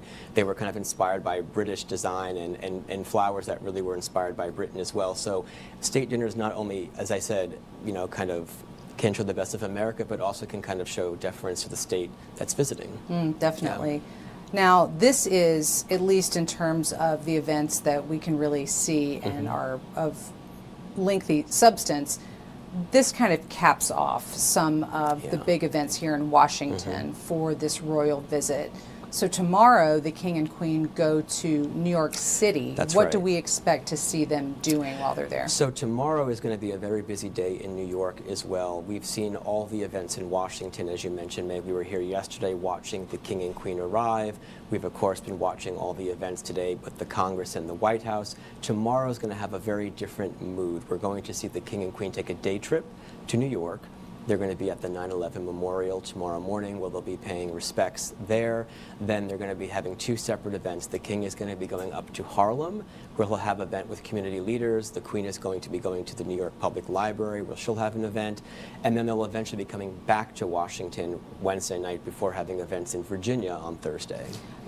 Speaking of the business leaders, we just got some information coming in from the British Embassy talking a little bit about what the king was doing this afternoon after the address to Congress before moving over to the White House for this state dinner. And this says that the king met chief executives from some of the world's most influential technology companies at Blair House. Again, that right across from the White House. That official residence that's used for visiting foreign leaders. That's right. Where there were leaders from NVIDIA, Apple, Meta, AMD, Google, Salesforce, among others. So that just kind of gives us a little bit more information, some of those other concerns that the king will be meeting with business leaders in New York, but That's has right. also been meeting with some here. Yeah, I mean, while he's here, I'm sure he's taking the opportunity to meet with a lot of both American leaders and British leaders who might be living here in the U.S. It is an opportunity. Again, we don't see, this is his 20th visit to the United States, first as king, but Yes, as first Prince as of king. Wales, clearly was here a lot. Yes. But since these visits really don't happen all that often, I guess it is a good opportunity for any visiting dignitary to kind of try to get together some of the folks that they would like to. Yeah, I would imagine so. I would imagine Gather, so. yeah. And but you know, and back to tonight too. The other thing that could be really interesting is to see. You know what the Trumps will do inside the White House. Will they give a tour of the White House to the King and Queen? That's pretty common on these particular state visits. In the past, you know, there's a room in the private quarters called the Queen's bedroom, and the reason it's called that is because there's been 5 queens over history who have stayed there. Traditionally, the president and the first lady will give a tour to the royal family because many of those royals, of course, were British royals who were here in the 1930s. In addition to that, there's a lot of objects in the White House that actually were given as gifts from the British that the Americans will continue to show the king or the queen when they come here. There's actually a mirror in the Queen's bedroom that was a gift from the British people from then Princess Elizabeth, who of course eventually became Queen Elizabeth. That's still hanging there. That's often pointed out to the royals when they come back. There's also some candelabra that at least recently were in the Yellow Oval Room. And I remember one story where the Queen visited in 2007, the late Queen Elizabeth in 2007, and Mrs. Bush, Laura Bush at the time, was giving her a tour and pointed out those are the candelabra you brought here over 40 years ago. So they're kind of always kind of showing the gifts that have been given. And we've, of course, seen the gifts that were given today as well, earlier today in the Blue Room on this particular trip. Jack, I see over your shoulder there, it appears that we do have some live images coming in from a part of the White House. You might want to turn around so you Sure, can let me take a identify for look. me what maybe So that is. that is the entrance hall in the White House. That is the grand staircase we're Okay. looking at. And what we're anticipating happening, as I mentioned earlier, traditionally the president and the first lady will take their guests, in this case the king and queen, up to the Yellow Oval Room, and they have a pre-reception. Assuming that's happening right now, what's going to happen soon is the Marine Guard will come in and ask the president to take the colors, the American flag and the presidential flag. It's a very brief ceremony where they will take the colors, they will present them to the president will approve, and then they begin the march to the grand staircase from the private quarters. And soon after that, we will see them come down. We'll hear Hail to the Chief be played, and they're basically announcing themselves to both the media and the guests that the party is starting. Well, we will keep our eyes peeled for when we start to see movement. As you can see those images now on your screen, you'll see them right along with us. So we will step back when we do see some of that activity happening and kind of all enjoy it together. And I can actually see the guard appears to be coming down the staircase right now. You can also see the flash of media who are standing in the hall. And those are the flags I was just referencing a moment ago coming down from the Yellow Oval Room. And soon after we see the guards arrive, we will hear them announce the President of the United States, and he will descend the staircase with his guest. Why don't we listen in and hear that as it happens? Sounds good.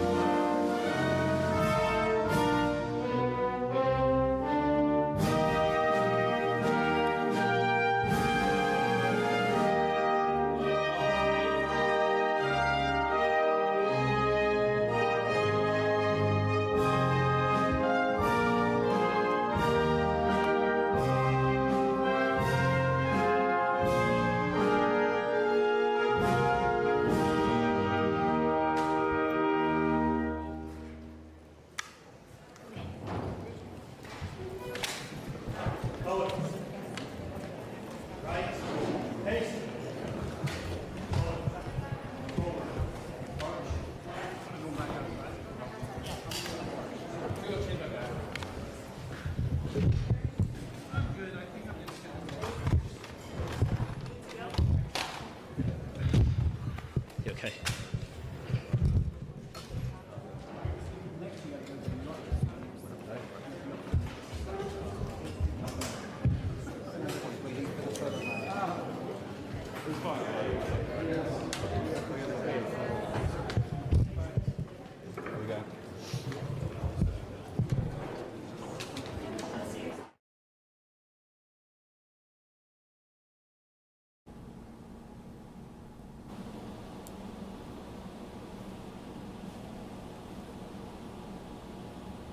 Okay, Jack, so we just saw the descending of that staircase, like you Yes. had been telling us was going to happen. I know we're not looking at the images right now, but tell us a little bit about what we saw, where they were moving through, and where they were going. So what we saw as, again, they were coming down from the private quarters, down the grand staircase. They entered into the entrance hall. They passed all the flowers that we are seeing for the first time that we just described a moment ago. And they passed right through the cross hall and into the blue room, that door at the far end that we saw them walking toward. That is the oval blue room at the White House, and that is where we understand tonight they're going to have a receiving line. So again, what that descending the grand staircase symbolizes is the party has started, the state dinner is here, the president, the first lady, and their guests are announced, and now there will be a line that's forming on the state floor, and they will receive all of their guests in that receiving line in the blue room before eventually going into the east room for the dinner and entertainment. So this is kind of the last moment for all of those people who've been making preparations in the dining room itself to get everything together, because once that receiving line is over, then they move into there. Yes, presumably. I mean, they certainly can mingle for a little bit, I'm sure, and there's plenty of other rooms on the state floor. There's the state dining room, which at this point doesn't seem to be being used for dinner, so perhaps they'll be mingling in there. Right off the blue room onto the, if you're looking at it from the angle we were looking at, is the green room, and to the right of that is the red room. Those are very small reception rooms with a lot of historic furniture, all American art. So I'm sure guests will be mingling in all of these different spaces. But yes, eventually they will all make their way to the East Room for dinner and entertainment. So just to kind of orient ourselves a bit, because oftentimes when we're seeing the inside of the White House, that's not the Oval Office or the pieces of the West Wing where we reporters are allowed to spend time. But oftentimes it is that cross hall area where we'll see the president give an address of some kind or some sort of a televised message. And so now kind of thinking about some of those familiar spaces now being utilized for a different function. Again, it's the White House. They do 1,000 different things there all the time, but just kind of putting all those pieces together in my mind. That's right. Yeah, the cross hall. You know, it's one of the East Room's, of course, the largest room in the White House, and the state dining room is close behind it as a second. But that cross hall is also a very large space and also a very ceremonial space. It has those marble walls and columns. It looks very American. It looks like what you think the White House would look like. There's also the presidential seal over the blue room door, which is a good, backdrop for presidential addresses and press conferences. So it's not uncommon to see that space we just saw for tonight's entertainment to be used by the president and first lady for their briefings too. Some other pieces of the White House complex that we've gotten a look at, or at least the royal couple has gotten a look at during this trip, include the new beehive, which I'm kind of obsessed with. I know I've mentioned it a whole lot, but this is just kind of, it's neat. And I understand that some of the honey from the White House beehive is on the menu tonight. Yes, so there's the new beehive that Mrs. Trump unveiled just this week, and it is shaped, Meg, I know you saw the pictures, it's pretty cool. I did. It is actually shaped like the White House, but it's more than just being shaped like the White House. I've actually been by the beehive before. The traditional beehive looked more like a traditional beehive would in someone's garden. This one, though, is not only much bigger, but as I mentioned, it's shaped like the White House and can hold a lot more, I guess, bees and honey. I guess. So apparently it holds a lot more, and Mrs. Trump is making a big effort to showcase this new effort, and there is now White House honey now. We understand, I believe it was given, some White House honey was given as a gift to Her Majesty the Queen today when they were in that area earlier, and we did see it on the menu tonight as well, I believe as part of the dessert, I believe, was the honey. So it is also to see, it's interesting to me to see the showcasing of that particular portion and that effort kind of going along a little bit maybe with the King's push for conservation related efforts. That's always been something really important to King Charles during all of his years of public service and through the Prince's Trust, etc. So I would imagine there's probably been some conversation around that, since bees clearly play a large role in the environment around yes, us. all of that. And you know, it's interesting because each state visit kind of also plays, as I mentioned before, to not just showcasing the best of America, but really kind of showcasing the best of the visiting country and their interest as well. So as you mentioned, you know, bees and conservation has been a part of the King's visit. That's an interest to him. We also mentioned yesterday the British Embassy here in Washington at the ambassador's residence has a whole new natural garden that has been developed, a field of wildflowers and wild grasses in the King's honor. But these are not uncommon things. You know, when Queen Elizabeth, when the late Queen Elizabeth, rather, was visiting Washington on several occasions, she had a lot of interest in horses, and a lot of times they would showcase different things to her. And President Bush, the first President Bush, actually went to the horseshoe pit of his, where he showcased, you know, his horseshoe skills. But they actually did a lot of activities with horse racing out in Kentucky and West Virginia. So every now and then they will kind of try to appeal to the interests of the monarch as well. And speaking of that, that's actually a perfect segue to talk about the last day of this 4-day royal visit, which will be Thursday. And there will be some events related to several things that you just mentioned. So that's when the King and Queen will be first going to Arlington National Cemetery, where I believe they'll be laying a wreath at the Tomb of the Unknown Soldier. That is correct, yes. And then after that, there are some different engagements that relate both to conservation as well as horse racing, so tying it all together? That's right, it's all going to tie together. So as we mentioned, you said they're going to be going to Arlington first. They'll have a brief ceremony here in Washington, kind of bidding farewell to the city before going across to Arlington to lay that wreath. And then they're going to go about an hour or so west of Washington. The King and Queen will split up again, like they did in New York, and the King will be doing some conservation activities, meeting with some community leaders out in the Shenandoah Valley. The Queen will be attending a horse racing event about an hour or so west of Washington, too. But as I mentioned, tossed it to you yesterday, Meg, they're also going to be doing a block party out about an hour west of here, which will be really interesting, where we're told there'll be everyday Americans attending. And I understand you are also going to be there. I will be there. And one of the everyday Americans will be covering it. I will be covering that event out on Thursday, is right, for the AP. There's a lot packed into this visit, but clearly it's here in Washington. We see some of the pomp and circumstance of the official White House related, Capitol Hill related, things that we expect when we see a foreign leader coming to the States and meeting with the president. But then also it does appear to be something important to the King and Queen to want to really engage with Americans, to spend time in community and getting outside of the city to experience other parts of the country they've clearly been to before, but in a different capacity at this point. That's right. I mean, it's been made a point that the King and Queen wanted to come to America not just to have the official state visits here in Washington, but to also meet everyday Americans and to participate quite a bit in community events. And while these first 2 days have been so official focused, we're expecting the next 2 days to be very focused on people, very focused on community and different activities. And there's so much curiosity, even here in Washington, among, I mean, a city that sees foreign leaders come through all the time. But when you and I were out on the street just near the White House a little bit ago, and there were some people milling around asking, what's with all this different security? It seems to be more. And I said, well, there's actually a state dinner that's about to happen here. There was just a lot of intense interest and people hoping to get a glimpse of the King and Queen, and I suggested that they actually tune into this live stream, so maybe they have. We hope you're watching. But at least in terms of being in official Washington, kind of hard unless you're in the right place at the right time as the motorcade goes by to due to have eyes security on. and I'm sure other scheduling reasons, it is very hard to get a glimpse. But we did see the King and Queen drive down the National Mall today, the road surrounding the National Mall, to go to the Capitol. So I'm sure there are some tourists and some city residents who got a glimpse of their motorcade going by. And of course they came back from the Capitol and have gone to Blair House. So their car has been driving around the city, no doubt.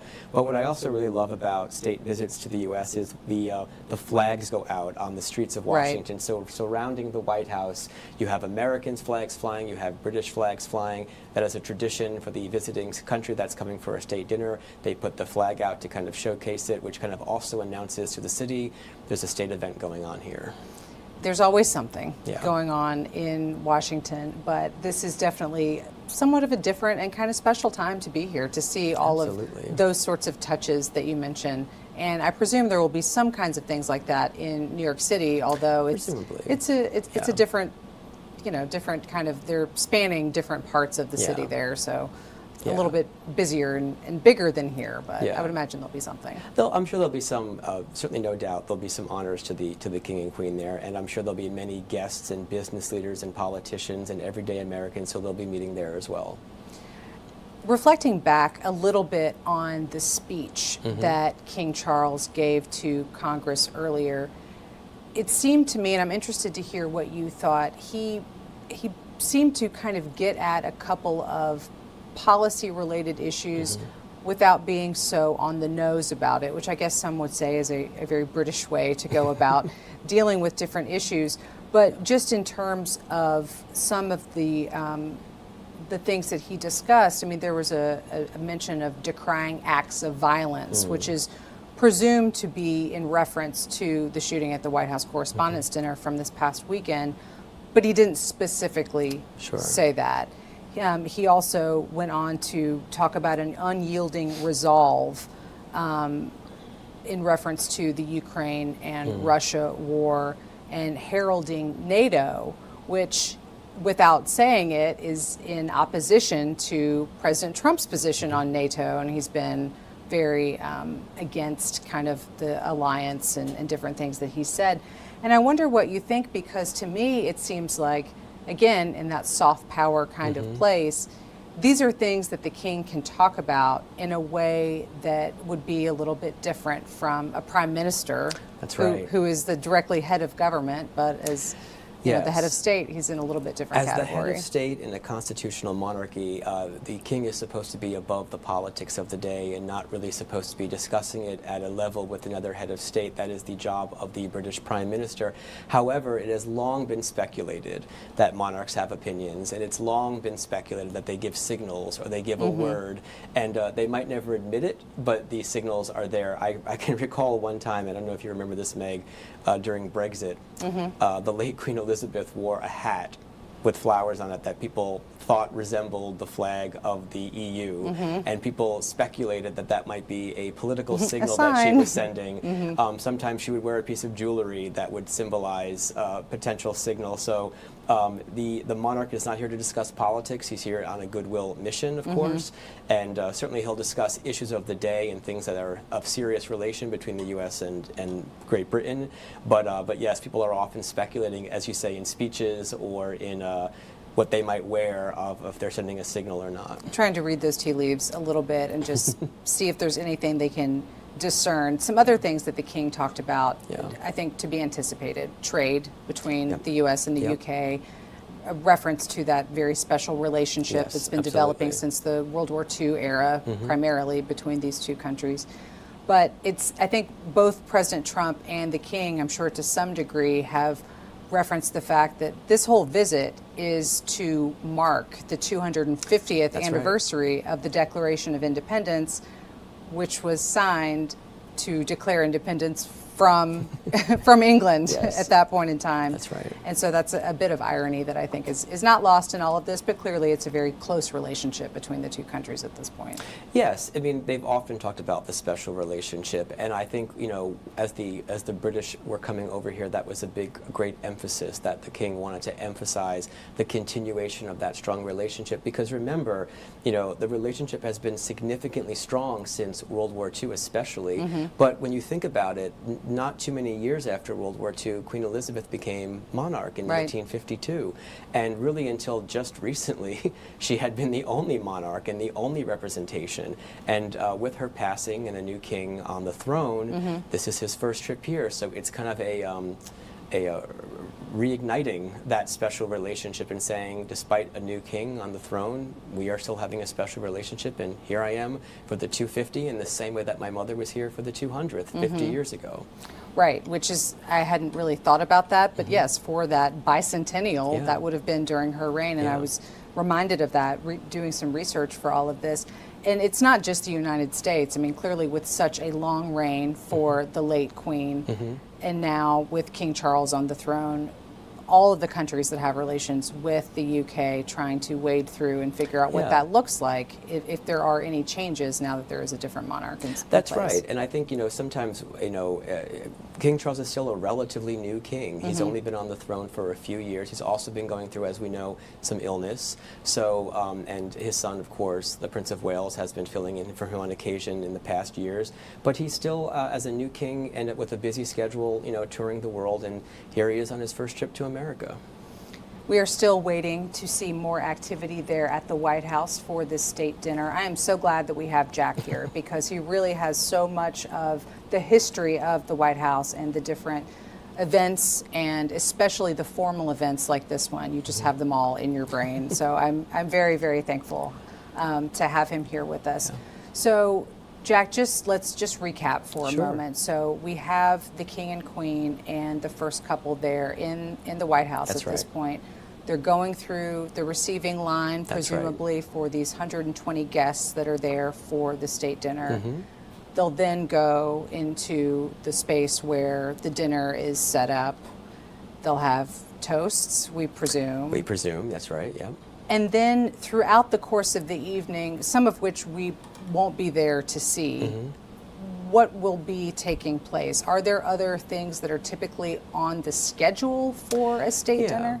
So, I mean, every state dinner is different, and every president and first lady entertain in their own unique way, right?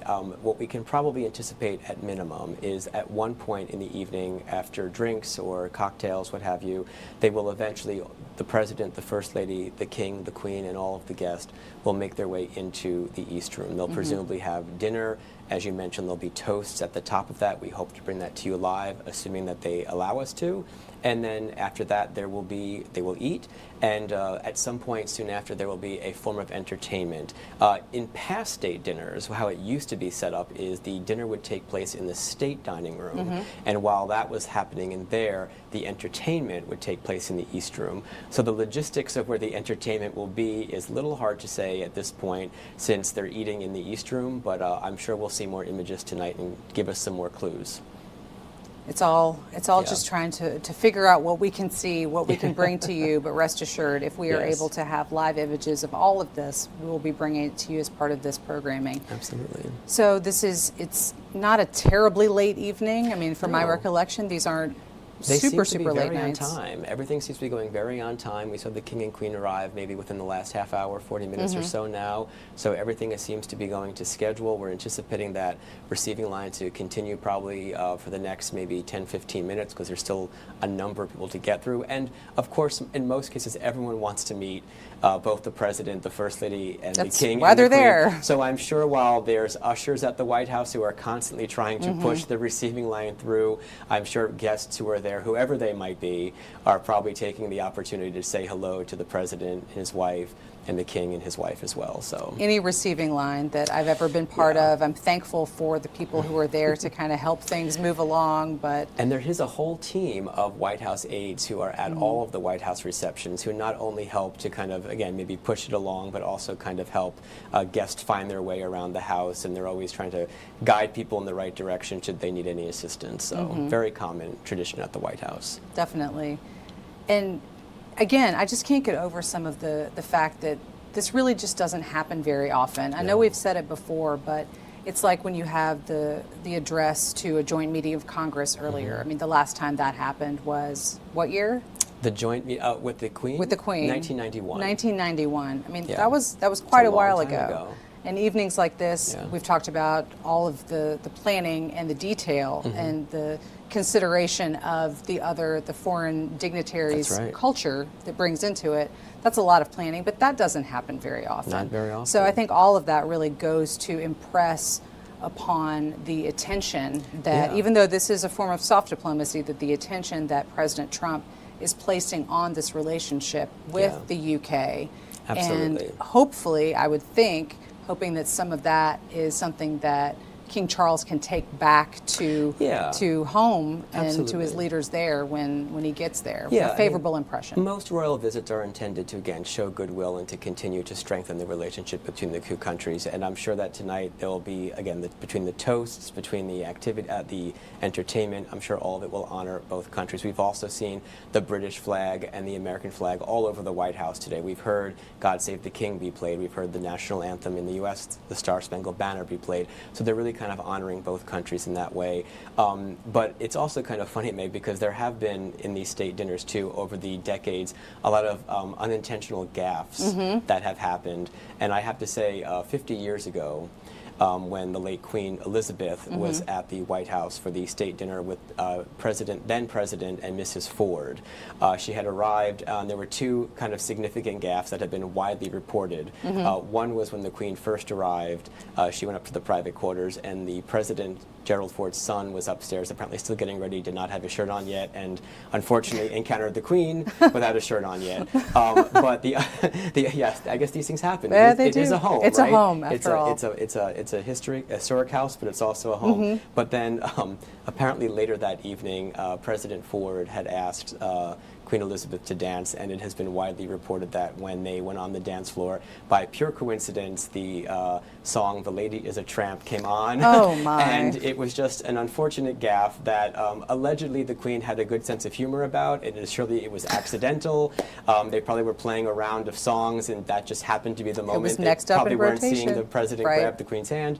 But these gaffes do occasionally happen. I remember hearing an interview once with the former Social Secretary of Hillary Clinton, of course, when she was First Lady, who unfortunately referenced a time when they had ants in the flowers on the table, which unfortunately might have crawled out onto the table at one point. So despite the glitz and glamour and the White House, these things happen in all of our homes every day, and they happen in the White House too. But I'm sure tonight has been meticulously planned, and I don't think we'll see a gaffe like that. But those are just a few cases in the past that can happen at the White House. It's a level of detail that I didn't know I was going to get today, but I'm glad that I have, and it makes me feel better about anything that may happen at a dinner party I may be hosting. Every now and then, it happens to all of us. It does happen to all of us. We are still waiting to see more images that we hope to be getting from inside that state dinner when there is that transition moment from the receiving line into the dining room space and those toasts, which we will be bringing you hopefully live when they come in. Jack, Clinton put it best when he says, when he walks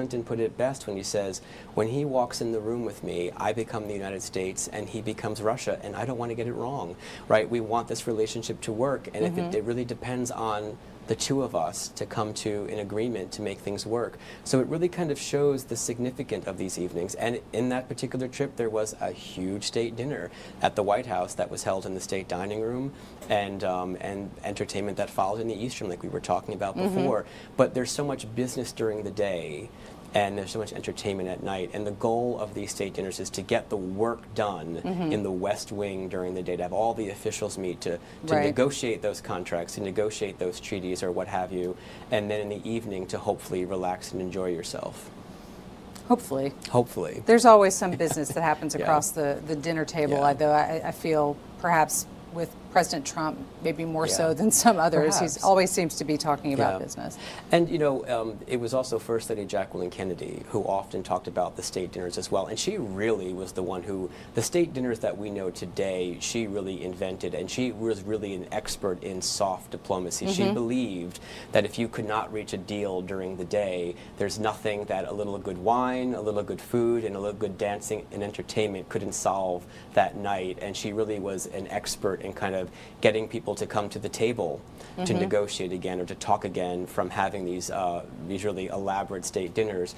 And as I mentioned, she kind of really, I shouldn't say invented the state dinner we know today, but it really kind of influenced it a great deal. Before that, they were much more stuffy events. They had these long kind of U-shaped tables in the state dining room, and as her social secretary once said, you couldn't even see who was in the room because they had these massive flowers. She kind of created the small round tables that we see often at state dinners to this day. Yeah, I was going to ask really what the setup is, because that really Yeah. does seem to be something that would foster more conversation as opposed to just a very long table or a T shape or something. And there are like different ways you can set it up. We've seen it both. You know, for decades, from the Kennedys to the present day, there were really a lot of smaller round tables with 10 or 12 guests that would allow for good conversation. You could be engaging with people. We have seen different changes in recent years, though. Some of the longer tables have come back into fashion at the White House, particularly in the East Room, but we also see a mix of them sometimes, where there might be one long head table and smaller, rounder tables around it. So we'll be curious to see if we get any pictures in the East Room tonight, how the Trumps have set this up. But really, the idea of having entertainment, the idea of having good wine, the idea of having food that is both honoring American culture and also the foreign culture, all of that really began under the Kennedy administration. So prior to that, these were not events that maybe would have fallen into that same category of, yes, of course, let's have a good time. I mean, it's something it's different, that's not an everyday occurrence, but it wouldn't have been necessarily a vehicle to perhaps be more impressive and perhaps be that softer, like, okay, let's develop a good relationship that could maybe lead to other things. Yeah, it was a different, it was more of a formality that had to kind of be done, right? You had an event and you had dinner, right? And while they were, I'm sure, lovely events, they kind of really came alive a lot more in the Kennedy years and in the years that followed. I mean, Mrs. Reagan also was very well known for having state dinners very often. As we mentioned a little while ago, her advice to Mrs. Obama, have more. And what we also saw over the years is not just, you know, after the Kennedys, not just having a state dinner with food and the Marine Band, but having, you know, really world-renowned guests come to perform. Pablo Casals came to play for the Kennedy administration, and throughout the 80s, the 90s, and beyond, we've just seen celebrities and musicians and people, you know, come and perform at the White House. I can't recall his name offhand, but there was a pianist that Queen Elizabeth particularly liked, I believe, who came to perform at one of the state dinners for the Bushes. So they're also kind of looking to the guest and what performance they might enjoy too. Yeah, taking that into consideration. As, I mean, just thinking about it, when we have a dinner party, you want your guests to have a good time, and you want to make sure that if you know that they have a preference for something, trying to incorporate that. This is just on a much grander scale. All about being a good host.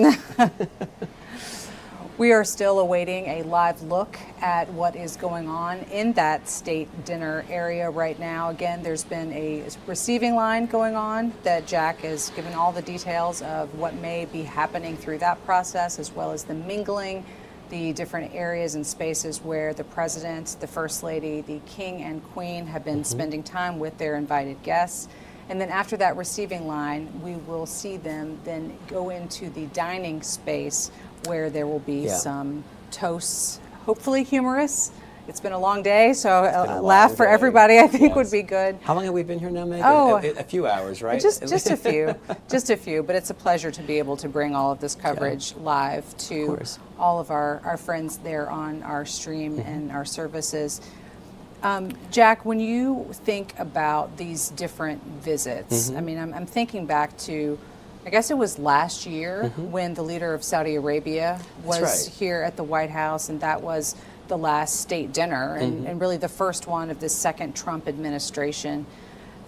When you consider that that's the only other leader, at least in this administration for President Trump, who's received similar type status, what does that say to you in terms of, I'm not going to say just the overall message that the Trump administration wanted to send about Saudi Arabia, but given what we've been saying about the king and queen, the relationship building that's kind of happening on that level? Well, you know, one thing to keep in mind, too, is state dinners are not generally they can be a personal invite, but they're really the invite of the country, right? So it's really the State Department who's heavily involved in the invites, certainly of state dinners past. You know, we have a mission to get accomplished. We want to invite the country here to kind of take care of business and also entertain them. And of course, it works the opposite way when the American president goes overseas for a state dinner in a foreign country. So a lot of times there tends to be, there can be a personal relationship, of course, that comes along with it, but a lot of times it's also a lot of business of state that needs to be taken care of. In this particular case, we know that we're at a particular point right now with UK-US relations, but it also is, as we've been talking about all week, the 250th. And it's really very interesting that, as I said before, the Queen came for the 200. There's always been an intention, according to the British people, that they intended for the monarch, or at least a senior royal, to come here for the 250, and now we're seeing it play out. Absolutely. And again, it is very interesting just to think about how the first British monarch to ever come to the U.S. was the current king's grandfather. And that really wasn't that long ago. It wasn't terribly long ago, no. It was in the 1930s, I believe it was. But you also have to remember that in the 19th century, state visits weren't quite as common because people didn't travel as easily, right? You know, you had to get across an ocean by boat. Planes had not, of course, been invented yet. But even when planes did become invented, you kind of had 2 world wars going on. You had a Great Depression. It was a different time where there, of course, were dinners that were held at the White House. I believe one of the first ones were held in the late 19th century. But really, they became more of a thing in the post-World War life, and even though they existed beforehand, they became more of a common thing in post-World War II life, and have only kind of grown since then to be what they are today. Absolutely. I was telling you earlier, and I mentioned to some of our other colleagues, just kind of to get myself in the mindset of thinking about these relationships between U.S. presidents and British monarchs. I did rewatch that movie, Hyde Park on Hudson, which did feature that visit from King George VI to visit President Roosevelt. And they were at the president's home, Hyde Park on Hudson. And that was where the, I won't say infamous, I mean, I think it's just famous at this point, the hot dog diplomacy situation happened where the king had his very first hot dog, and it was part of this relationship building between the king and President Roosevelt leading into World War II, seeking support from the United States as Great Britain faced impending threat to its neighbors from the Germans around them. So that's right. Yes, there were reports that Eleanor Roosevelt at the time did serve the king and queen hot dogs, which, you know, seemed like a shock at the time. But from what we read in reports, it went over pretty well, right? And the relationship actually ended pretty well when that trip was over. So, which of course led to the continued alliance in World War II. But yes, there's always kind of a debate when any really visiting head of state is coming, like what are we going to serve, what are we going to do? And those things take weeks to plan and to coordinate. Nancy Reagan, in fact, was famous for wanting to pre-taste all of the food beforehand. Yes. So apparently... So she was her own taster. She was her own food. So she would basically have different foods that would be requested, and she would pre-taste them all to see which ones she thought tasted the best. She might occasionally bring in another person to get a second opinion, and once she decided what the best entree was or what the best dessert was, that's the one she would pick, and that's the one they would make for the dinner. But she was very meticulous in making sure everything was pre-tasted and selected that way. I think it is always fascinating to hear these kind of behind-the-scenes stories, just to know what, because we've seen the menu and we talked about it a little while ago of what will be served to the guests tonight. That's but right. The level of attention that it does traditionally has been first ladies that are the ones helping plan all of that to select the china, the decor, all of those things. That's right, and Mrs. Trump, especially in the first term, which we've had 2 more state dinners to go off on that, really is often said, her office has often said that she plays a very big role in the design of the dinner, in the design of the room that night.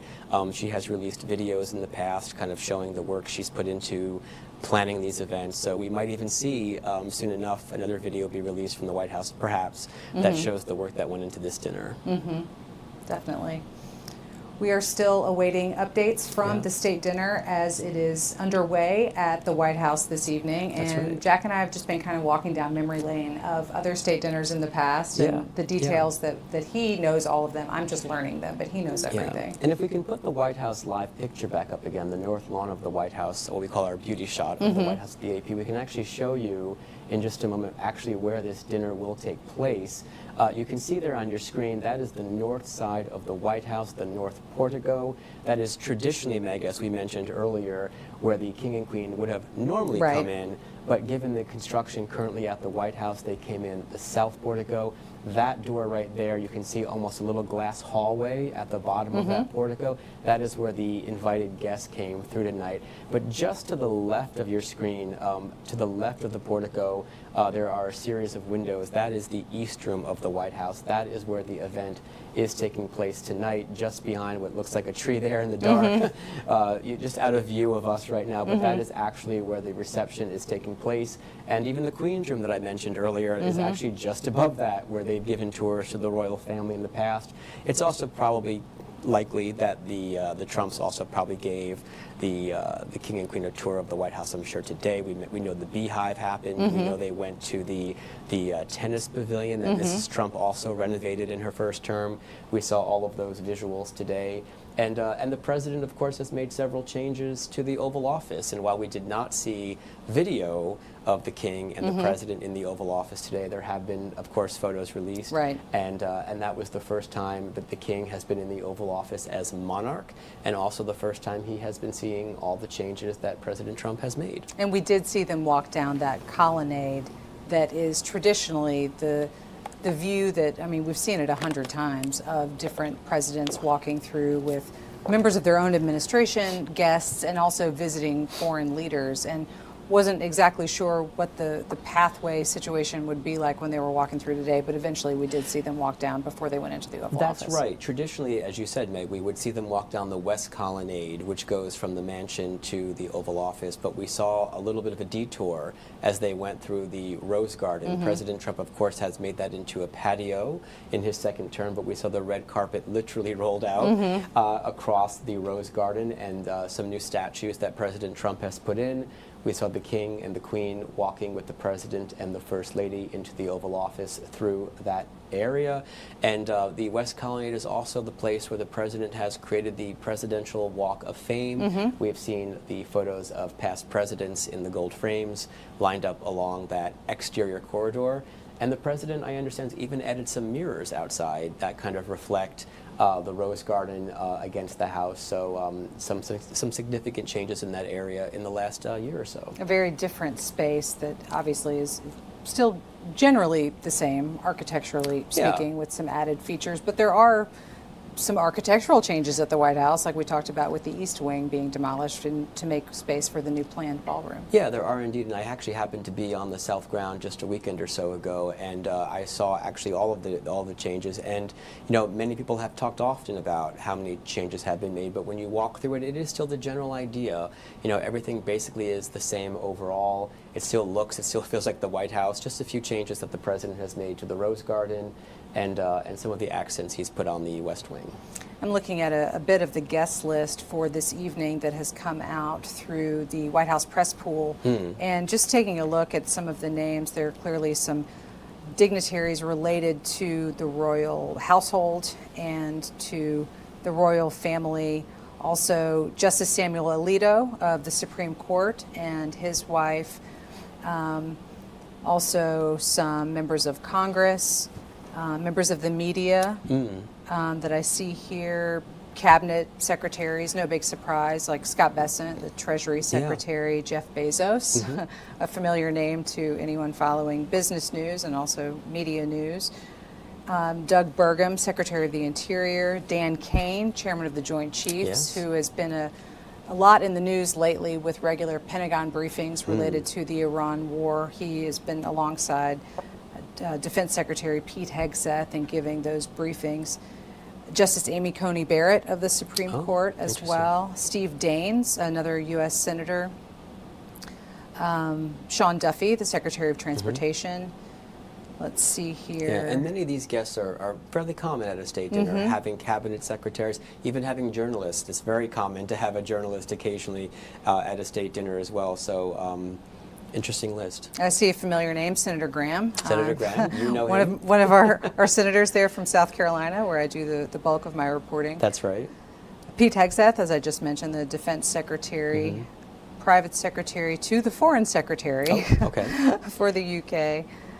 Let's see. And this here. list also traditionally, as you can imagine, Meg, is not just American diplomats and American leaders, but we're expecting to probably see a lot of British leaders on the list as well. Absolutely. A lot of names that I don't particularly recognize, but I assume they might be coming from that side. And the ambassador to the U.S. from Great Britain also went to a lot of great lengths to be a part of planning this visit. So I imagine there are plenty of diplomats who are also attending tonight on the UK side. lengthy list as I scroll through Yes, here. a big list. And you know when we looked at the state dinner, Meg, in the East Room for the Saudi state dinner just last November. Well, speaking of the setup, we actually did see the long tables that we were kind of mentioning. While round tables have been popular for years, the longer table is coming back occasionally, and it'll be interesting to see if the Trumps chose to have that type of table again. And we did see at the state dinner in the UK back in, I guess it was September, when President Trump went over for the state visit to the UK in Windsor Castle.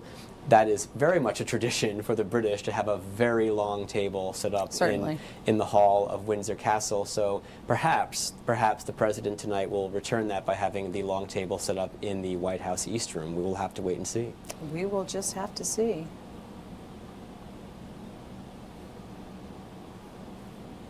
It's also a little bit of a chilly night here in Washington, so we were just walking by the White House too, and I'm glad we each had a little jacket to wear. It's hard to know. Yeah. As we've said before, sometimes we get all 4 seasons in Washington in any given day, so you just kind of have to be prepared. That's right. But I guess fortunate for all of these guests that they are inside, so they don't have to be thinking about the temperatures quite so much. That's right. And what's interesting, Meg, is, again, when we were mentioning the East Wing earlier, the East Wing traditionally was the place of entry for all of the invited guests. And because there wasn't a formal coat room at the White House ever really built or designed, you've heard of the White House movie theater, I'm sure. Absolutely. It was the White House movie theater that was in the East Colonnade, and that was what doubled as the coat room. Oh, that's a good little factoid. So when you'd walk in the White House as a guest for a state dinner or any major event, you'd walk in, and if it was a cold month, you would put your coat. You'd get actually a number, and they would put your coat in the White House movie theater, and you would pick it up on the way out. But with that gone, that glass hallway that we were just mentioning that you can see at the bottom of the portico there on the live screen, that actually, that glass hallway wraps around the north driveway. It's a curved glass hallway, and just to the left of that, I was there a few weeks ago, is a temporary built coat room on the north lawn. So we anticipate that any guests that were walking in tonight, despite any potential chill in the air, if they were wearing a jacket or anything,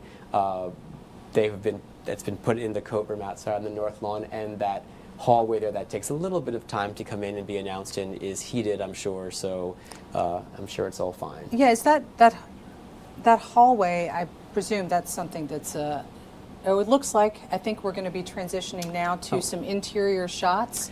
Now that is the East Room we're looking at right now, and it does appear, Meg, as we were kind of anticipating, that there is a long table. I can't quite see on the sides if there are any side tables, but given the amount of guests, you very well could potentially seat that many at that long table. This is the largest room in the White House, the East Room. It has traditionally acted as both the ballroom, the public audience room. You have seen presidents give press conferences here before. Oh, the lights seem to have gone on there.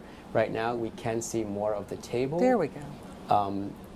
Yes, they are clearly using, it looks like 2 long tables on either side of the very long room. You know, Meg, in this room is the oldest, actually, item that's in the White House. It's a Gilbert Stuart portrait of George Washington that was saved during the fire. I should maybe not say this story on this webcast, but it was when the British burned the White House in 1814. Wow. Dolly Madison and different aides of Dolly Madison were actually able to help rescue that portrait and carry it to safety, and it was eventually returned to the White House, and it now today is the oldest item in the White House and the only item that's been there since the very beginning. You can actually see it to the left of your screen, just by the curtain, that tall portrait. That is the portrait of George Washington. But again, Meg, those are the 2 very long tables we're seeing, so not the round tables tonight. This room has seen so many events over history, from weddings to funerals. This is where JFK lied in state. This is where then First Daughter Lyndon Johnson Robb, I should say, got married, I believe, in 1967. So it's seen many historic events in its day. Its first use was by Abigail Adams, the first lady to live in the White House in 1800. She used it to hang the family laundry because it had not been finished yet, and it was the only room big enough to put a laundry line across before it was finished. So A little bit different use for this space, but I mean, just, you know, using what you have. Definite different use for the space. It's seen definitely a lot of different activity over the years, and tonight it will make history again, welcoming King Charles, first time as king, for a state dinner at the White House. Let's see some images there of a lot of the different groupings of people mingling as they get ready to take their seats for this state dinner there at the White House to honor King Charles and Queen Camilla. We've seen some of the Supreme Court justices who are in attendance in conversations around the room. Also, members of the administration.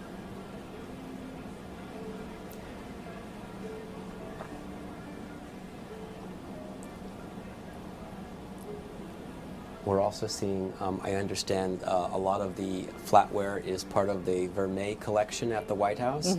And the White House has a large collection of different flatware over the years. Some of it actually dated back to the time of Monroe at one point. I'm not sure if they're quite using those forks and knives tonight, but they had been used for quite some time at state dinners in the past. But the Vermeer collection is an extensive collection in the White House. The majority of it was donated in 1956, and Vermeer is silver, it's gold-plated. So we are anticipating that the flatware tonight, as we understand it, is part of is Vermeer and part of the Vermeer collection. And it looks like some of the candlesticks on the table have been traditionally used at state dinners in the past. They traditionally are housed in the state dining room, but appear to have been moved to the East Room tonight for this event. So a lot of these items that you're mentioning, like the candlesticks, are those on display anywhere else when they're not being utilized for this? Are they in a cupboard somewhere? Or? Yeah, I mean, every piece is a little bit different. It's a little hard to see the screen right now, but if I'm seeing it correctly, some of the larger candelabra are traditionally on display in the state dining room, both on the table and the sideboard. So if it is what I'm seeing correctly, that is what it is. There's also the president's podium you can see there on the south side of the room. That is likely where the president will speak. In the past, in the state dining room, traditionally the toast would take place directly at the table. Okay. And the president's table was traditionally by the mantle in the state dining room, where he would give a toast and everyone would clink glasses. It will be interesting to see if the toasts take place at the table or if the president and king get up to the podium to give those toasts.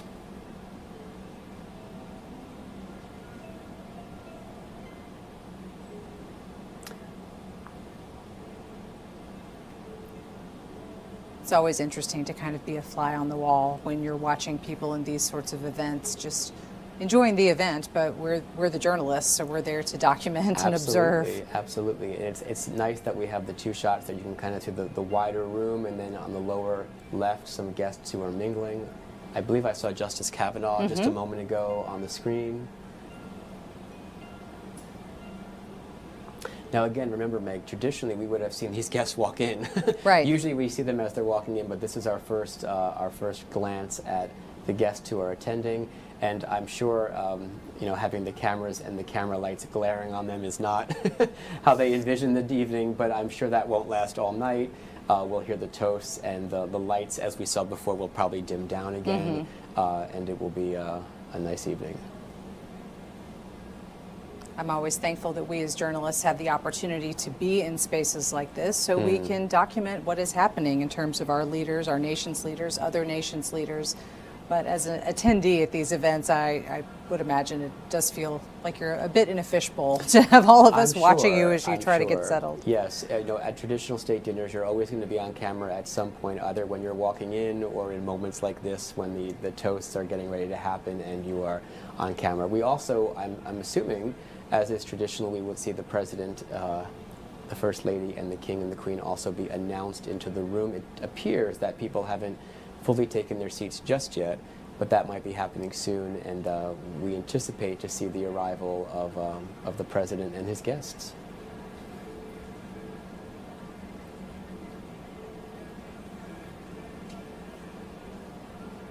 I believe that's Treasury Secretary Scott Bessent on the right-hand side of the screen, standing with, I believe, Jared Kushner, President Trump's son-in-law, who's been international envoy of sorts for a variety of different issues abroad. He's been teamed up in a lot of those circumstances with Steve Witkoff, who is also in the room tonight. On the left-hand side, Jeff Bezos of Amazon. And it will be interesting to know if the entertainment from the Marine Band will be a separate event in a separate room, or perhaps the band will come in and perform as people are at the table.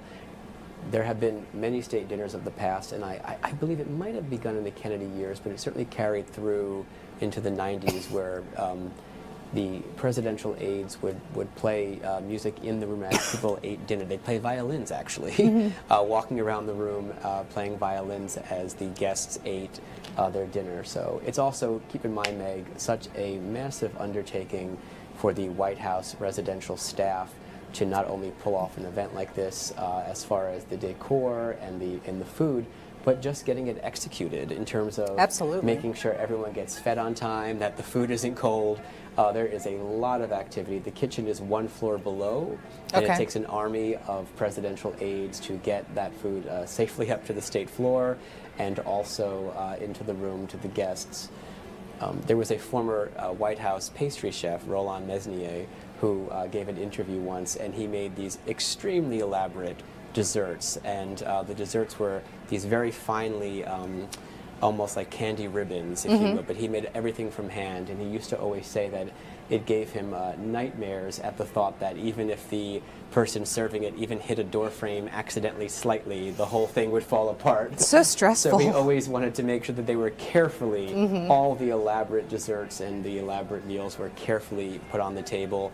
And it's also been noted by a lot of the resident staff that they don't quite know what dish will go where. So they want to make sure every dish is perfect, and that every dish, whether it's on the president's seat or anyone's seat at the table, that every dish looks perfect for all of the guests attending. Such an undertaking, a lot of pressure on those staff members as well. Yes. And it looks like people might be taking their seats a little bit more now. The center aisle there in the center of the East Room appears to be clearing. We can maybe anticipate the arrival of the President and the King soon. And that window way at the end where the podium is, I can't quite tell if that's a head table over there. Or, it appears to be. I was thinking the same. It very well could be. And if the President does come in that entrance to the door just to the right of that, should that happen, he'd be coming in from the green room, which is the room just next door. And you've also probably seen him, Meg, many times as we've covered him during press conferences. Both him and President Biden have used that side of the room, both for bilats with foreign leaders, and they traditionally come in from that green room door, stand right in front of that center window before the media to give events.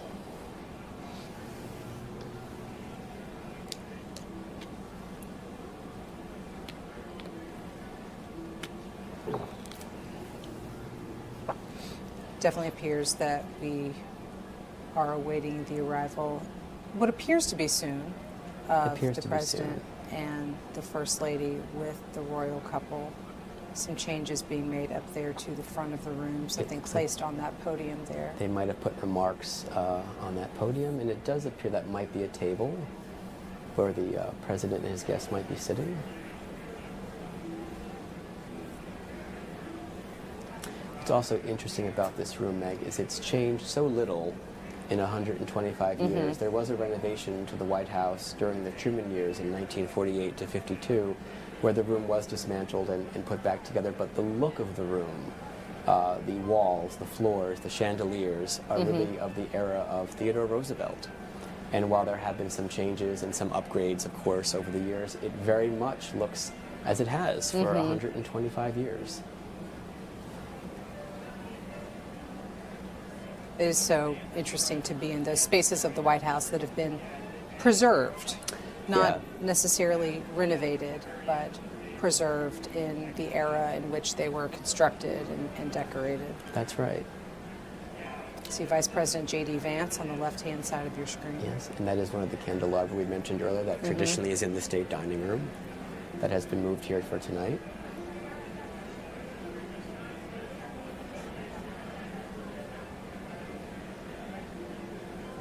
some more activity near the podium.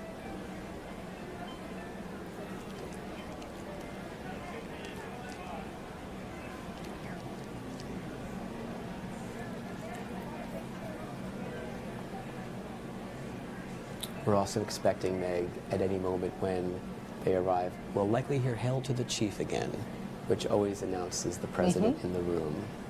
Started under President Polk many years ago.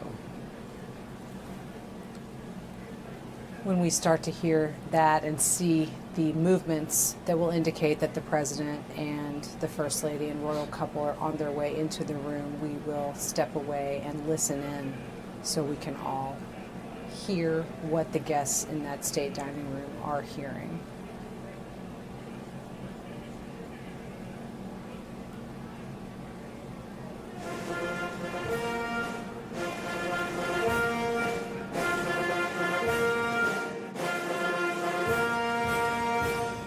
Ladies and gentlemen, the President of the United States, Donald J. Trump, and First Lady Melania Trump, accompanied by their Majesties, King Charles III and Queen Camilla.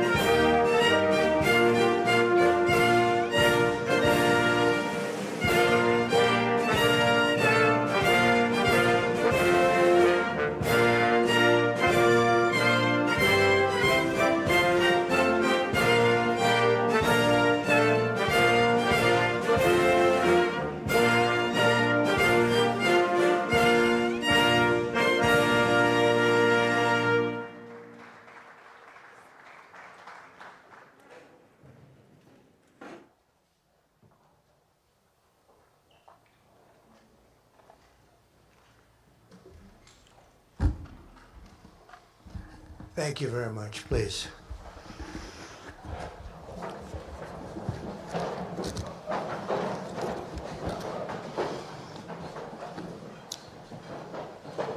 This is a great honor, and we welcome Their Majesties King Charles III and Queen Camilla of the United Kingdom to the White House. Very special place, very, very special. And I also want to, before we really begin, I want to congratulate Charles on having made a fantastic speech today at Congress. He got the Democrats to stand. I've never been able to do that. I couldn't believe it. I couldn't believe it. They liked him more than they've ever liked any Republican or Democrat, actually. So I just want to thank you and congratulations. It's not an easy thing to do. That's a tough place. It's a true privilege to have you here for this historic state visit. Last fall, Melania and I had the pleasure of visiting Their Majesties at Windsor Castle, a structure that's so beautiful and so long that it never seemed to end. I looked down as a former real estate person, and it just went on forever. And it was built by a gentleman named William the Conqueror in the year 1070. And I asked the king, I said, was he a nice man, William the Conqueror? He said, I tend to doubt it. I don't think so. When they call you William the Conqueror, generally speaking, you're not going to be too nice, but he must have been something, because it was nothing like I've ever seen Windsor Castle. But tonight in return, we are really doing something that's very special, preparing to celebrate the 250th anniversary of our Declaration of Independence, a big time in our country, very big time.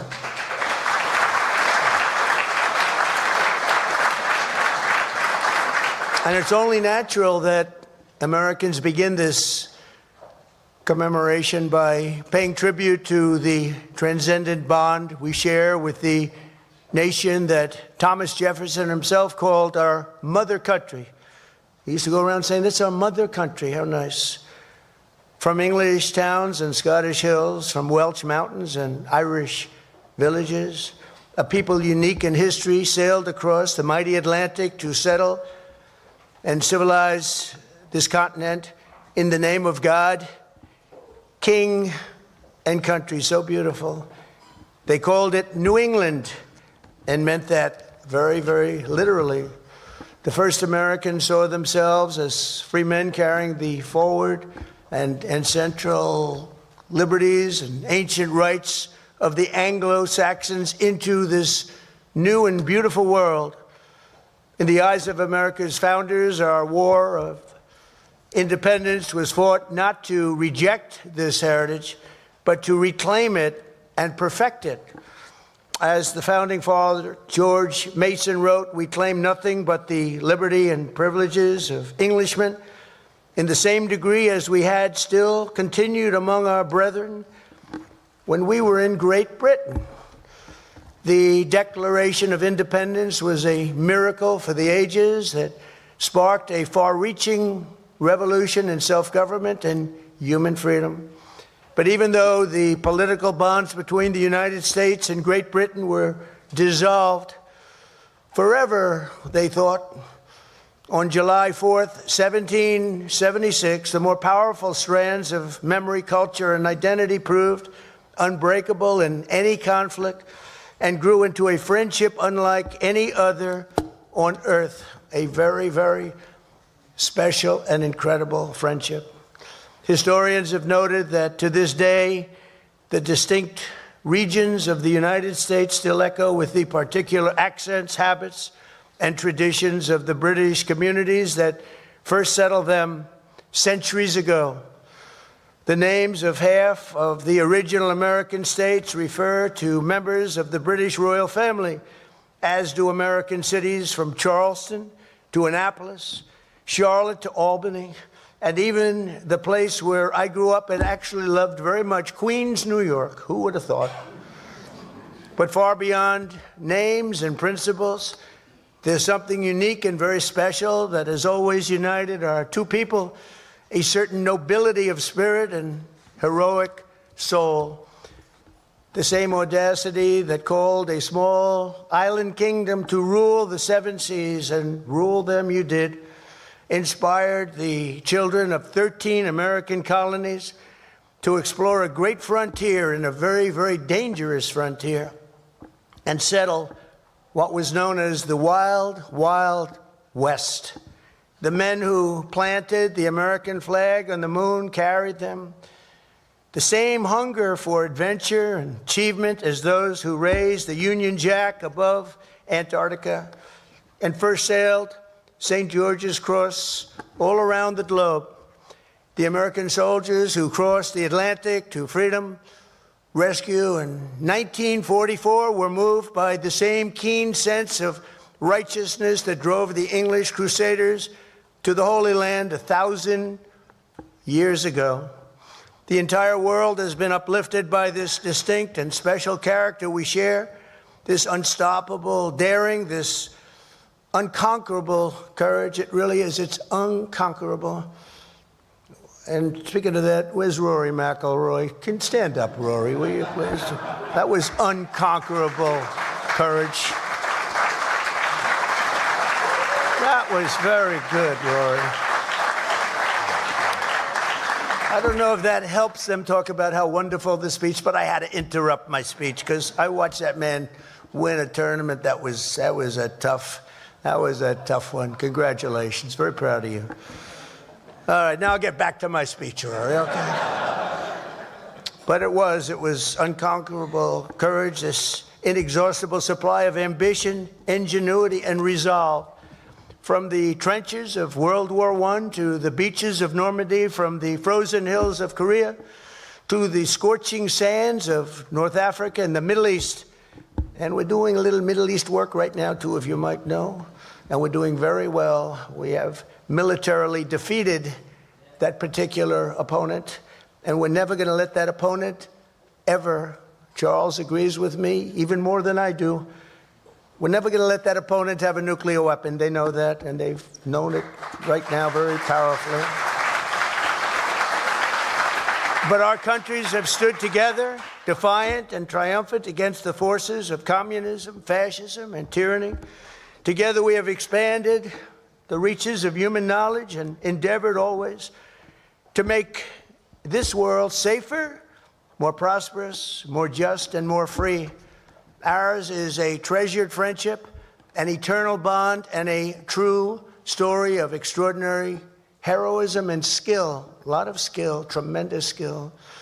History has known no more powerful force than the combination of American patriotism and British pride.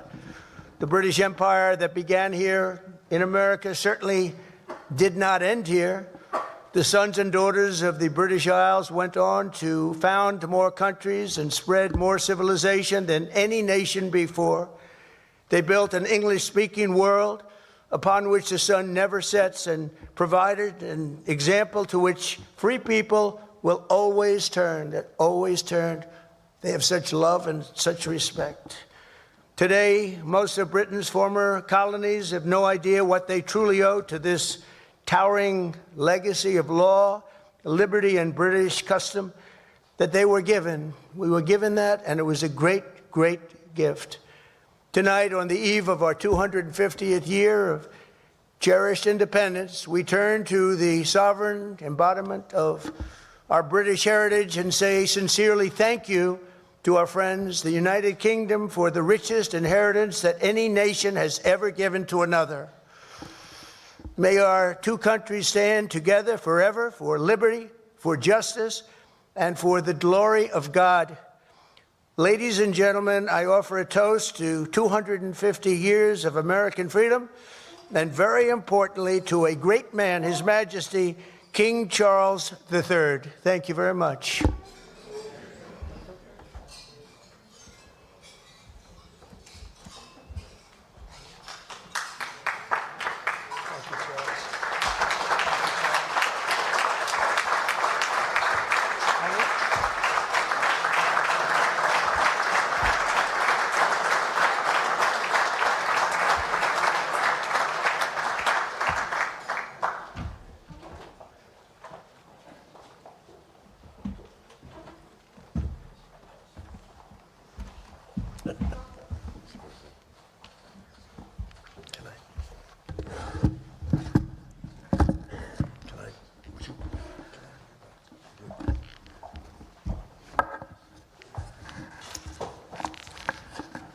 Mr. President, First Lady, my wife and I are most grateful to you for your generous hospitality as the United States celebrates this very special anniversary year of the Declaration of Independence.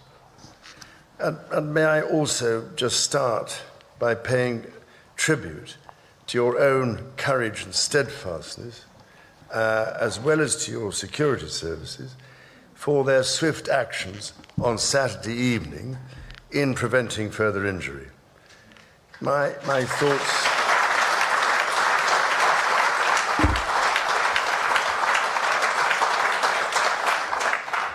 thoughts and sympathies are very much with you, the First Lady, and all those guests for whom this must have been a very upsetting incident.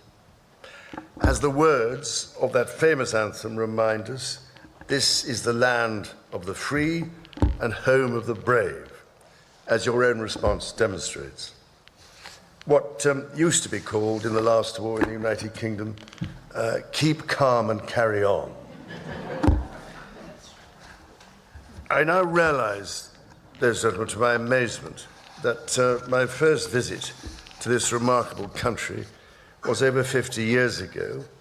And, Mr. President, the golden threads of history and heritage between our lands are also embodied, as you mentioned earlier today, in your own family and your own family story, whose roots trace back to the beautiful landscapes of Britain's Outer Hebrides and continue, as we know, in the great golf courses of the Highlands.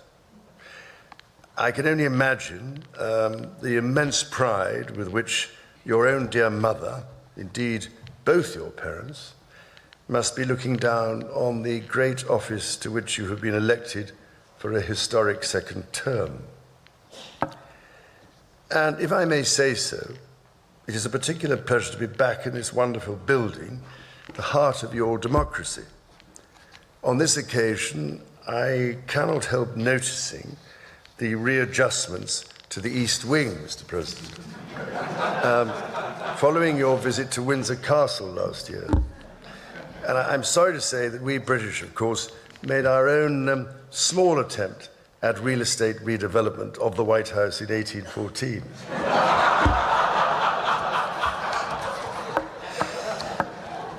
Anyway, I am so glad we have an important opportunity at this critical time to renew those bonds of history and friendship between our nations and our peoples. 2.5 centuries ago, the United States of America was founded through an audacious and visionary act of self-determination. From the beginning, the American character has been defined by courage, tenacity, and the spirit of adventure. As the direct descendant of King George III, I know this is a nation that never gives up. And my family's history remains reflected in your maps, which read rather like our Christmas card list across the ages. North and South Carolina, Virginia, Maryland, and the cities of Charleston, a particular favorite of mine, obviously, Georgetown, and for that matter, Georgia, Annapolis, as you mentioned, and further favorites, Prince William County and Williamsburg. This said, our French friends can feel equally at home with a glance at a map. Indeed, you recently commented, Mr. President, that if it were not for the United States, European countries would be speaking German. Dare I say that if it wasn't for us, you'd be speaking French.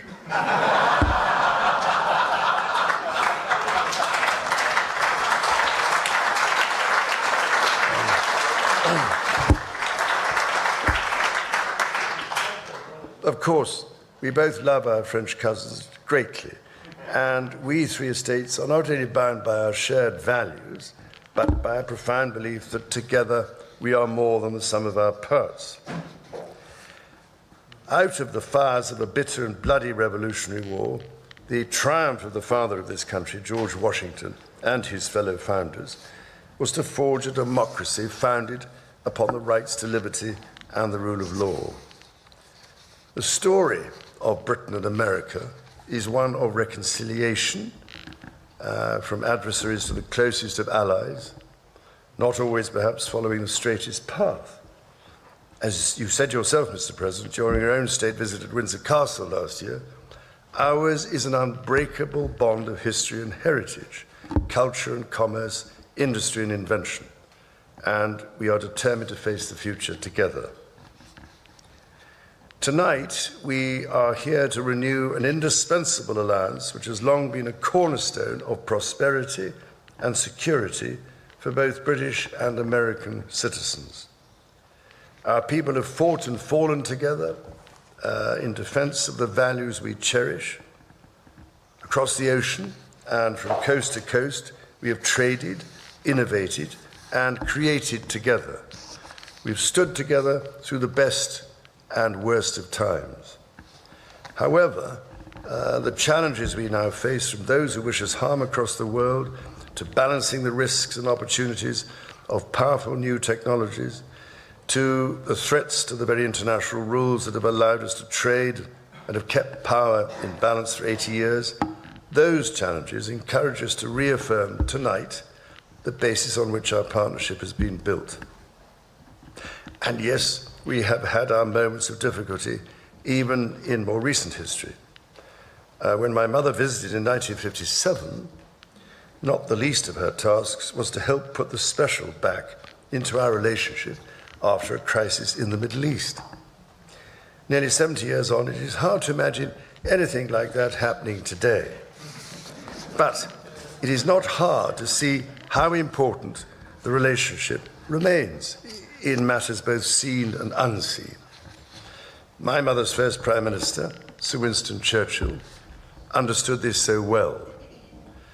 But then he himself was half American, a tradition of shared transatlantic heritage, which I am pleased to say is alive and well in the White House today. Indeed, such was the closeness that Sir Winston, while staying here in the White House, in those rooms you showed us upstairs, emerged naked from the bathtub to discover the door opening as President Roosevelt came in for a chat.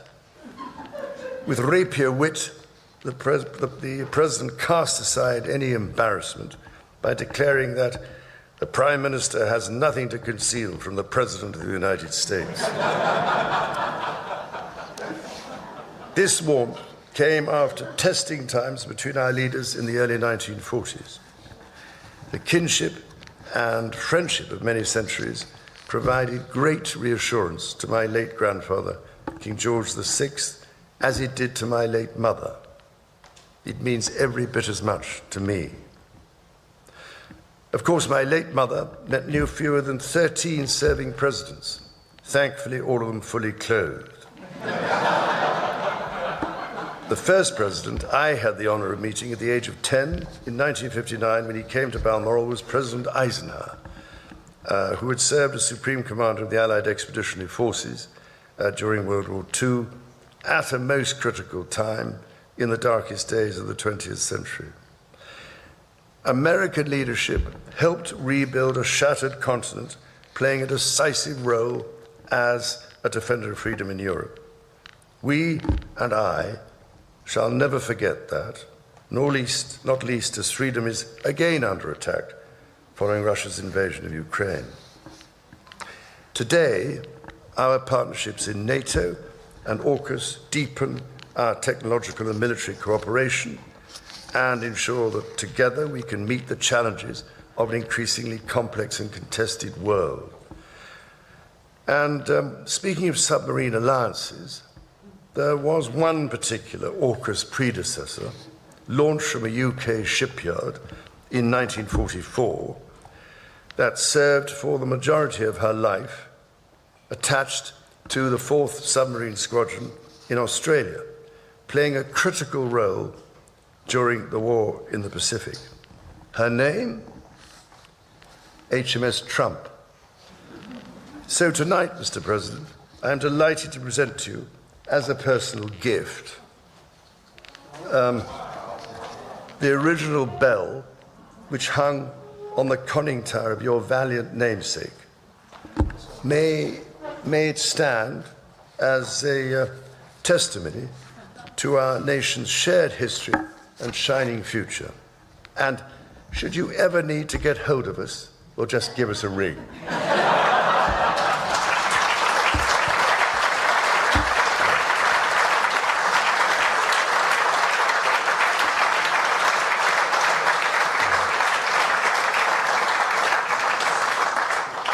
For 250 years, the ingenuity and imagination of the people of the United States have been an inspiration to the world.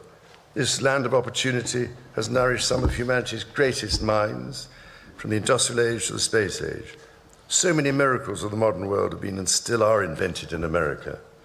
Indeed, we have followed the voyage of Artemis II, or Artemis II, as my family and I might like to call her, with close attention.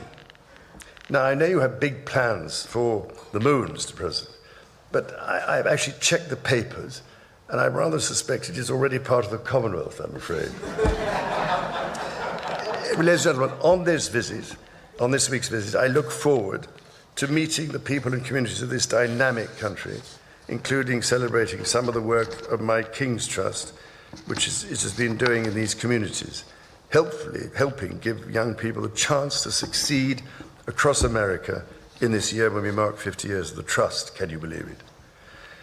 Every year, millions of Britons journey to this remarkable country to experience its glorious national parks, soaring mountains and ancient forests. From the peaks of the Pacific Northwest to the rugged shores of the Atlantic, from the vast expanses of the West to the sweeping prairies and canyons, the natural beauty of this land is found in every corner. And in sport, In just a few weeks, the United States and Canada will be among those to welcome the world as hosts of the FIFA World Cup. So in one sense, Mr. President, as heads of state, we are joint hosts. We call this game, by the way, football, Mr. President. And I can only say, as the head of state of 5 competing countries, I will be watching the matches closely and with great enthusiasm. After all, we always like favorable odds. So this city, Washington, D.C., is the home of more Shakespeare folios than anywhere in the world. 82 copies are carefully preserved and shared at the Folger Library. And at this time, when the search for peace in the world is more critical than ever, I can only turn to Shakespeare's genius to remind us of the plea for peace spoken by the Duke of Burgundy at the conclusion of Henry V. My speech entreats that I may know why gentle peace should not bless us with her former qualities. Thank you, Mr. President and Mrs. Trump, for your splendid dinner this evening, which, may I say, is a very considerable improvement on the Boston Tea Party. So, whether your cup contains tea, wine, Scotch whiskey, bourbon, or even cola, let us raise our glasses and voices as we toast the past, the present, and the future, thank you, of our 2 proud and allied nations. To the United States and the United Kingdom, God bless both our countries. Thank you very much. Thank you, everybody. There's your bell. Great job. That's so beautiful. That's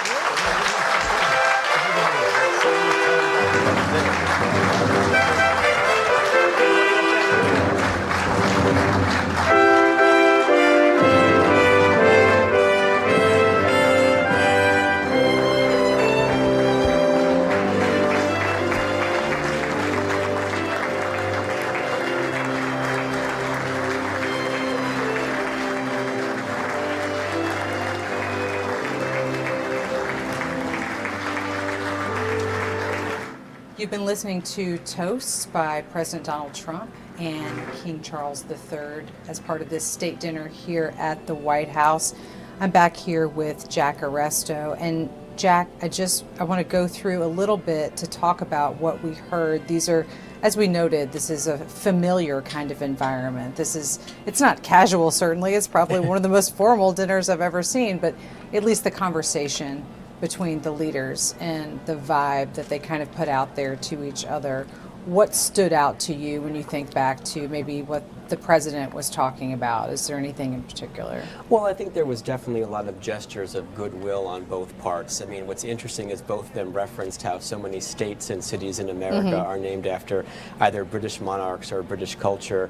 We heard the president say that about Charleston and Annapolis. We've also heard the king say it as well, which one funny moment was when he referenced Prince William County here outside of Washington, which obviously holds a soft spot for him with his son, clearly not named after the current Prince William, but nonetheless a moment of levity in the evening. We saw a lot of different moments of levity in the evening. We also heard the king kind of reference the East Wing renovations that are going on with President Trump right now. And if I may, I want to quote him here saying that the British made our own small real estate redevelopment of the White House back in 1814.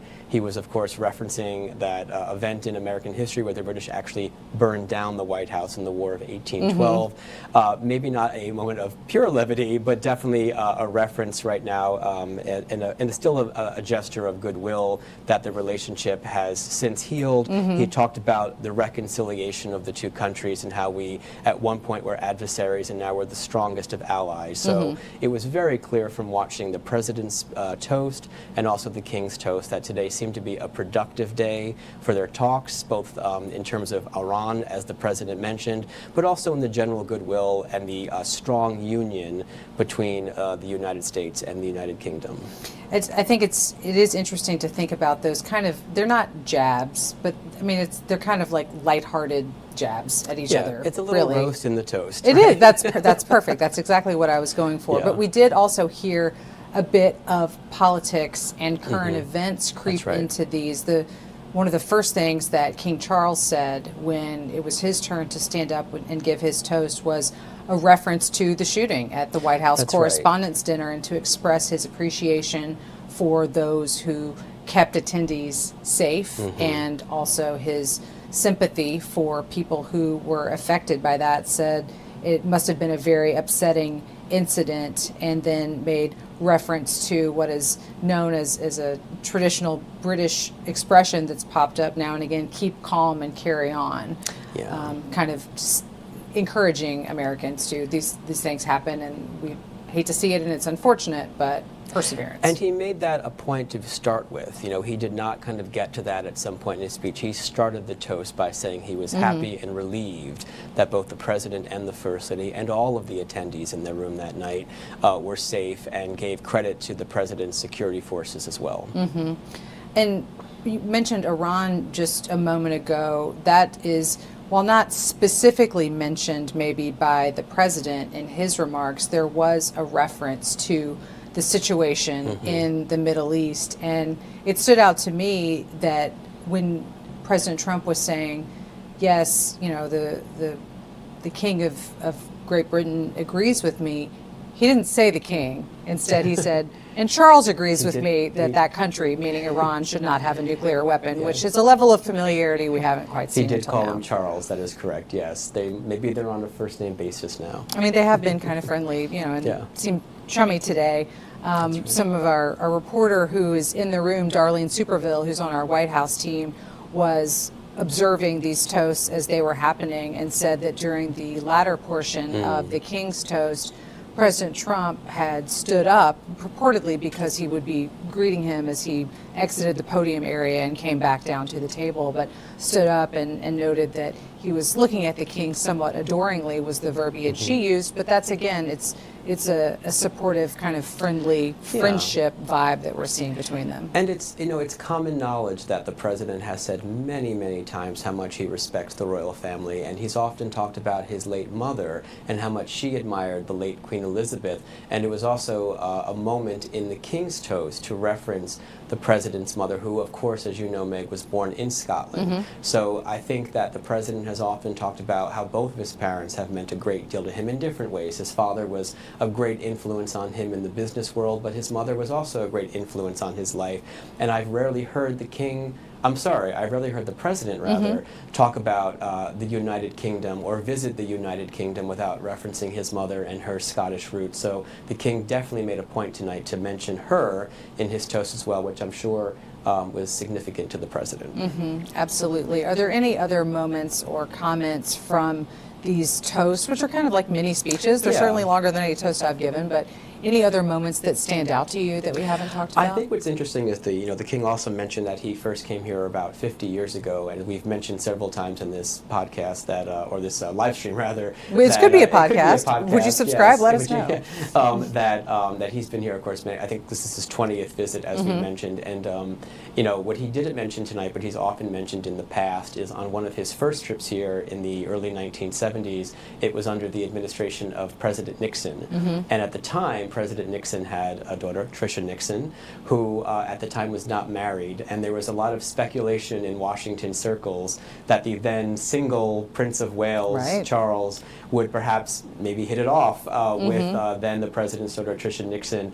It did not happen, of course. We know how history panned out, but the prince, in the past at least, has made joking references to that. We did not hear that tonight, but I wouldn't be surprised if we hear it at some point before the end of the visit, because that was a funny moment, if you will, from one of his first visits here over 50 years ago. Absolutely. So many details about all of these visits, since he has been here so many times. Clearly, this royal visit will be ongoing for 2 more days. That's right. You will be along for the final day of that in Virginia. Of course, the royal couple goes to New York City tomorrow for those events we've talked about.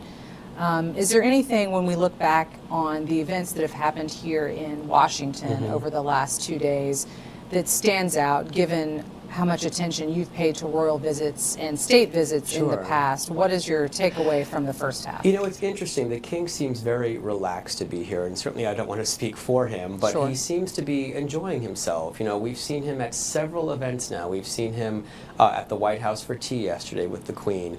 We've seen him now go to the Congress today, but we also saw him mingling on this live stream yesterday at the garden party at the ambassador's residence, and he's definitely spending time with people. We've seen him shaking hands and introducing. We've seen the Queen have several events with the First Lady. They went to the tennis pavilion today. They met a lot of different children. They were handing out books. So it definitely seems to be a trip where both royals seem to be at ease to be here in the U.S. They seem to be at ease at the White House tonight. We just saw them at the dinner. We saw the Queen laughing at the end of the toast. There seems to be goodwill around the room. So I think that is what stands out so far on this trip. It's been a busy schedule. It has. There's been a lot going on. There will be a lot over the next couple of days. Jack, thank you so much, as always, for your insights, and especially the royal presidential history mashup. That is absolutely what I needed for my own edification, but also to share with our viewers. So thank you so much. Of course. Thank you, Meg. And thank you all for being here along with us for this live coverage of the visit to the United States by the King and Queen, King Charles and Queen Camilla. Again, they will be headed to New York City tomorrow, where they will have a variety of events before returning here to Washington.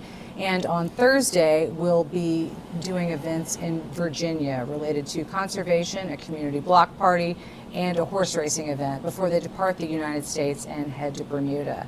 So thank you so much for being with us for day 2 of this royal visit. And the AP will continue throughout the rest of this week to bring you live coverage of the other events on the King and Queen schedule. Thank you so much for being with us today, and we will bring you more coverage tomorrow. Good night.